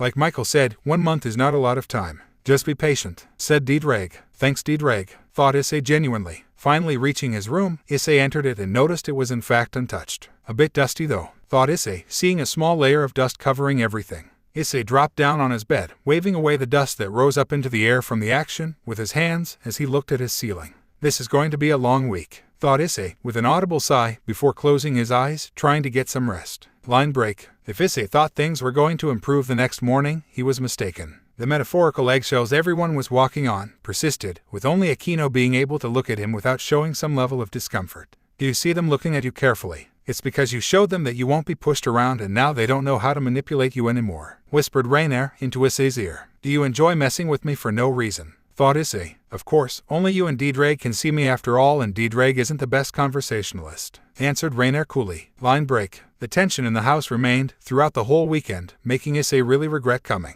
It wasn't that he hated them anymore, it was that he hated this situation right now. While he wasn't making any effort to speak with any of them, they were all avoiding him, none of them had the courage to approach him. "This whole situation is making me nauseous," grumbled Issei, sitting on his bed, preparing to go to bed. "Naya, it certainly isn't going at all how I wanted it to either," added Kuroka, having snuck up on Issei. "No luck with your sister?" asked Issei. "None," said Kuroka, her ears drooping slightly. "Well, give it time I suppose," said Issei weakly. "Isn't that the same useless advice you got? Just look at how successful that's been for you," quipped Rainer. "I just don't know why this is so weird," muttered Issei to himself. "Maybe because even if you want to forgive them, you're still not ready for it," suggested Kuroka. "Do you think you're in the same situation?" asked Issei. "Maybe," said Kuroka thoughtfully. Issei reached over to Kuroka and pulled her into a hug, which she reciprocated. "Don't worry, it'll all work out somehow," said Issei soothingly. "For both of us hopefully," added Kuroka. Line break. Waking up for school the next morning, Issei made a point of leaving earlier than usual, seeking to avoid all the awkwardness. He apologized internally for leaving Zenovia and Irina, but he really needed a bit of time to think. Arriving at school half an hour before classes were to start, Issei wandered through the school, before finding himself near the kendo training field. Surprisingly, Murayama and Kades were already there, getting in some early morning training.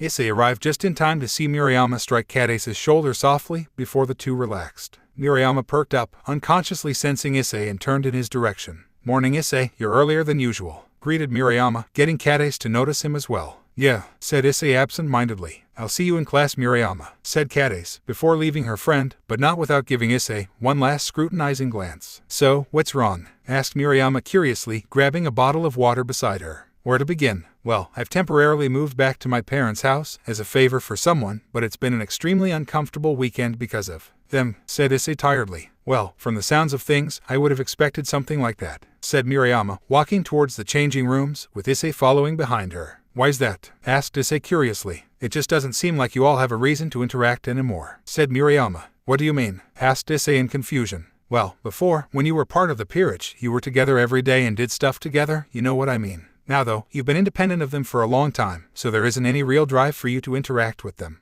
Add to the fact that you're not really looking at them romantically anymore, it makes sense that you wouldn't really have much to say to them," explained Murayama, entering the changing rooms, with Issei standing just outside the door, looking away from them. Wow, she is way smarter than I first placed her, commented Rainier in surprise. So what am I supposed to do then? I mean, I don't really hate them anymore. I don't really care for them that much anymore, admitted Issei. I know, but there isn't really anything you can do to change that. You can't force yourself to care about people, especially those who have hurt you, commented Murayama. So, am I supposed to just ignore them from now on? Asked Issei. Well, I wouldn't call it ignoring them, but if you don't have anything to say to them, it doesn't mean you have to force yourself to try. Oh, and can you come give me a hand in here? Said Murayama. Are you sure? I don't want to meet the wrong end of a shinai today, said Issei nervously. Relax, only cat Ace and I ever show up here this early. Now are you going to help me or not? Said Murayama expectantly. Issei gave a small sigh before entering the change room, only to see a topless Murayama standing there, hands on hips.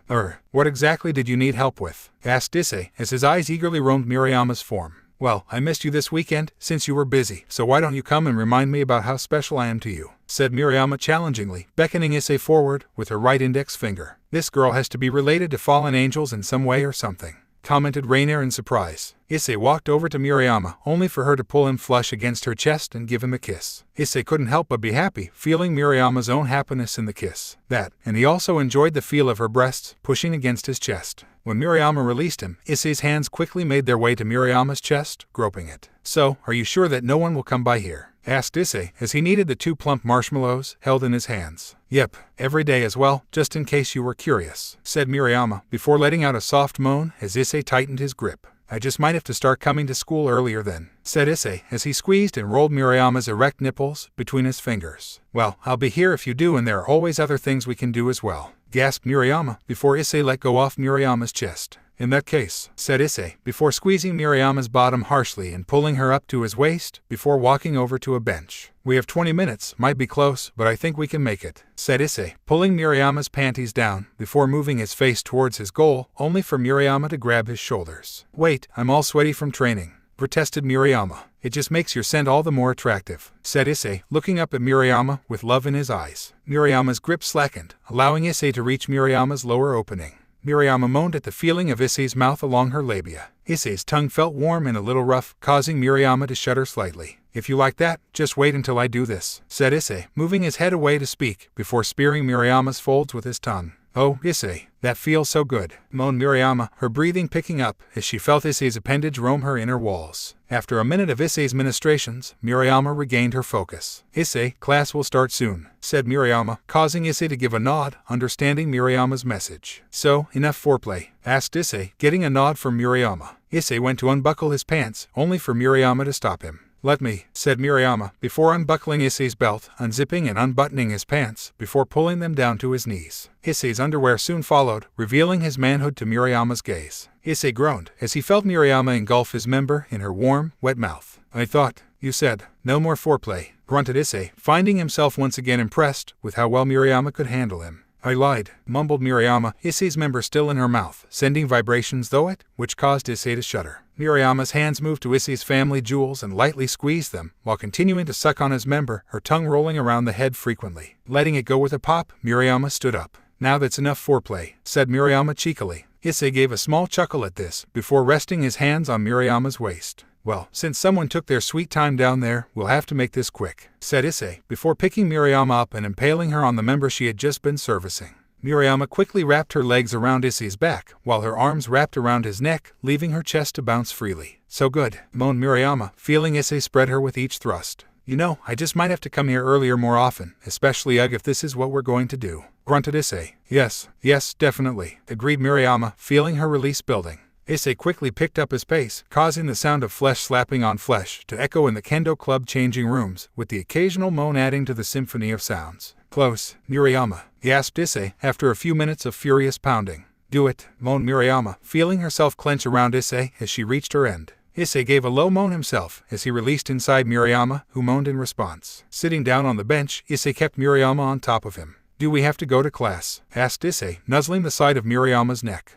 Yeah, but next time, we can try and finish faster, so we can try something else as well, whispered Murayama into his ear. I can't wait, said Issei, giving Murayama's rear a soft squeeze, getting her to smirk. Line break. Issei and Murayama quickly got dressed and headed to class, with Murayama leaning against Issei. I wasn't that rough, was I? Asked Issei worriedly. Relax, I can walk fine, I'm just happy being close to you, replied Murayama happily. Thanks by the way. for helping me get all that stuff off my mind, whispered Issei into Murayama's ear. Just like you'll be there for me, I'll be there for you, replied Murayama before giving Issei a quick peck on the cheek as the two reached the door of their classroom. There were still a few minutes until class started, so not everyone was there yet. Murayama saw Cadis and went to speak with her, breaking off from Issei, who went to his seat only for Zenobia and Irina to walk over to him. So, can it be my turn next? Asked Zenobia. Why what? How did you know? Spluttered Issei. Murayama's glowing, said Zenobia, gesturing to the brunette, who was beaming as she talked with her friend. That and your zipper is still open, said Zenobia, causing Issei to quickly close it.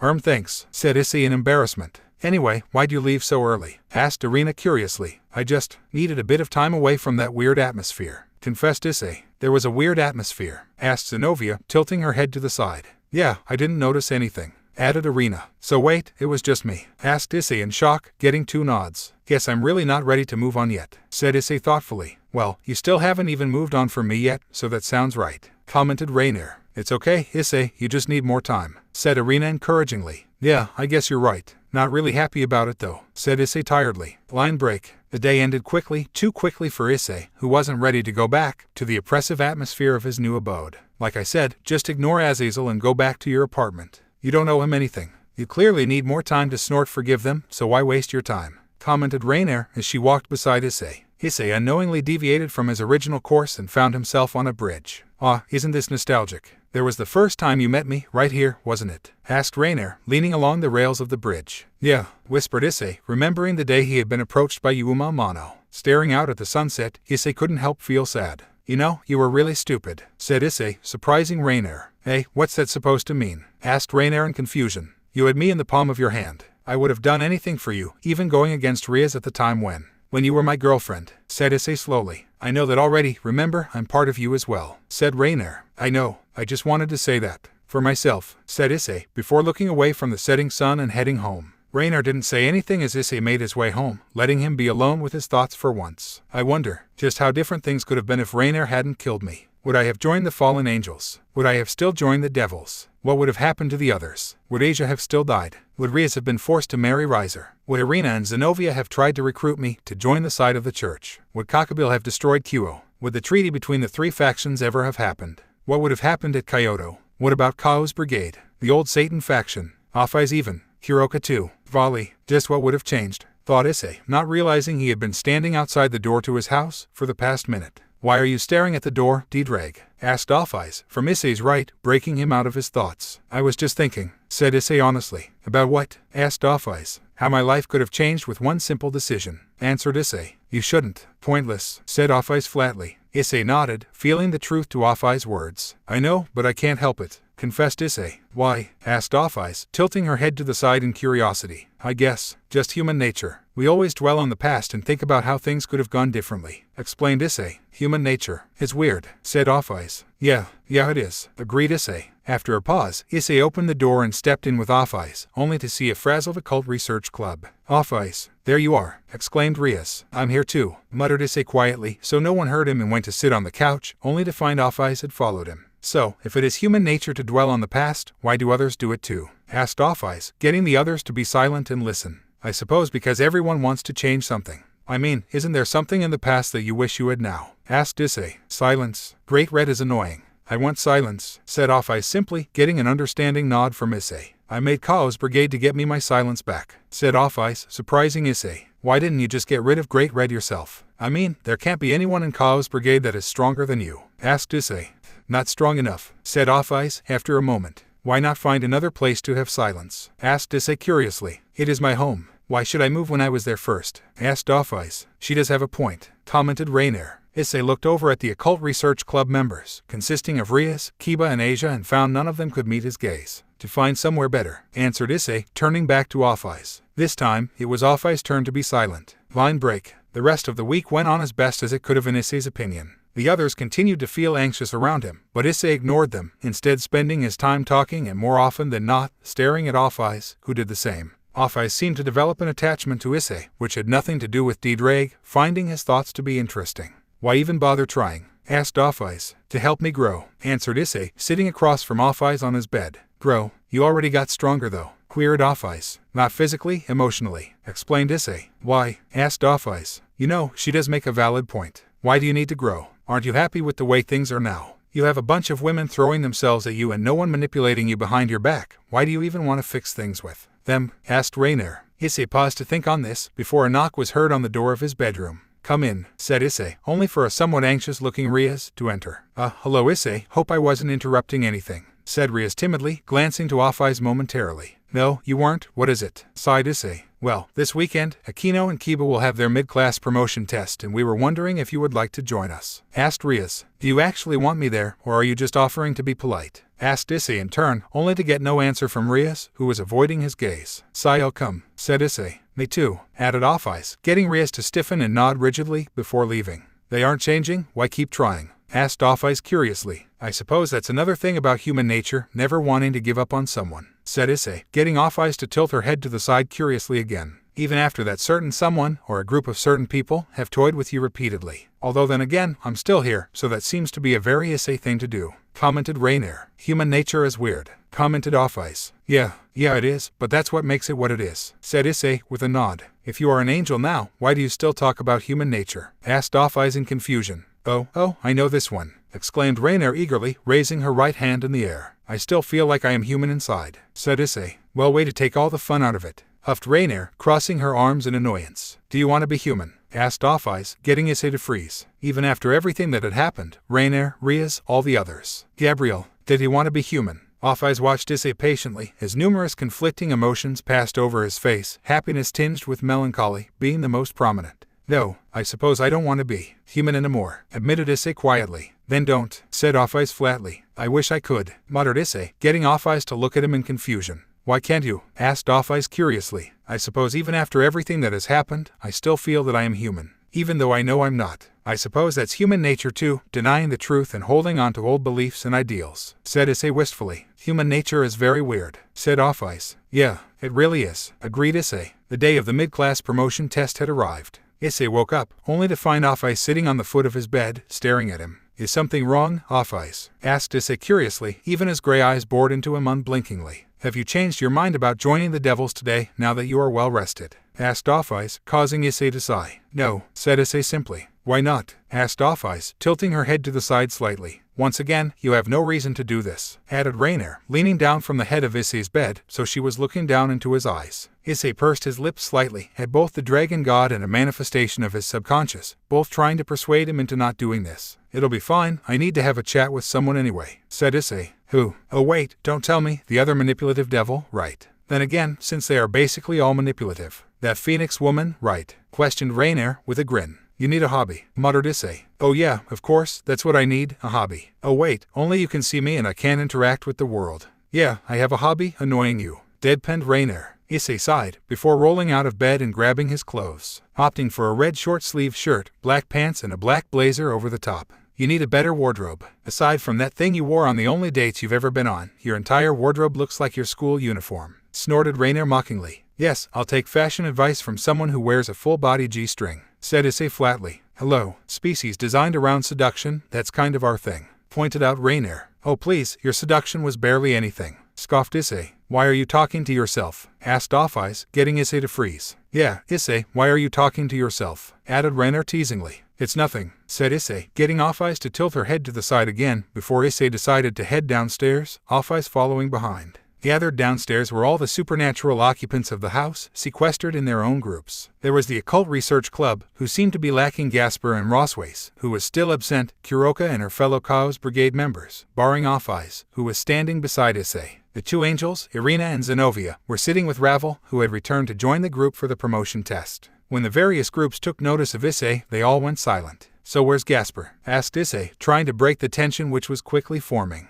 Gasper has gone to the Grigori for training, replied Akino in her usual tone of voice. Issei nodded at this, inwardly pleased. After all, without you, now the others all need to compensate. You were the strongest amongst all of them, at least in terms of power, commented Rainier. Shall we go now then? Asked Rias, sounding almost as confident as she usually did, only with less excitement, as her gaze met Issei. Okay, said Issei, getting a nod from Off-Eyes as well. Rias then directed Kiba and Akino to a separate magic circle, explaining that they would go directly to the testing stadium. Wish me luck, Issei, said Akino, with a wink, before she and Yuito disappeared. The others then all crowded around, before disappearing in a magic circle of their own. As the group arrived, they took stock of their surroundings. It seemed as though they had teleported to a hotel in the underworld, confusing Issei. Shaking off his confusion and before anyone else could speak, Issei directed a question to Ravel. Ravel, would it be possible for me to talk with your family while we are here? Asked Issei, confusing the young phoenix. Oh, of course, whatever for though? Asked Ravel in curiosity. It's a personal matter, I can tell you about it later, but I'd like to discuss some things first, if that'd be okay. Answered Issei. I see. I will make the preparations immediately, please excuse me everyone, said Ravel, before she disappeared in a magic circle, bearing the crest of the House of Phoenix. Sigh, I had such low hopes for you, but even now you still fail to meet them, said Rainier, shaking her head in dismay. Issei ignored the fantastical apparition and focused on the others. Azazel has informed me that he will be arriving soon.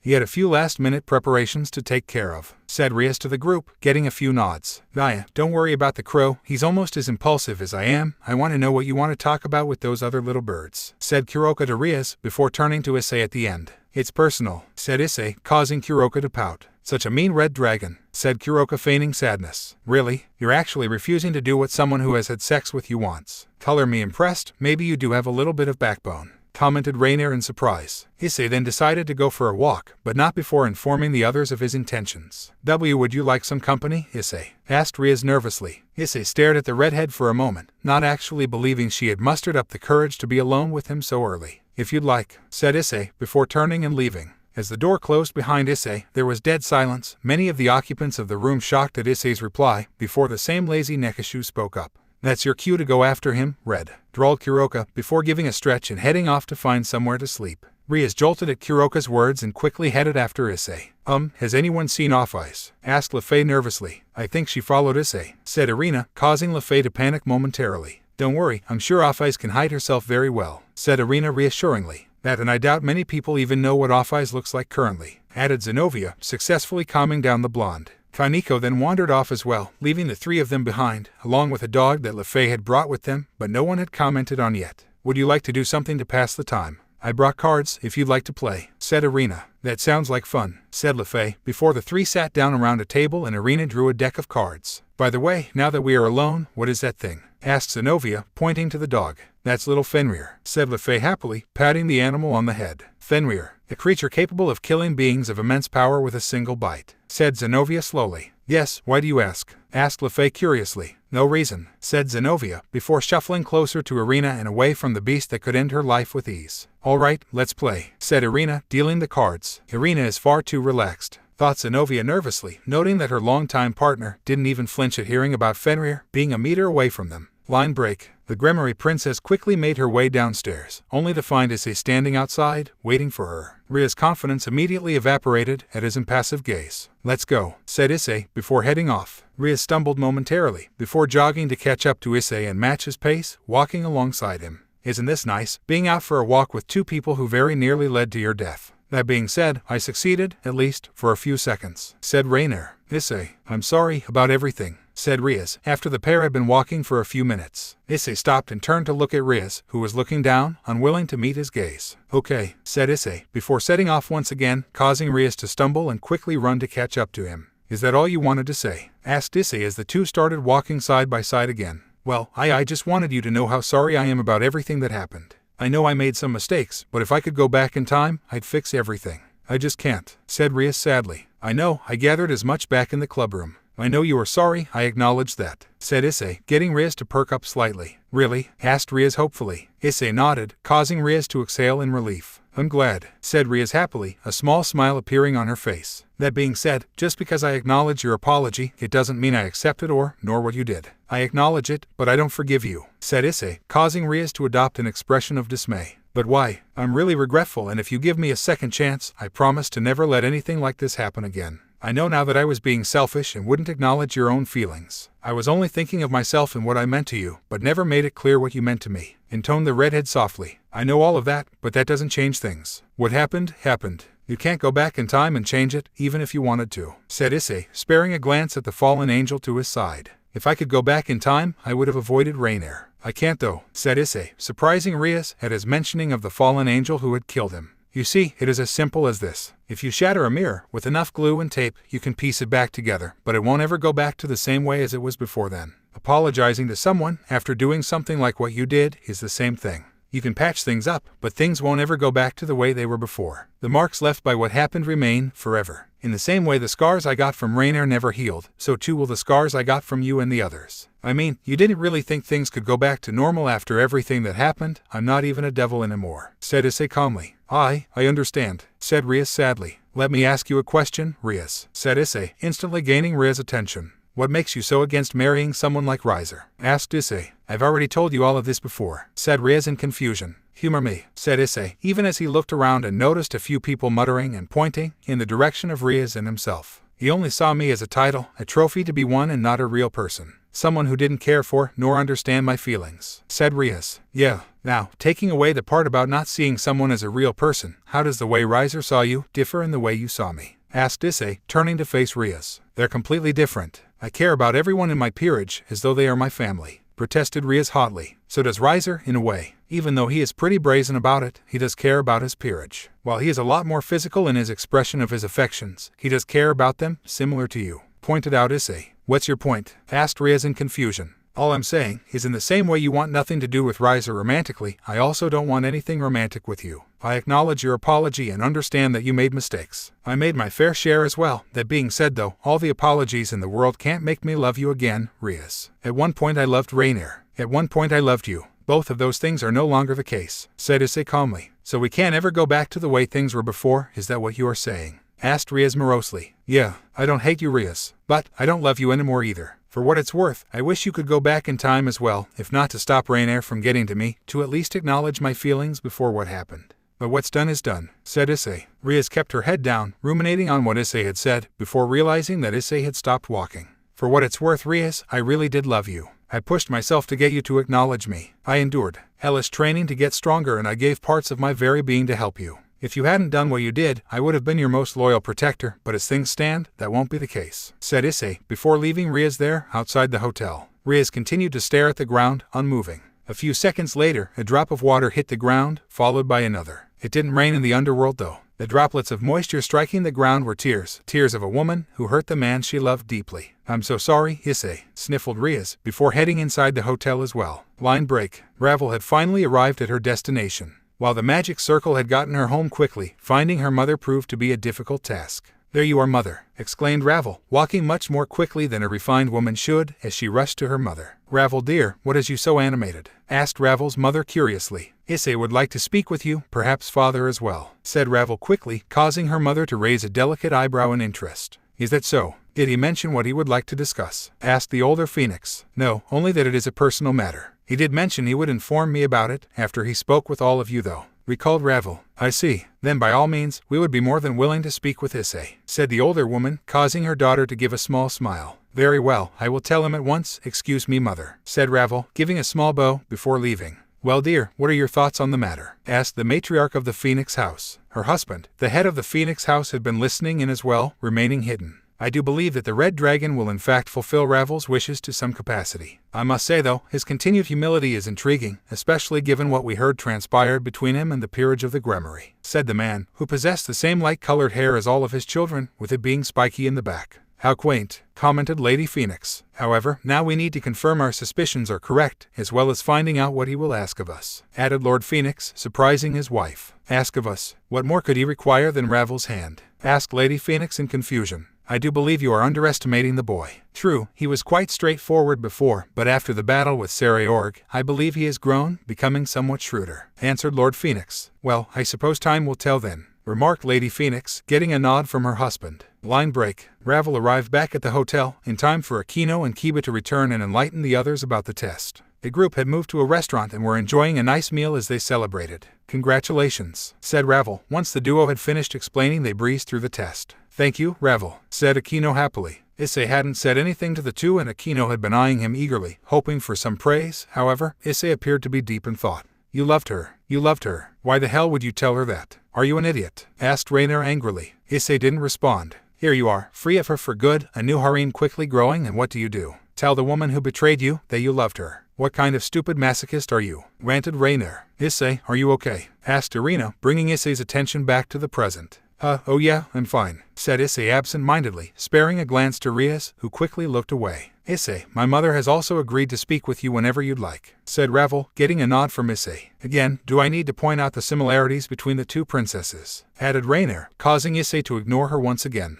The leader of the fallen angels was also present and had been scrutinizing Issei as well, noticing he appeared conflicted. Just as Azazel prepared to speak to Issei, a chill washed over the bodies of those present. How annoying, it seems Volley was ignored, said Kuroka. Issei noticed a familiar mist was rolling in through the entrance of the restaurant. Partner, you know who this is, don't you? Spoke D-Drag, appearing on Issei's hand. Yeah, Jorg and Dimension Lost. The hero faction must be close by, maybe Cao Cao too, said Issei, clenching his fist. Issei quickly stood up and ran out of the restaurant, the others quickly following. What exactly are you doing? Asked Rainier, floating beside him as he ran. I'm going to find Cao Cao and take him out, isn't it obvious? Thought Issei, as he neared the lobby of the reception desk, the others not too far behind him. Why? Asked Rainier in confusion. I have a score to settle, thought Issei, entering the lobby and looking around. Spotting two people seated on a couch, Issei stretched out his Kai and identified them as Cao Cao and Jorg. One of them showed surprise at Issei's usage of Kai and quickly launched an attack at the others, behind Issei. It was headed for Arena in Asia, but Issei, having felt the ill intent behind the attack, appeared in front of it and focused Kai to his hand, before punching the fireball into oblivion. I was already itching to take you down a peg after Kyoto, but now you're just making things personal,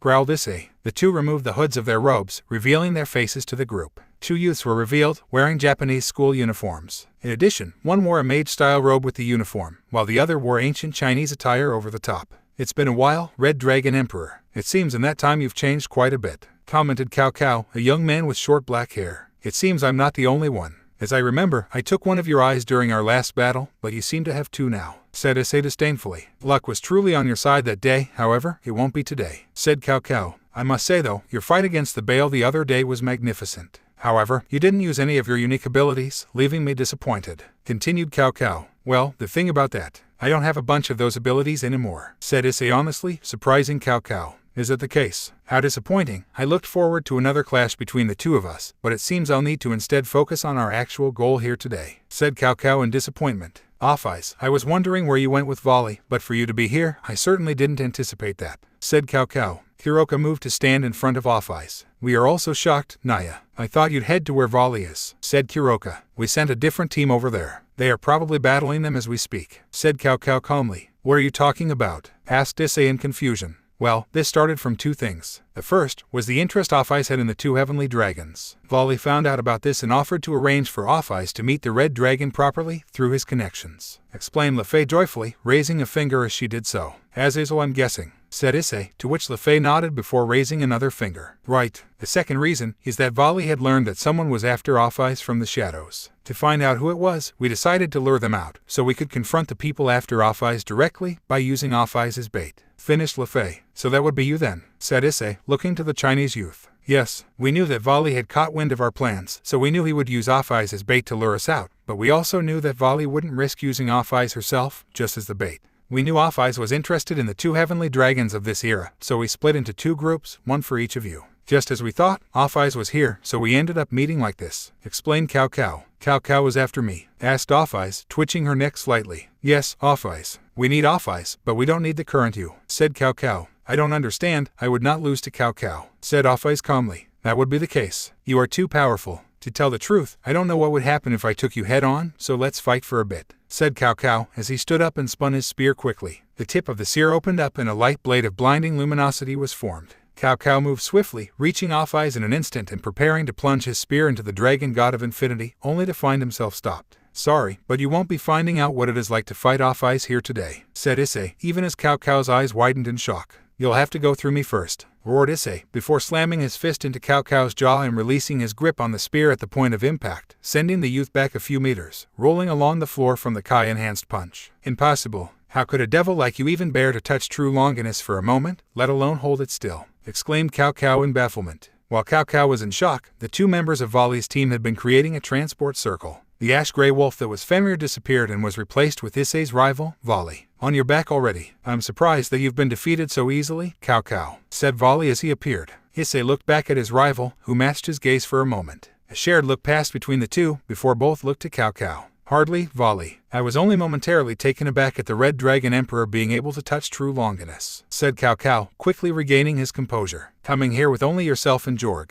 How bold, commented Volley. Rather than being bold, I believe that it will be enough with just me and Jorg, said Cao Cao. Looks like you are confident, Cao Cao. Does it mean you have the so-called Dragon Eater as your trump card? I'm guessing it is a sacred gear possessor who specializes in dragon slaying, or a new Longinus possessor. Yes, Volley, to which Cao Cao shook his head. No, that's not it, Volley. Dragon Eater was a codename we gave to a being that existed already. We didn't create it, it was already created by the god from the Bible, said Cao Cao. Is it time now, Cao Cao? Asked the youth wearing the robe, Jorg, a young man with black hair and rectangular framed spectacles. Yes, all the dragons are here now. We couldn't ask for more. Let's call it. The time for opening the jar from hell has come, declared Cao Cao ominously. Roger that. So the time to devour the infinite has come then, said Jorg, as a massive magic circle was created behind him. The hotel shook and an ominous aura was emitted from the magic circle. This presence is an overwhelming intent only directed at a dragon, commented Diedrag, sounding frightened. A frightening mass started to emerge from the magic circle. A head, quickly followed by a torso bearing black wings, the wings of a fallen angel. The creature was impaled on a cross, with numerous restraining tools crossing over its body, inscribed with creepy-looking letters. Tears of blood fell from its eyes. The lower body of the creature finally emerged, looking quite scaly, snake-like, almost like dragon scales. No, it wasn't a snake, it had the upper body of a fallen angel, but its lower body was unmistakably that of a dragon. Allow me to introduce you to Dragon Eater Samael. It is the snake from the tale of Adam and Eve. In tricking them to eat the fruit of knowledge, it earned the fury of God from the Bible. It received many curses and poisons. Naturally, it is impossible for God, who is sacred, to have evil intentions. That is why it has intense poison.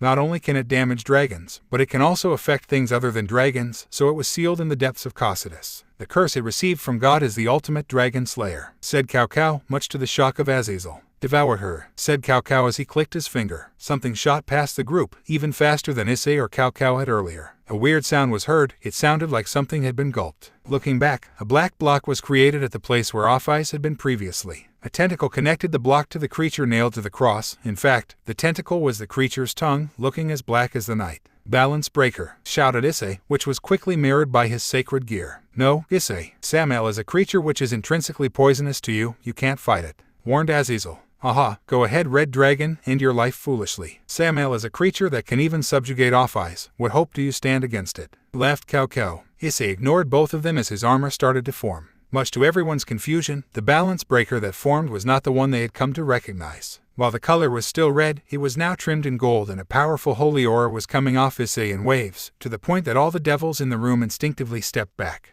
Issei's wings then burst from his back. There were the normal 10 red ones, but now there were 2 more wings, a golden color, the same as Michael's. A scallon was in Issei's hand in a moment and he immediately started to power up and boost continuously, boost after boost being announced by his sacred gear. Hey, Cao Cao, it seems you missed the message, so let me fill you in quickly, said Issei, gaining Cao Cao's attention. While it isn't as strong as it once was, I actually hate most fallen angel to a certain extent, barring a certain few. That being said, the reason I could touch true Longinus is because I'm not a devil anymore, said Issei, before his sacred gear announced explosion. I'm now an angel, roared Issei, before swinging a scallon down on the tongue of Samael, covering the blade in so much holy energy that it was no longer visible. A wail of the most horrifying proportions was heard as Issei made contact with the black tentacle before he managed to cut through it, shocking everyone. As an angel and a dragon, something like Samael, a fallen angel and a dragon slayer, is my natural enemy, said Issei, before pointing his sword at Cao Cao. You shouldn't underestimate me, Cao Cao. Before I took your eye, but this time, I might take your life. You attack off-ice, you attacked my friends. All for what? Power. I'll show you so much power you never want a taste of it ever again, shouted Issei, before a wave of holy energy shot from the blade of a scallon at Cao Cao, who barely dodged the attack.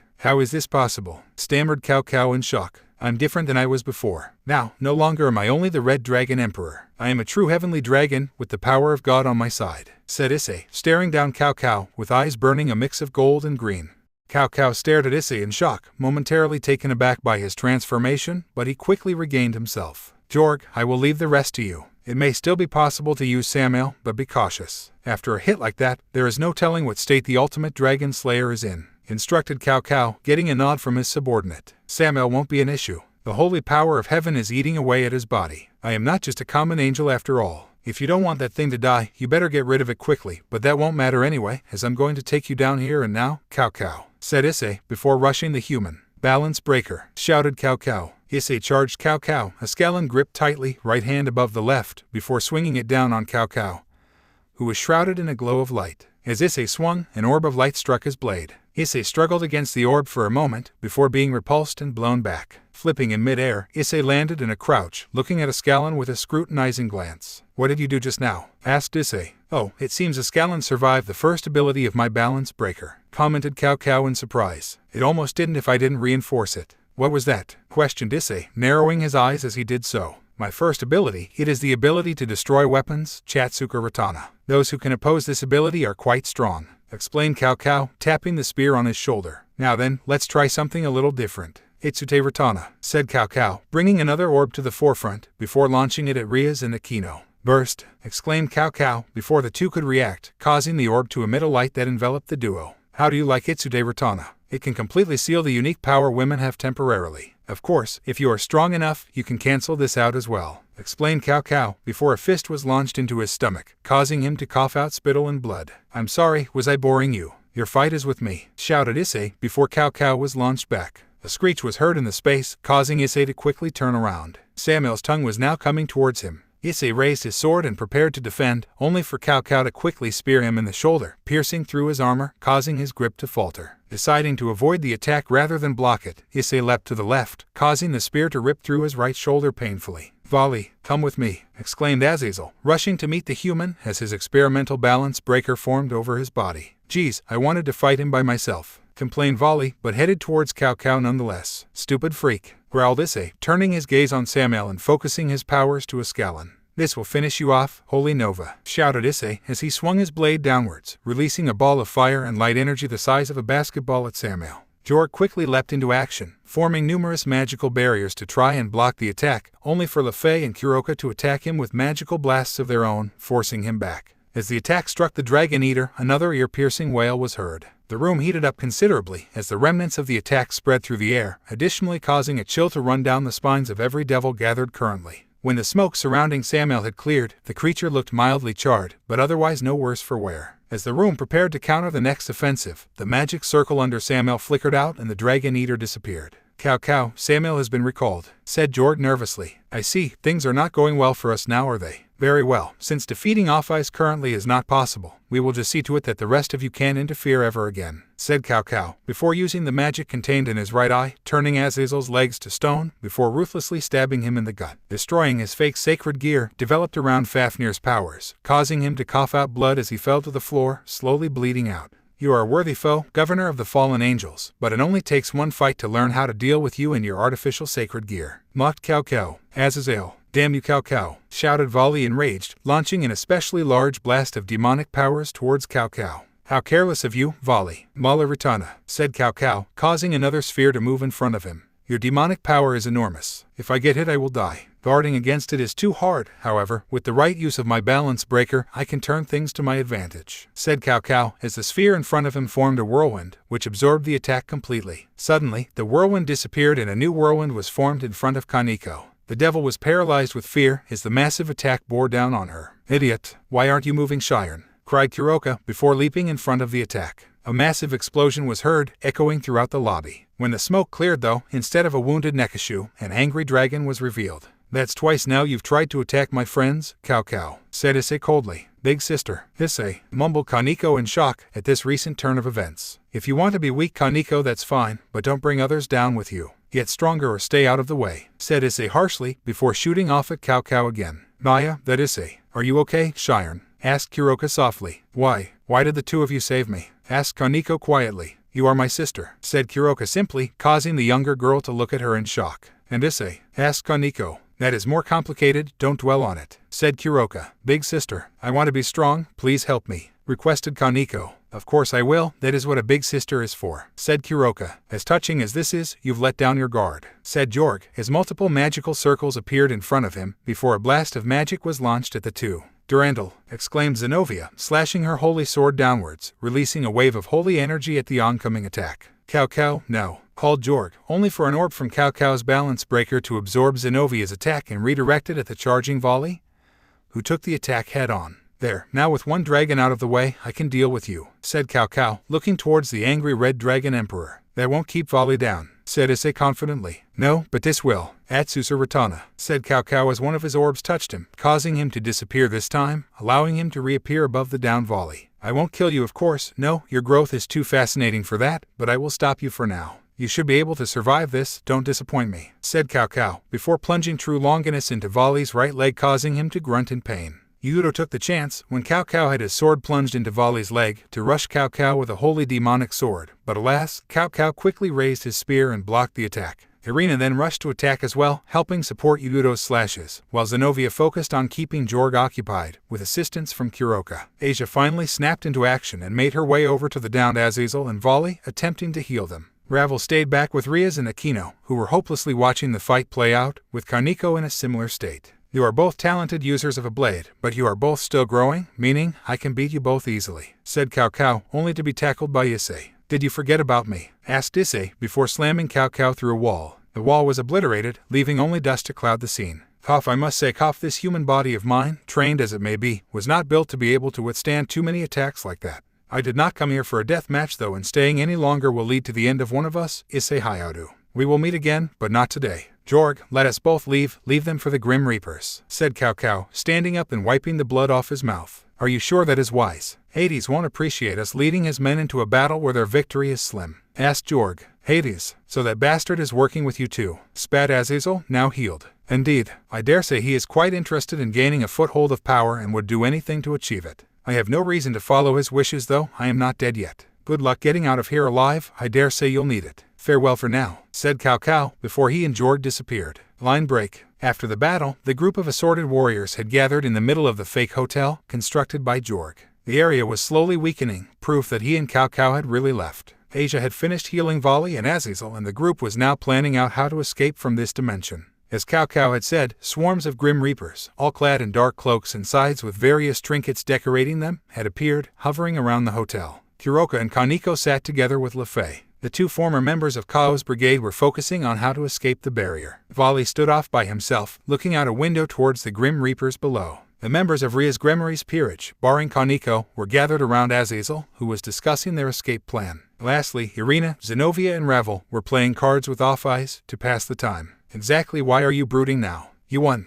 asked Rainer, sitting to Issei's left as he looked out the window to his right, from his seated position, right arm resting against the windowsill. I didn't win. He escaped, said Issei quietly, so none of the others would hear him. Haluo, he ran away after you got one hit on him. That is a loss in every sense of the word. Sure, he is alive, but that hardly counts as winning, said Rainer. So I guess you lost then, retorted Issei. I'm going to let that slide just this once, said Rainer, with pursed lips. Partner, you are being entirely unreasonable. You protected your friends. Even more than that, you repelled Samuel himself, a being even Albion, and I fear. You should be proud, said Dietrich. Exactly, you won. You are strong. You are just being unreasonable now, added Rainer. Issei didn't respond to the words of the two and merely continued to glance out the window. If I'm not becoming strong enough to defeat all my enemies, as well as protect all my friends, what is the point? Asked Issei. What is the point? What are you on about? Did you forget your dream of a harem? Have you given up on breasts? Asked Rainer in shock. Of course not, snapped Issei, confusing the rest of the room, who only caught his outburst at the end and not what was said before. Issei blushed slightly in embarrassment, before turning his gaze back out the window.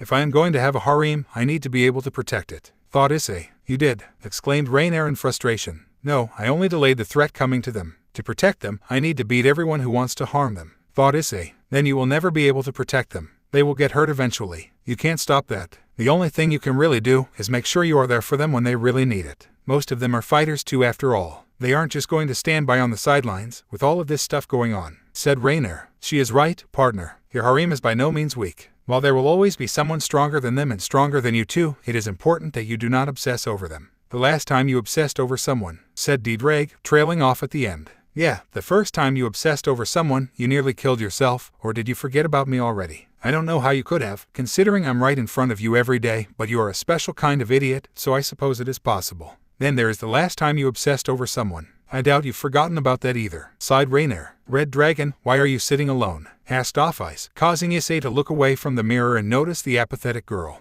Off-Eyes, are you okay? Asked Issei reflexively. I am infinite, answered Off-Eyes, causing Issei to smile slightly in amusement. Right, so what is it? Asked Issei. Why are you sitting alone? Repeated Off-Eyes. I just needed some time to think, replied Issei. Think? About what? Inquired Off-Eyes, tilting her head to the side. It's nothing, said Issei, standing up and walking towards the others. You were thinking about the dimensional gap? Questioned Off-Ice, tilting her head to the other side. Huh, replied Issei in confusion, stopping in his tracks. You said nothing. The dimensional gap is nothing. There is only me, Great Red, and nothing. Elaborated Off-Ice. Oh, I was just thinking about how I need to be stronger, confessed Issei, sitting back down by the window. Why do you need to be stronger? You said before that you wanted to grow emotionally. Is this what you meant? Asked Off-Ice, with a hint of curiosity working its way into her tone. No, not exactly. I want to get stronger to protect the people I care about, said Issei. Who do you care about? Asked Off-Ice. Whoa, now there is a loaded question if I've ever heard one, commented Rainier in amusement. My friends and family, answered Issei. Who are your friends? Asked Off-Ice. Well, there is Irina, Zenovia, Ravel, Kuroka, and the rest, said Issei, who started by listing off the names of those close to him, before rushing his words to end his sentence abruptly. You did protect those four, stated Off-Ice, tilting her head to the other side once again. Well, I guess, but what if Cao Cao was fighting seriously? Retorted Issei. Are you scared of Cao Cao? Asked Off-Ice. No, replied Issei quickly. Then why do you need to be stronger? Are you not strong enough? Asked Off-Ice again. It's complicated, said Issei, feeling out of his depth in the conversation.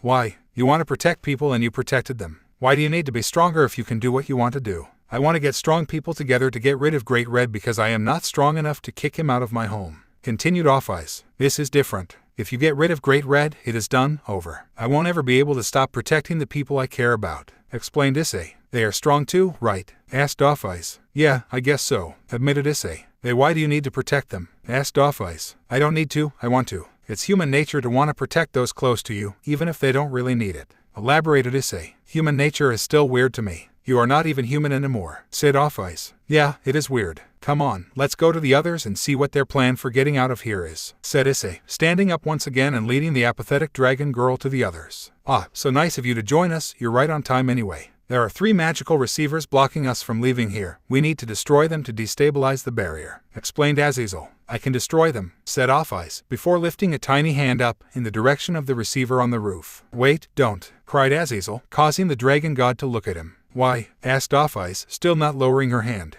There is no telling what kind of effect Samel had on you. Your powers might be unstable, explained Azazel. Off-Ice gave a small grunt before looking upwards. In the next moment, a concussive blast of energy shot out from Off-Ice's hand and launched the others away, the closest ones cradling their ears in pain. Yes, my powers are unstable, confirmed Off-Ice before letting her hand drop. Yes, well, in any case, we can send 2 people out of here thanks to Lefei and Kuroka's combined magical abilities, but it will only work once. Irina, I suggest you go. Michael and Surzech need to be informed of the situation, said Azazel, getting an uneasy nod from Irina as they all got back to their feet. What about Ravel though? Asked Irina. Ravel, can we prox without the mindset of needing to protect you? Asked Azazel. Before Ravel could respond, Issei interjected. You should send a devil though, if only to help convince the higher-ups in the devil community about what is really happening, said Issei. It'll be fine, Issei. The devils will be informed by their own soon enough, but we need to act fast. The angels are united under the command of Michael, while the devils are, sadly, not united. For this reason, Michael will be able to deal with the situation faster than Surzech can, while also being able to inform him, explained Azazel. Fine, but I'm not going, said Issei. Of course not, you will be part of our vanguard, we can't let you go. Zenovia, it would be best for you to go.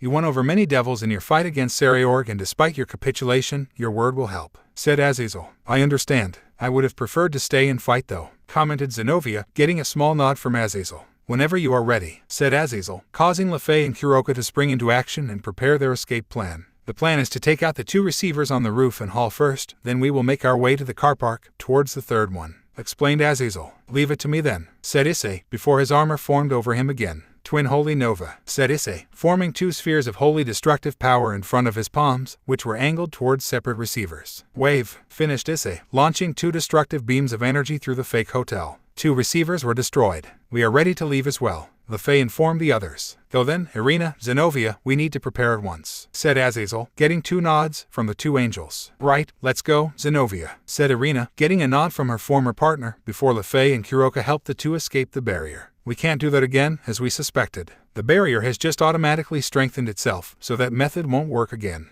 revealed Lefei, getting a grim nod from the leader of the Grigori. Right, let's get moving then. Issei, can you do another attack like that in the direction of the car park? Asked Azazel. Easily, just give me a moment, said Issei, as he was engulfed in the reddish-black miasma of energy that made up his unique brand of senjutsu. Holy Nova Wave! Cried Issei, launching another blistering, bright orange blast of energy through the artificial construct. Now, rush the Grim Reapers while they are scattered, exclaimed Azazel as the group charged out of the building through the large gaping hole Issei had created before engaging the scythe wielders. It seemed that the Grim Reapers would be formidable based on their sheer numbers alone, numbering in the thousands. However, one fighter on the side of the collective allies proved to be able to take out dozens of Grim Reapers at a time. It may have also been due to the Gremory group regaining some of their morale due to fighting alongside Issei once again. Well, it seems that we have been betrayed as well, said an ominous voice, echoing around the car park, before a distortion in the field appeared, out of which a new hooded figure entered the battlefield. The hood quickly fell from the figure, revealing his face. Well, face was not entirely correct, as the figure was wearing a mask, similar to one worn by a clown.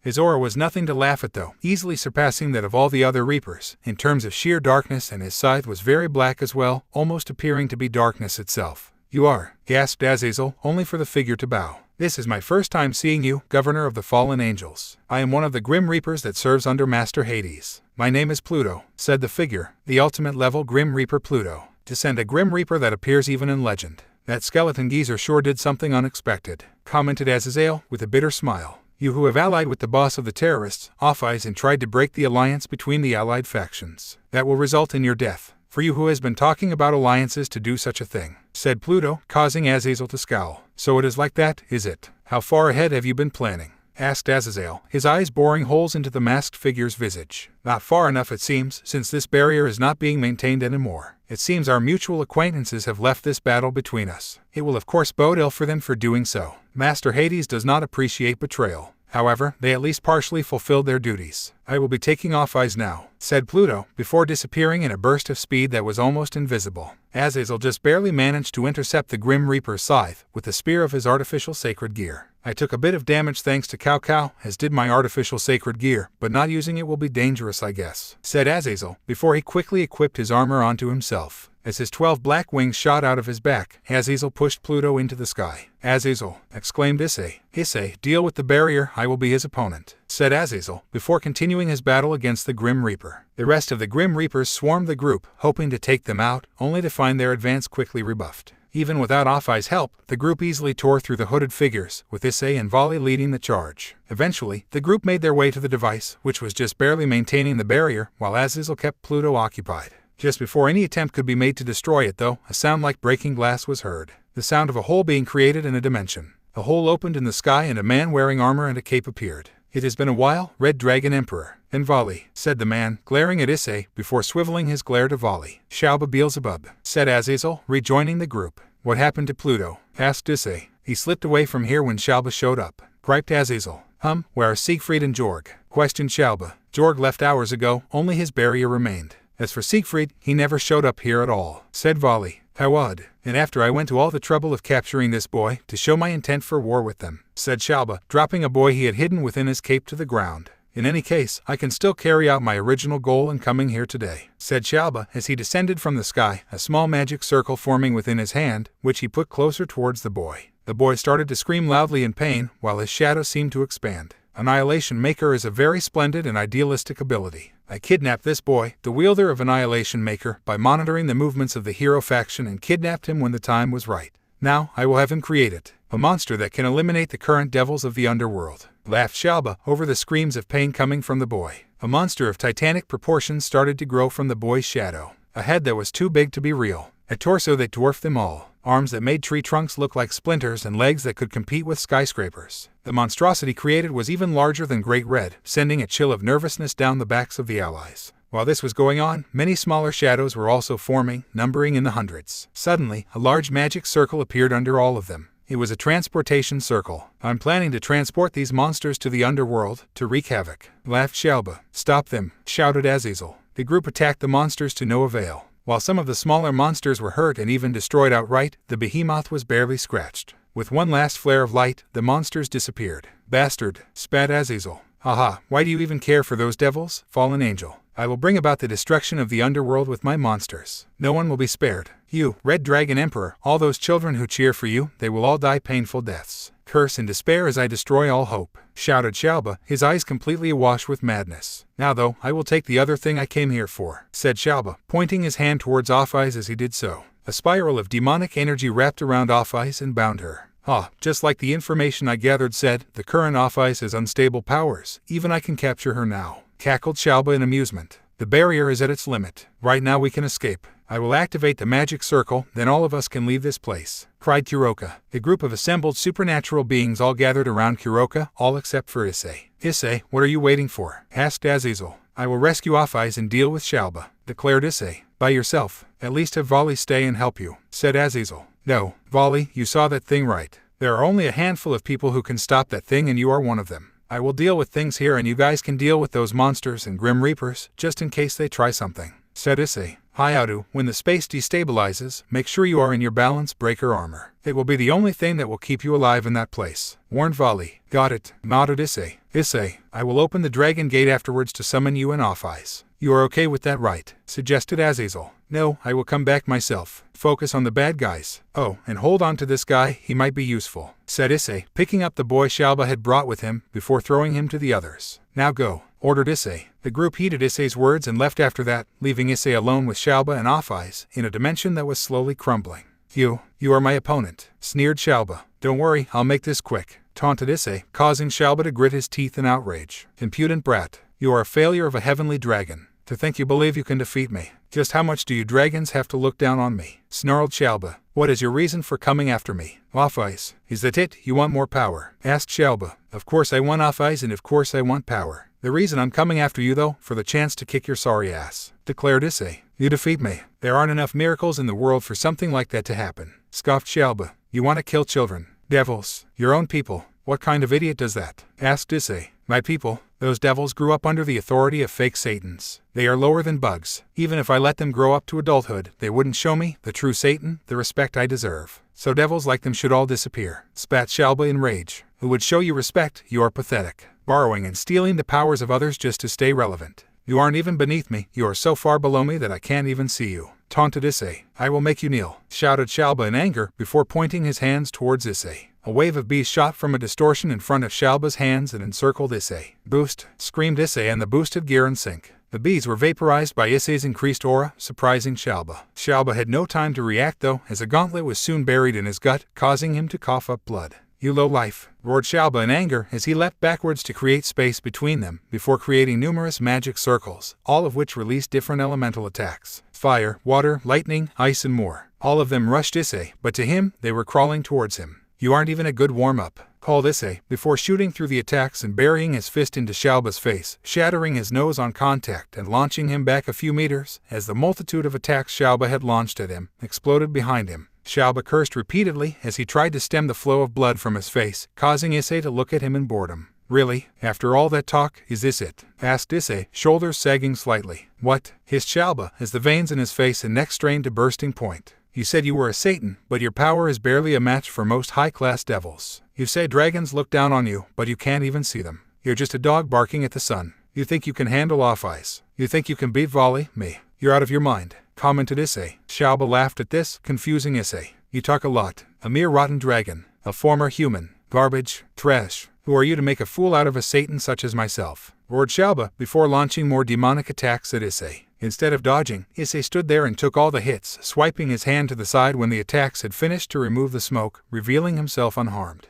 You can't even scratch me. If I wanted to, with one attack, I could utterly destroy you. If I use my light powers I would eradicate your very existence, said Issei, causing Xiaoba to grind his teeth madly. You shitty heavenly dragon. How about this? Growled Xiaoba. Xiaoba sprinkled what appeared to be blood over a magic circle within his hand. Aiming the magic circle at Issei, Xiaoba laughed. If you are so confident, then take this, roared Xiaoba, launching an arrow from the magic circle. Issei stood there impassively, awaiting the arrow, preparing to tank the attack again. No, move, you idiot, shouted Rainier, confusing Issei, which caused him to shift slightly to face the apparition, only for a dull thud to sound out from his chest. Issei coughed and was surprised to feel blood splash onto his face, within the helmet of his balance breaker. Surprised. That arrow was covered with the blood of Samuel. I was planning on saving that for Volley, just in case. But for me to use it against garbage like you. No matter now. With this, the tables have turned. If you had a strong aptitude for demonic powers like Volley, then you could have endured it a bit. But for someone like you, who seems to have no talent in demonic powers, then you will die, said Xiaoba smugly, only to scowl as Issei laughed. Wait, demonic powers? Ha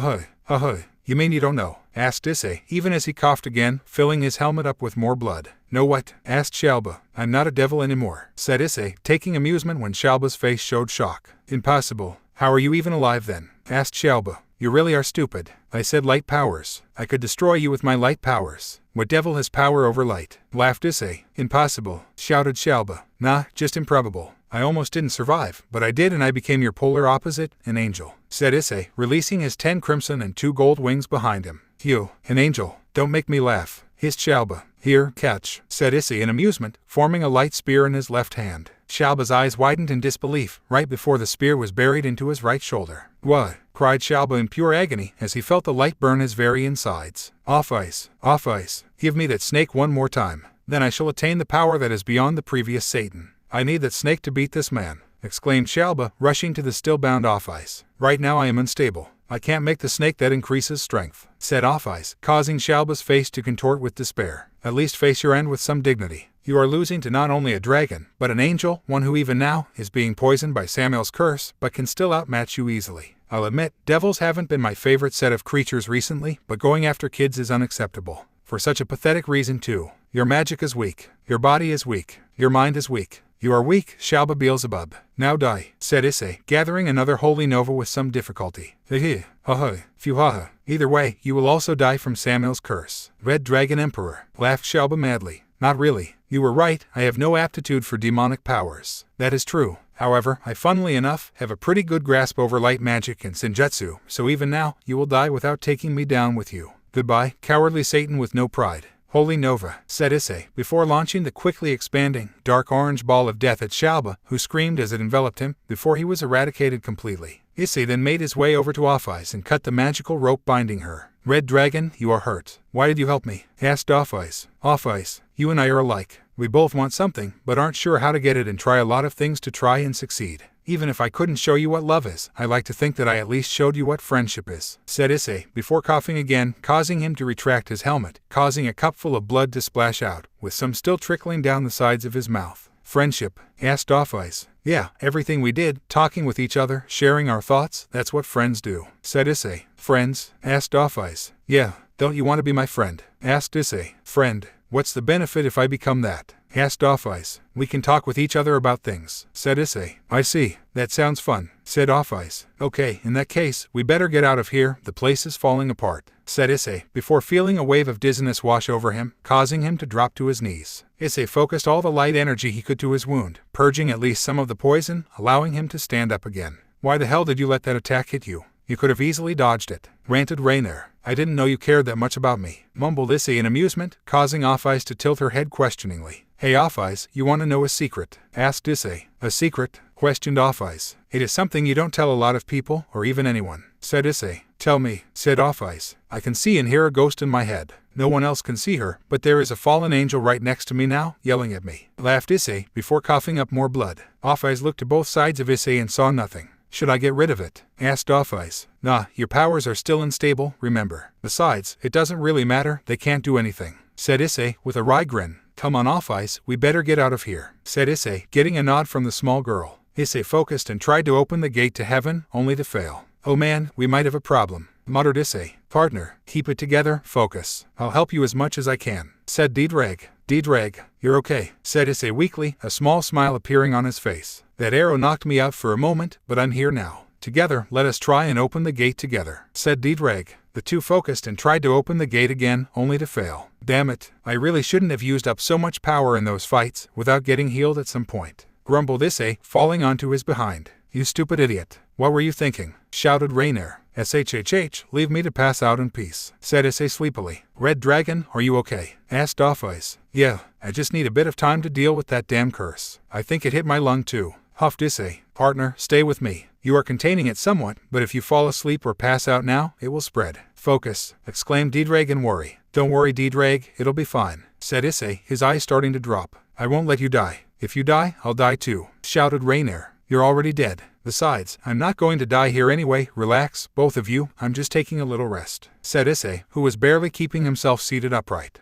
"You better appreciate this," said Rainier, before dissolving into a multitude of black and red particles, which converged on Issei's wound. "Whoa, Deedrag, am I starting to hallucinate?" What just happened? Asked Issei. I don't know, partner, but whatever that was, it seems to be containing the poison. For now at least, said Dreg. That's good, I guess, muttered Issei before letting his back hit the floor. Red Dragon. Dreg. The curse has spread through most of his body, said Off Ice. I know. He won't die though. He always keeps getting back up. He has survived worse than this, said Dreg about the sleeping Issei. Off Ice, do you want to talk about him, our friend? Asked Dreg. Yes, tell me about him. Was he a good Red Dragon Emperor? Agreed Off Ice, sitting beside Issei's left hand. He was the best Red Dragon Emperor I've ever had, said Dreg. Line break. Issei sat up and found himself in an empty expanse of white, yellow, and orange. It took his eyes a moment to adjust, but when they did, he focused on something that stood out of place heavily. Aha, I can't believe that even after all this time, you still weren't able to move past me. It's kind of sad really, but I guess even I'm a little flattered that I had that much of an impact on you, said Rainer. Rainer, you sound different, commented Issei. That's because I'm the real thing, not that fake entity your little addled brain put together, said Rainer with a smirk. Oh, so what now? Are you here to mock me while I'm hovering between life and death? That's nice, scoffed Issei, sitting himself down on the floor. Well, that was the original idea. I mean, I hate devils. Sure, you might be an angel now, something I still don't believe, but to me, you will always be that weak little devil, crying over a poor nun in the middle of a church, praying and pleading, said Rainer, walking up to Issei until she was standing right in front of him.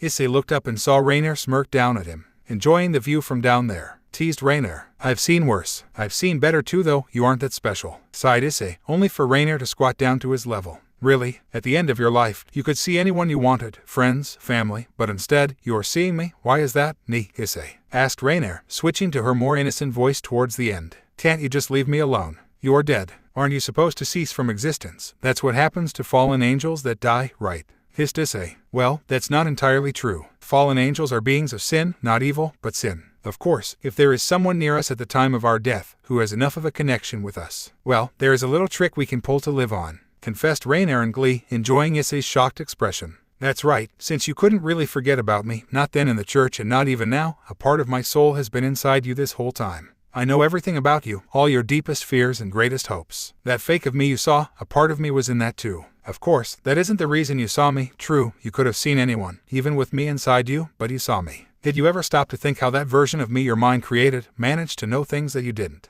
That was a little gift from me. An angel's voice, info about Azazel. You didn't really think your brain could make those things up, said Rainer, with a grin, before pressing her index finger to his forehead. I was right here, all this time, finished Rainer happily. Issei pushed the fallen angel's hand away from his forehead and stood up, backing away from her, much to her amusement. You stay the hell away from me, roared Issei. Really? That's what you want to go with? Laughed Rainer as she stood to her feet again. I hate you. You are a murderer, a cruel scheming murderer, shouted Issei. I might be a murderer, but so are you. That weak little devil you just vaporized wasn't exactly dust. As for scheming, well, I am scheming, I can't deny that, but so are those others. The devil who just happened to be there to revive you when I killed you. Her brother who used you to break his little sister's engagement. That devil who wanted to add little Asia to his collection. How about that other boy with the divine dividing, who turned on Azazel? Let's not forget that redhead's cousin, who wanted to use you to look better when he beat you. I could go on, but I think I made my point. Even your little angel was scheming. After all, they couldn't let the red dragon slip away from them, now could they? Said Rainer, advancing on Issei. What do you want from me? Do you get off on torturing me while I'm barely hanging on to life? Haven't you messed up my life enough? All of this, devils, dragons, angels, none of it would have ever happened if it wasn't for you, Rainer, spat Issei. Maybe, maybe not. I mean, I am important to you, I think we both know that much now. However, there is no guarantee that you wouldn't have been made a devil by her later on down the road.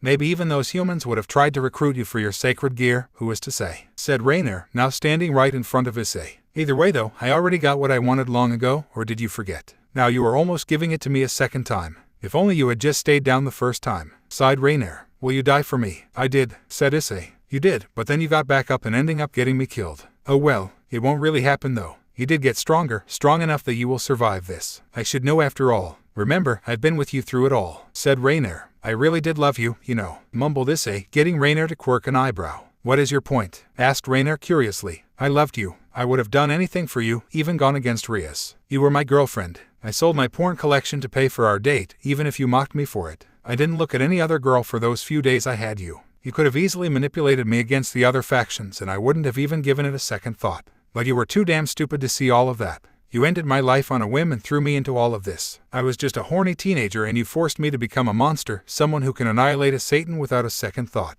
admitted Issei. I know. Truth be told, it wasn't the worst thing in the world, being your girlfriend, said Rainier, lifting her hand up to show Issei the bracelet he gave her on their first and only date. But you can't change the past. What's done is done, said Rainier, shrugging her shoulders. You know, I would have done it, muttered Issei, confusing Rainier. Done what? Asked Rainier in confusion. Died for you. Not by letting you kill me, I mean I would have risked my life to keep you safe. Just like I risked my life to keep Rias safe. Just like I will risk my life to keep Gabriel safe. I might not have been very strong then, but my love for you was, said Issei. You still aren't going to let me go, are you? Commented Rainier in amusement. Issei didn't respond to Rainier's question, causing her to smirk. That's fine, because I'm pretty much stuck with you until you really die. Well, it's about time for you to leave here now anyway, said Rainier, taking a step back and looking upwards. What did that other you do before I passed out? Asked Issei. I simply helped reduce the severity of the poison. Samuel is part fallen angel after all, answered Rainier. What? Why? If that Rainier was part of you, why would you want to save me? Asked Issei in confusion.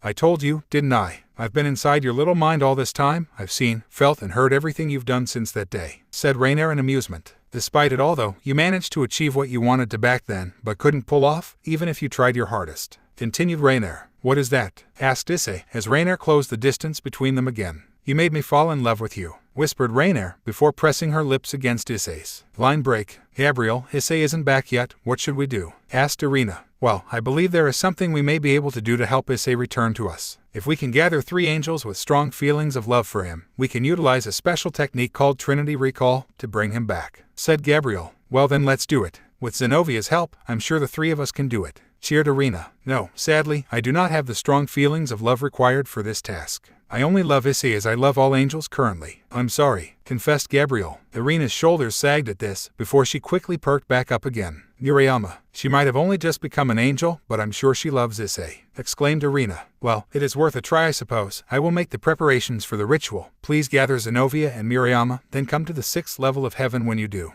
We will need Michael's help for this, said Gabriel. Line break. It was hardly 5 minutes after that Irina had returned with Zenovia and Murayama. Irina, is this important? The underworld is still fighting against those things, said Zenovia. What's going on? Asked Murayama. Just come with me, I'll explain later, said Irina as she dragged the 2 confused girls with her. Welcome back, Irina. Hello Zenovia and Murayama, it is nice to see you, said Gabriel. Of course, Lady Gabriel, it is an honor, but what exactly are we doing here? Asked Zenovia with a small bow. We are going to bring Issei back. It's been almost a full day now and he should be back by now. Something has to be wrong, so we will help him come back, explained Irina. Yes, Irina is right, if not a little enthusiastic, said Michael, with a smile, causing Irina to blush slightly. Now, Zenovia, Murayama, you 2 and Irina need to focus on your love for Issei. There is no telling if this will work, as the 3 angels used to perform this ritual have never been reincarnated angels before, but you 3 are the best option to ensure success in this endeavor, said Michael, getting a nod from the 3 girls. Very well then, come stand here around this altar, said Michael, gesturing to a small 2-meter by 2-meter raised platform, adorned with gold around the edges and motifs of doves. The girls walked towards the altar and took positions around it, with Irina at the base, Zenovia and Murayama at the sides and Michael at the head of the altar. Now, close your eyes and think of your love for Issei, I will do the rest, instructed Michael. The girls closed their eyes and focused. Michael released his wings and his halo appeared on his head as he held his hands together in prayer. A gold light started to spread out from the middle of the altar, slowly expanding, until the entire altar was bathed in a luminous golden glow, before seemingly shattering and scattering through the air. Well, this is most unexpected, said Michael, causing the 3 girls to open their eyes. There on the platform was Issei in his balance breaker armor as they had sought. The surprise, though, came from the black-winged fallen angel resting atop his form. Line break. End of canon chapter. Line break. Abhorrently long, as I promised. Now, also as I promised, the alternate ending. Before you read it though, you need to know a few things. Had I gone with this route, Issei would not, I repeat, would not have seen the apparition of Rainier everywhere he went, raising his doubts out loud and commenting on things. In other words, what I want you all to take away from this is, aside from the hearing of Rainier's "Will you die for me?" line, Issei never spoke with or confronted Rainier at any point, and that the last time he saw her was when she died. Now, picking off from where things diverge, you shitty heavenly dragon. How about this? Growled Shalba. Shalba sprinkled what appeared to be blood over a magic circle within his hand. Aiming the magic circle at Issei, Shalba laughed. If you are so confident, then take this, roared Shalba, launching an arrow from the magic circle. Issei stood there impassively, awaiting the arrow, preparing to tank the attack again. As the arrow reached Issei, he made no move to dodge it, fully assured in his victory, so he was quite surprised when he felt the arrow pierce through his armor. Issei coughed up a wad of blood and looked down, only to see the arrow lodged into where his heart would be. You fool, that was an arrow imbued with blood from Samuel. I had saved that arrow for volley, just in case. But for me to use it on garbage like you, I'm embarrassed, laughed Shalba. Shit, I got careless. Still, even if you got a good hit on me, I'm not letting you leave here, growled Issei, causing Shalba to flinch as Issei advanced on him. No, how are you alive? How are you still moving? Asked Shalba in fear. Off ice, give me that snake one more time. Then I shall attain the power that is beyond the previous Satan. I need that snake to beat this man, exclaimed Shalba, rushing to the still-bound Off Ice. Right now I am unstable. I can't make the snake that increases strength, said Off Ice, causing Shalba's face to contort with despair. At least die with some dignity, said Issei, gathering another holy nova with a great deal of difficulty. Fuhaha. Either way, you will also die from Samuel's curse. Red Dragon Emperor, laughed Shalba madly. That may be, but at least I'll get the satisfaction of stopping you here and now. Holy Nova, said Issei, releasing his attack and annihilating the madly laughing devil. Issei made his way to Off Ice and cut the magical rope binding her. Red Dragon, you are hurt. Why did you help me? Asked Off Ice. Because you don't deserve to be used by people like this. People who only want you for power, said Issei, dropping to his knees. Hey Off Ice, want to be friends? Asked Issei. Friend? What's the benefit if I become that? Asked Off Ice. We can talk with each other about things, said Issei. I see. That sounds fun, said Off Ice. Okay, in that case, we better get out of here, said Issei as he made to stand up before coughing up another wad of blood. Issei then retracted his helmet, causing blood to gush everywhere. Partner, hang on, said Dedrag. Dedrag, I'm sorry. I put you through so much trouble. I know I changed towards the end, but I still caused you a lot of grief, said Issei, falling onto his back, blacking out soon after. Dedrag, the poison is spreading through this person's entire body, said Off Ice. I know that Off Ice, but this person won't die here. He always keeps getting back up. He has survived worse than this, said Dedrag. Dedrag, this person isn't moving, said Off Ice. Yeah, agreed Dedrag. Dedrag, are you crying? Asked Off Ice. Yeah, said Dedrag. Off Ice, do you want to talk about him, our friend? Asked Dedrag. Yes, tell me about him. Was he a good Red Dragon Emperor? Agreed Off Ice, sitting beside Issei's left hand. He was the best Red Dragon Emperor I've ever had, said Dedrag. Line break. Issei sat up and found himself in an empty expanse of white, yellows, and orange. It took his eyes a moment to adjust, but when they did, he focused on something that stood out of place heavily. Aha, I can't believe that even after all this time, you still weren't able to move past me. It's kind of sad really, but I guess even I'm a little flattered that I had that much of an impact on you, said Rainer. You, what are you doing here? Asked Issei, quickly getting to his feet. Come on, Issei. I know you aren't the smartest guy around, but even you can figure out what you seeing me here means, said Rainer. I'm dead, said Issei, sitting back down. Dying, actually, but yeah, you'll be dead soon, agreed Rainer, walking over to Issei. Well, go on then, get it over with, said Issei, with a wave of his hand. Get what over with? Asked Rainer. What? You mean you aren't here to taunt me before I die? Retorted Issei. Now why would I do that? Asked Rainer teasingly, squatting down to Issei's height. Well, I did get you killed, said Issei. Yeah, but that red-haired bitch was the one who did it, not you, Issei, said Rainer, switching her voice to her more innocent one towards the end. What do you want then? Asked Issei tiredly. I just wanted to see you. After all, I've spent all this time in your mind, so I decided to do you a little favor, since you can't seem to forget about me, said Rainer with a smirk. What do you mean? Asked Issei. Well, fallen angels are beings of sin, not evil, but sin. If there is someone near us at the time of our death who has enough of a connection with us, well, there is a little trick we can pull to live on, confessed Rainer in glee, enjoying Issei's shocked expression. So you mean, all this time, stammered Issei. That's right, I've been right here, said Rainer, poking Issei's forehead with her index finger. I hate you, said Issei bitterly. You can say that all you want, we both know the truth, teased Rainer. Did you even care when you killed me? Asked Issei. A little bit, actually. Not enough to stop me from doing it, of course, but I did enjoy the time we spent together, admitted Rainer. I really loved you. You know, whispered Issei. I know, said Rainer, shifting so she was sitting in front of Issei on her knees. Even now, I still love you, said Issei. I know, said Rainer again. Issei didn't say anything after that, keeping his gaze on his lap while Rainer knelt in front of him. Hey, Issei, will you do something for me? Asked Rainer. What? Asked Issei, lifting his gaze to meet Rainer's. Will you die for me? Asked Rainer. Always, said Issei, before Rainer kissed him. Line break.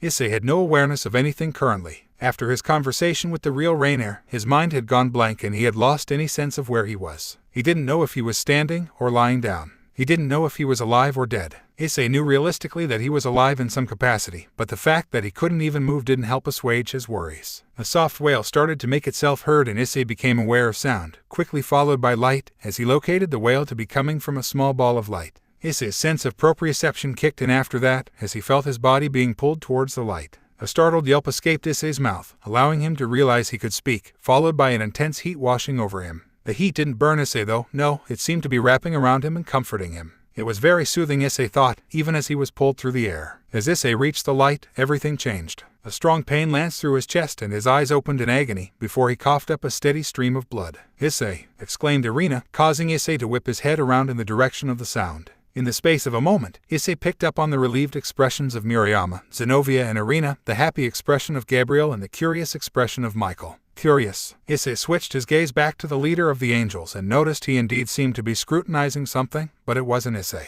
"Issei, are you okay?" asked Murayama, bringing Issei's attention back to the Angels he himself had reincarnated. "A little sore, but nothing I can't handle," said Issei, giving a small grin. His words and expressions were not as effective as he would have hoped, as blood was still trickling out of his mouth. "You're bleeding and injured," said Zenobia bluntly. "Yeah, I'd been worse though. Besides, things could have turned out a lot more differently if certain events didn't occur," said Issei vaguely. "You should allow us to heal you first though," said Gabriel. "I'm fine, really. Samuel's poison is almost completely out of my system," said Issei, causing the two archangels to look at him in shock. "Samuel's poison? How are you even alive, Issei?" questioned Michael in disbelief. "Well, it was pretty close, but I had a bit of help," said Issei. "What happened to Off-Ice?" interjected Irina. "Oh, Off-Ice should be fine. In fact, considering we ended up in the dimensional gap, I'm sure she feels right at home," said Issei, before remembering something. "Off-Ice, you say?" questioned Michael. "Yeah, I can explain though," said Issei. "Does that mean you can also explain that?" asked Michael, pointing to Issei's lap. Issei's eyebrows narrowed in confusion before realizing there was a weight on his legs. Looking down to see exactly what Michael was pointing at, Issei's eyes widened in shock.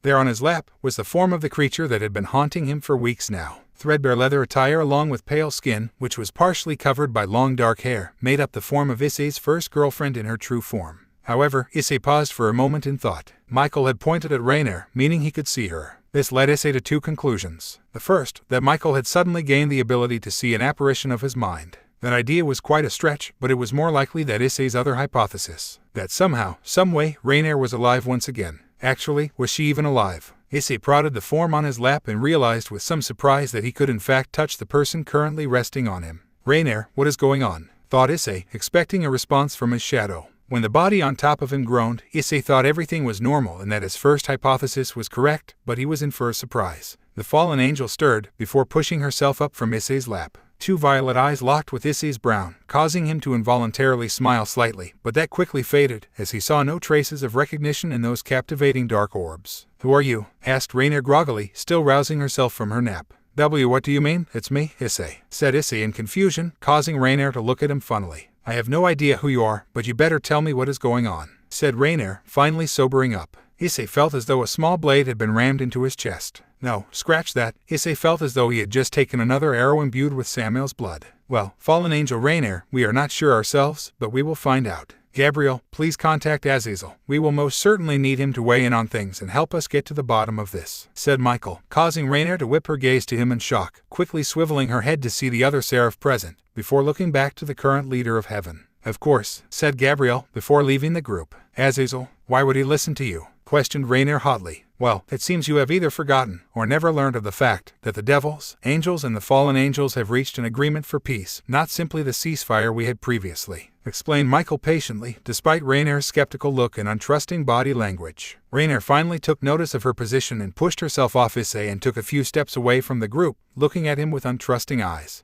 "I'm not believing a word you say until I hear this from Lord Azazel himself," said Rainier, crossing her arms over her chest. The next few minutes passed by very slowly for Issei. He was vaguely aware of Michael healing his surface wounds, his body slowly but steadily working away on removing the rest of Samuel's curse from his being. Throughout all of this though, Issei couldn't tear his gaze away from Rainier. "Why can't she remember anything? What happened?" asked Issei in desperation. "Michael, what's this I hear from Gabriel about a fallen angel being in heaven, on the 6th level no less?" asked Azazel, appearing in a small holographic form, held in the palm of Gabriel's right hand, as she rejoined the group. "Lord Azazel," exclaimed Rainier, recognizing the voice and form of her idol. "I see. This is quite interesting. I would like to investigate this more deeply, but in the meantime, how is Issei?" asked Azazel, confusing Rainier at her leader's interest in the strange boy she had woken up on. "I'm fine. So is Off-Ice. Shalba's dead too. What happened in the underworld?" asked Issei. That's good to hear. Not to worry about those things, Volley took care of the largest one with Juggernaut Drive and the rest were mopped up by the others. It is strange though. Considering the state the underworld was in, it was the perfect chance to strike, but Kao's brigade didn't make a move, answered Azazel, before elaborating on what had occurred, or rather, what hadn't. In any case, you should all return to the human world now, we can discuss more then. Surzech and I just finished dealing with Hades, so he won't be a problem for a while now, said Azazel, before his projection faded away. Well, it seems there is quite a bit of information we are lacking currently. Gabriel, please watch over things for now. I believe I will return to Earth and speak with Azazel and Surzech, said Michael, getting a nod from Gabriel. The rest of you should come as well, that includes you, fallen angel Rainier, said Michael, looking over the group.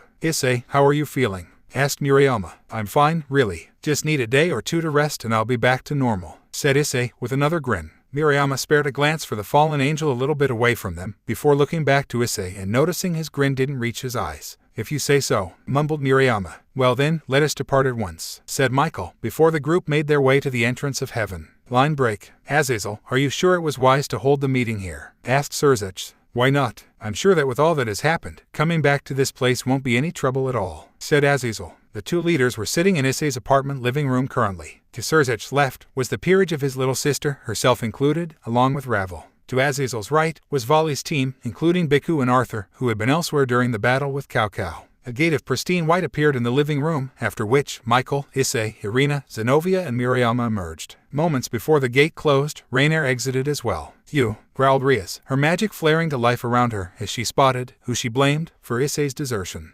Now Rias, calm down. We have to get to the bottom of this matter first, said Azazel jovially, hoping to release the tension that had been injected into the room. Lady, Rainier, gasped Asia, before taking a step back in shock, hiding herself somewhat behind Rias. Greetings Azazel, Surzech, I trust we are secure meeting here, asked Michael. Indeed, Volley and his team here added a few fortifications over the household and have some interesting news to report as well, said Azazel, motioning for Volley to speak. The hero faction has declared a month of ceasefire between our groups. We were able to secure this by returning one of their own, the boy Leonardo, whose sacred gear was used to create those monsters we dealt with, said Volley. Well, that is some good news I suppose, commented Surzech. Xiaoba's dead too, so the old Satan faction is pretty much finished, added Issei. I see and what of off-eyes? Asked Azazel, only for a black void to appear in the living room. Speak of the devil, or in this case dragon I suppose, laughed Azazel, as the tiny form of off-eyes emerged in the living room. Her gaze passively swiveled around the group before landing on Issei. You left without me, said Off-Eyes, her unblinking gaze boring into Issei's. Sorry about that Off-Eyes, but it was more like I was taken. I couldn't really leave myself, said Issei, scratching his head in embarrassment. Great Red and I fixed you, said Off-Eyes, confusing the group, but none more so than Issei. What do you mean? Asked Issei. Partner, while Samuel's curse didn't kill you, it ate away at almost half of your body. It was pure chance that Great Red had been floating by and you landed on him.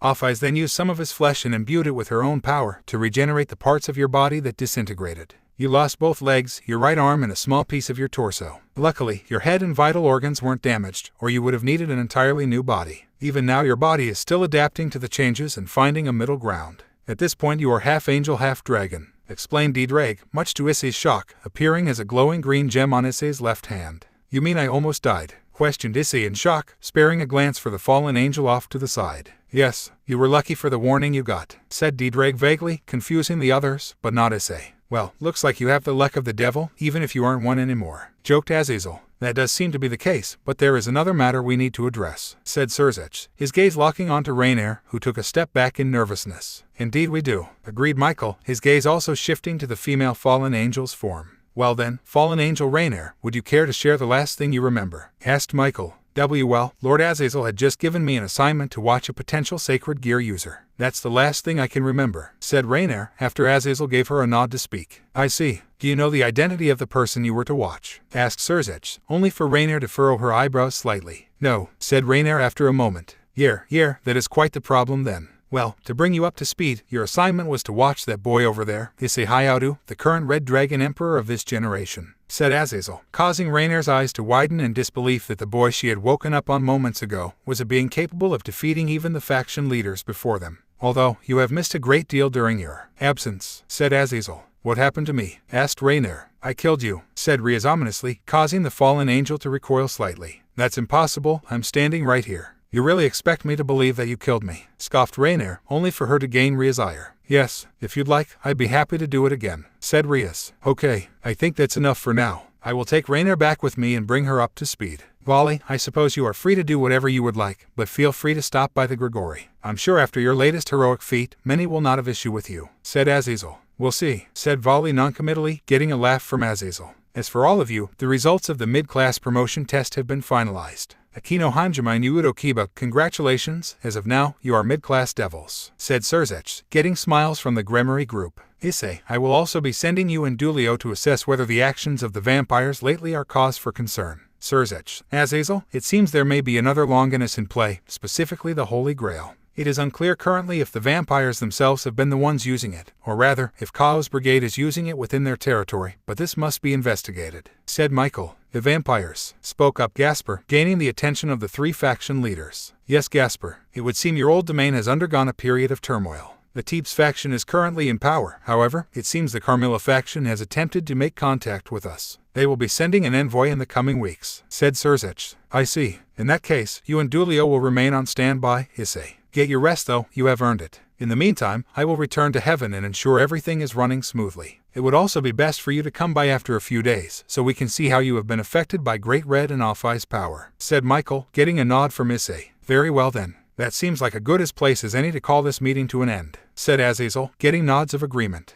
Azazel left first with Rainer, seeking to diffuse the tension in the room, with Folly and his group leaving shortly after. Michael returned to heaven after that, with Surzech returning to hell, leaving the uneasy friends together, along with the dragon god of infinity. I'm glad you are okay, Issei, said Yuudo, speaking on behalf of the group. Thanks. Congratulations on your promotion, Kiba Akino, said Issei, getting a nod from Kiba and a smile from Akino. We should leave now and let Issei get some rest, said Irina, getting murmurs of agreement from the group. The devils left first, Ravel leaving last, after sparing Issei one last look, leaving the angels by themselves. Issei, if you need anything, we'll be downstairs. When you are ready to return back to your house, let us know, said Irina. Zenobia nodded in agreement, before the two headed downstairs. Issei, are you sure you are okay with what happened? Asked Murayama, resting her hand on Issei's shoulder. Yeah, I just need some rest, I'll be back to normal soon, said Issei, giving another smile, which Murayama could tell was forced. Leaning up slightly to give Issei a small kiss, Murayama left soon after. Off-Eyes made no move to leave, staring up at Issei unblinkingly. What now, partner? Asked Diedreg.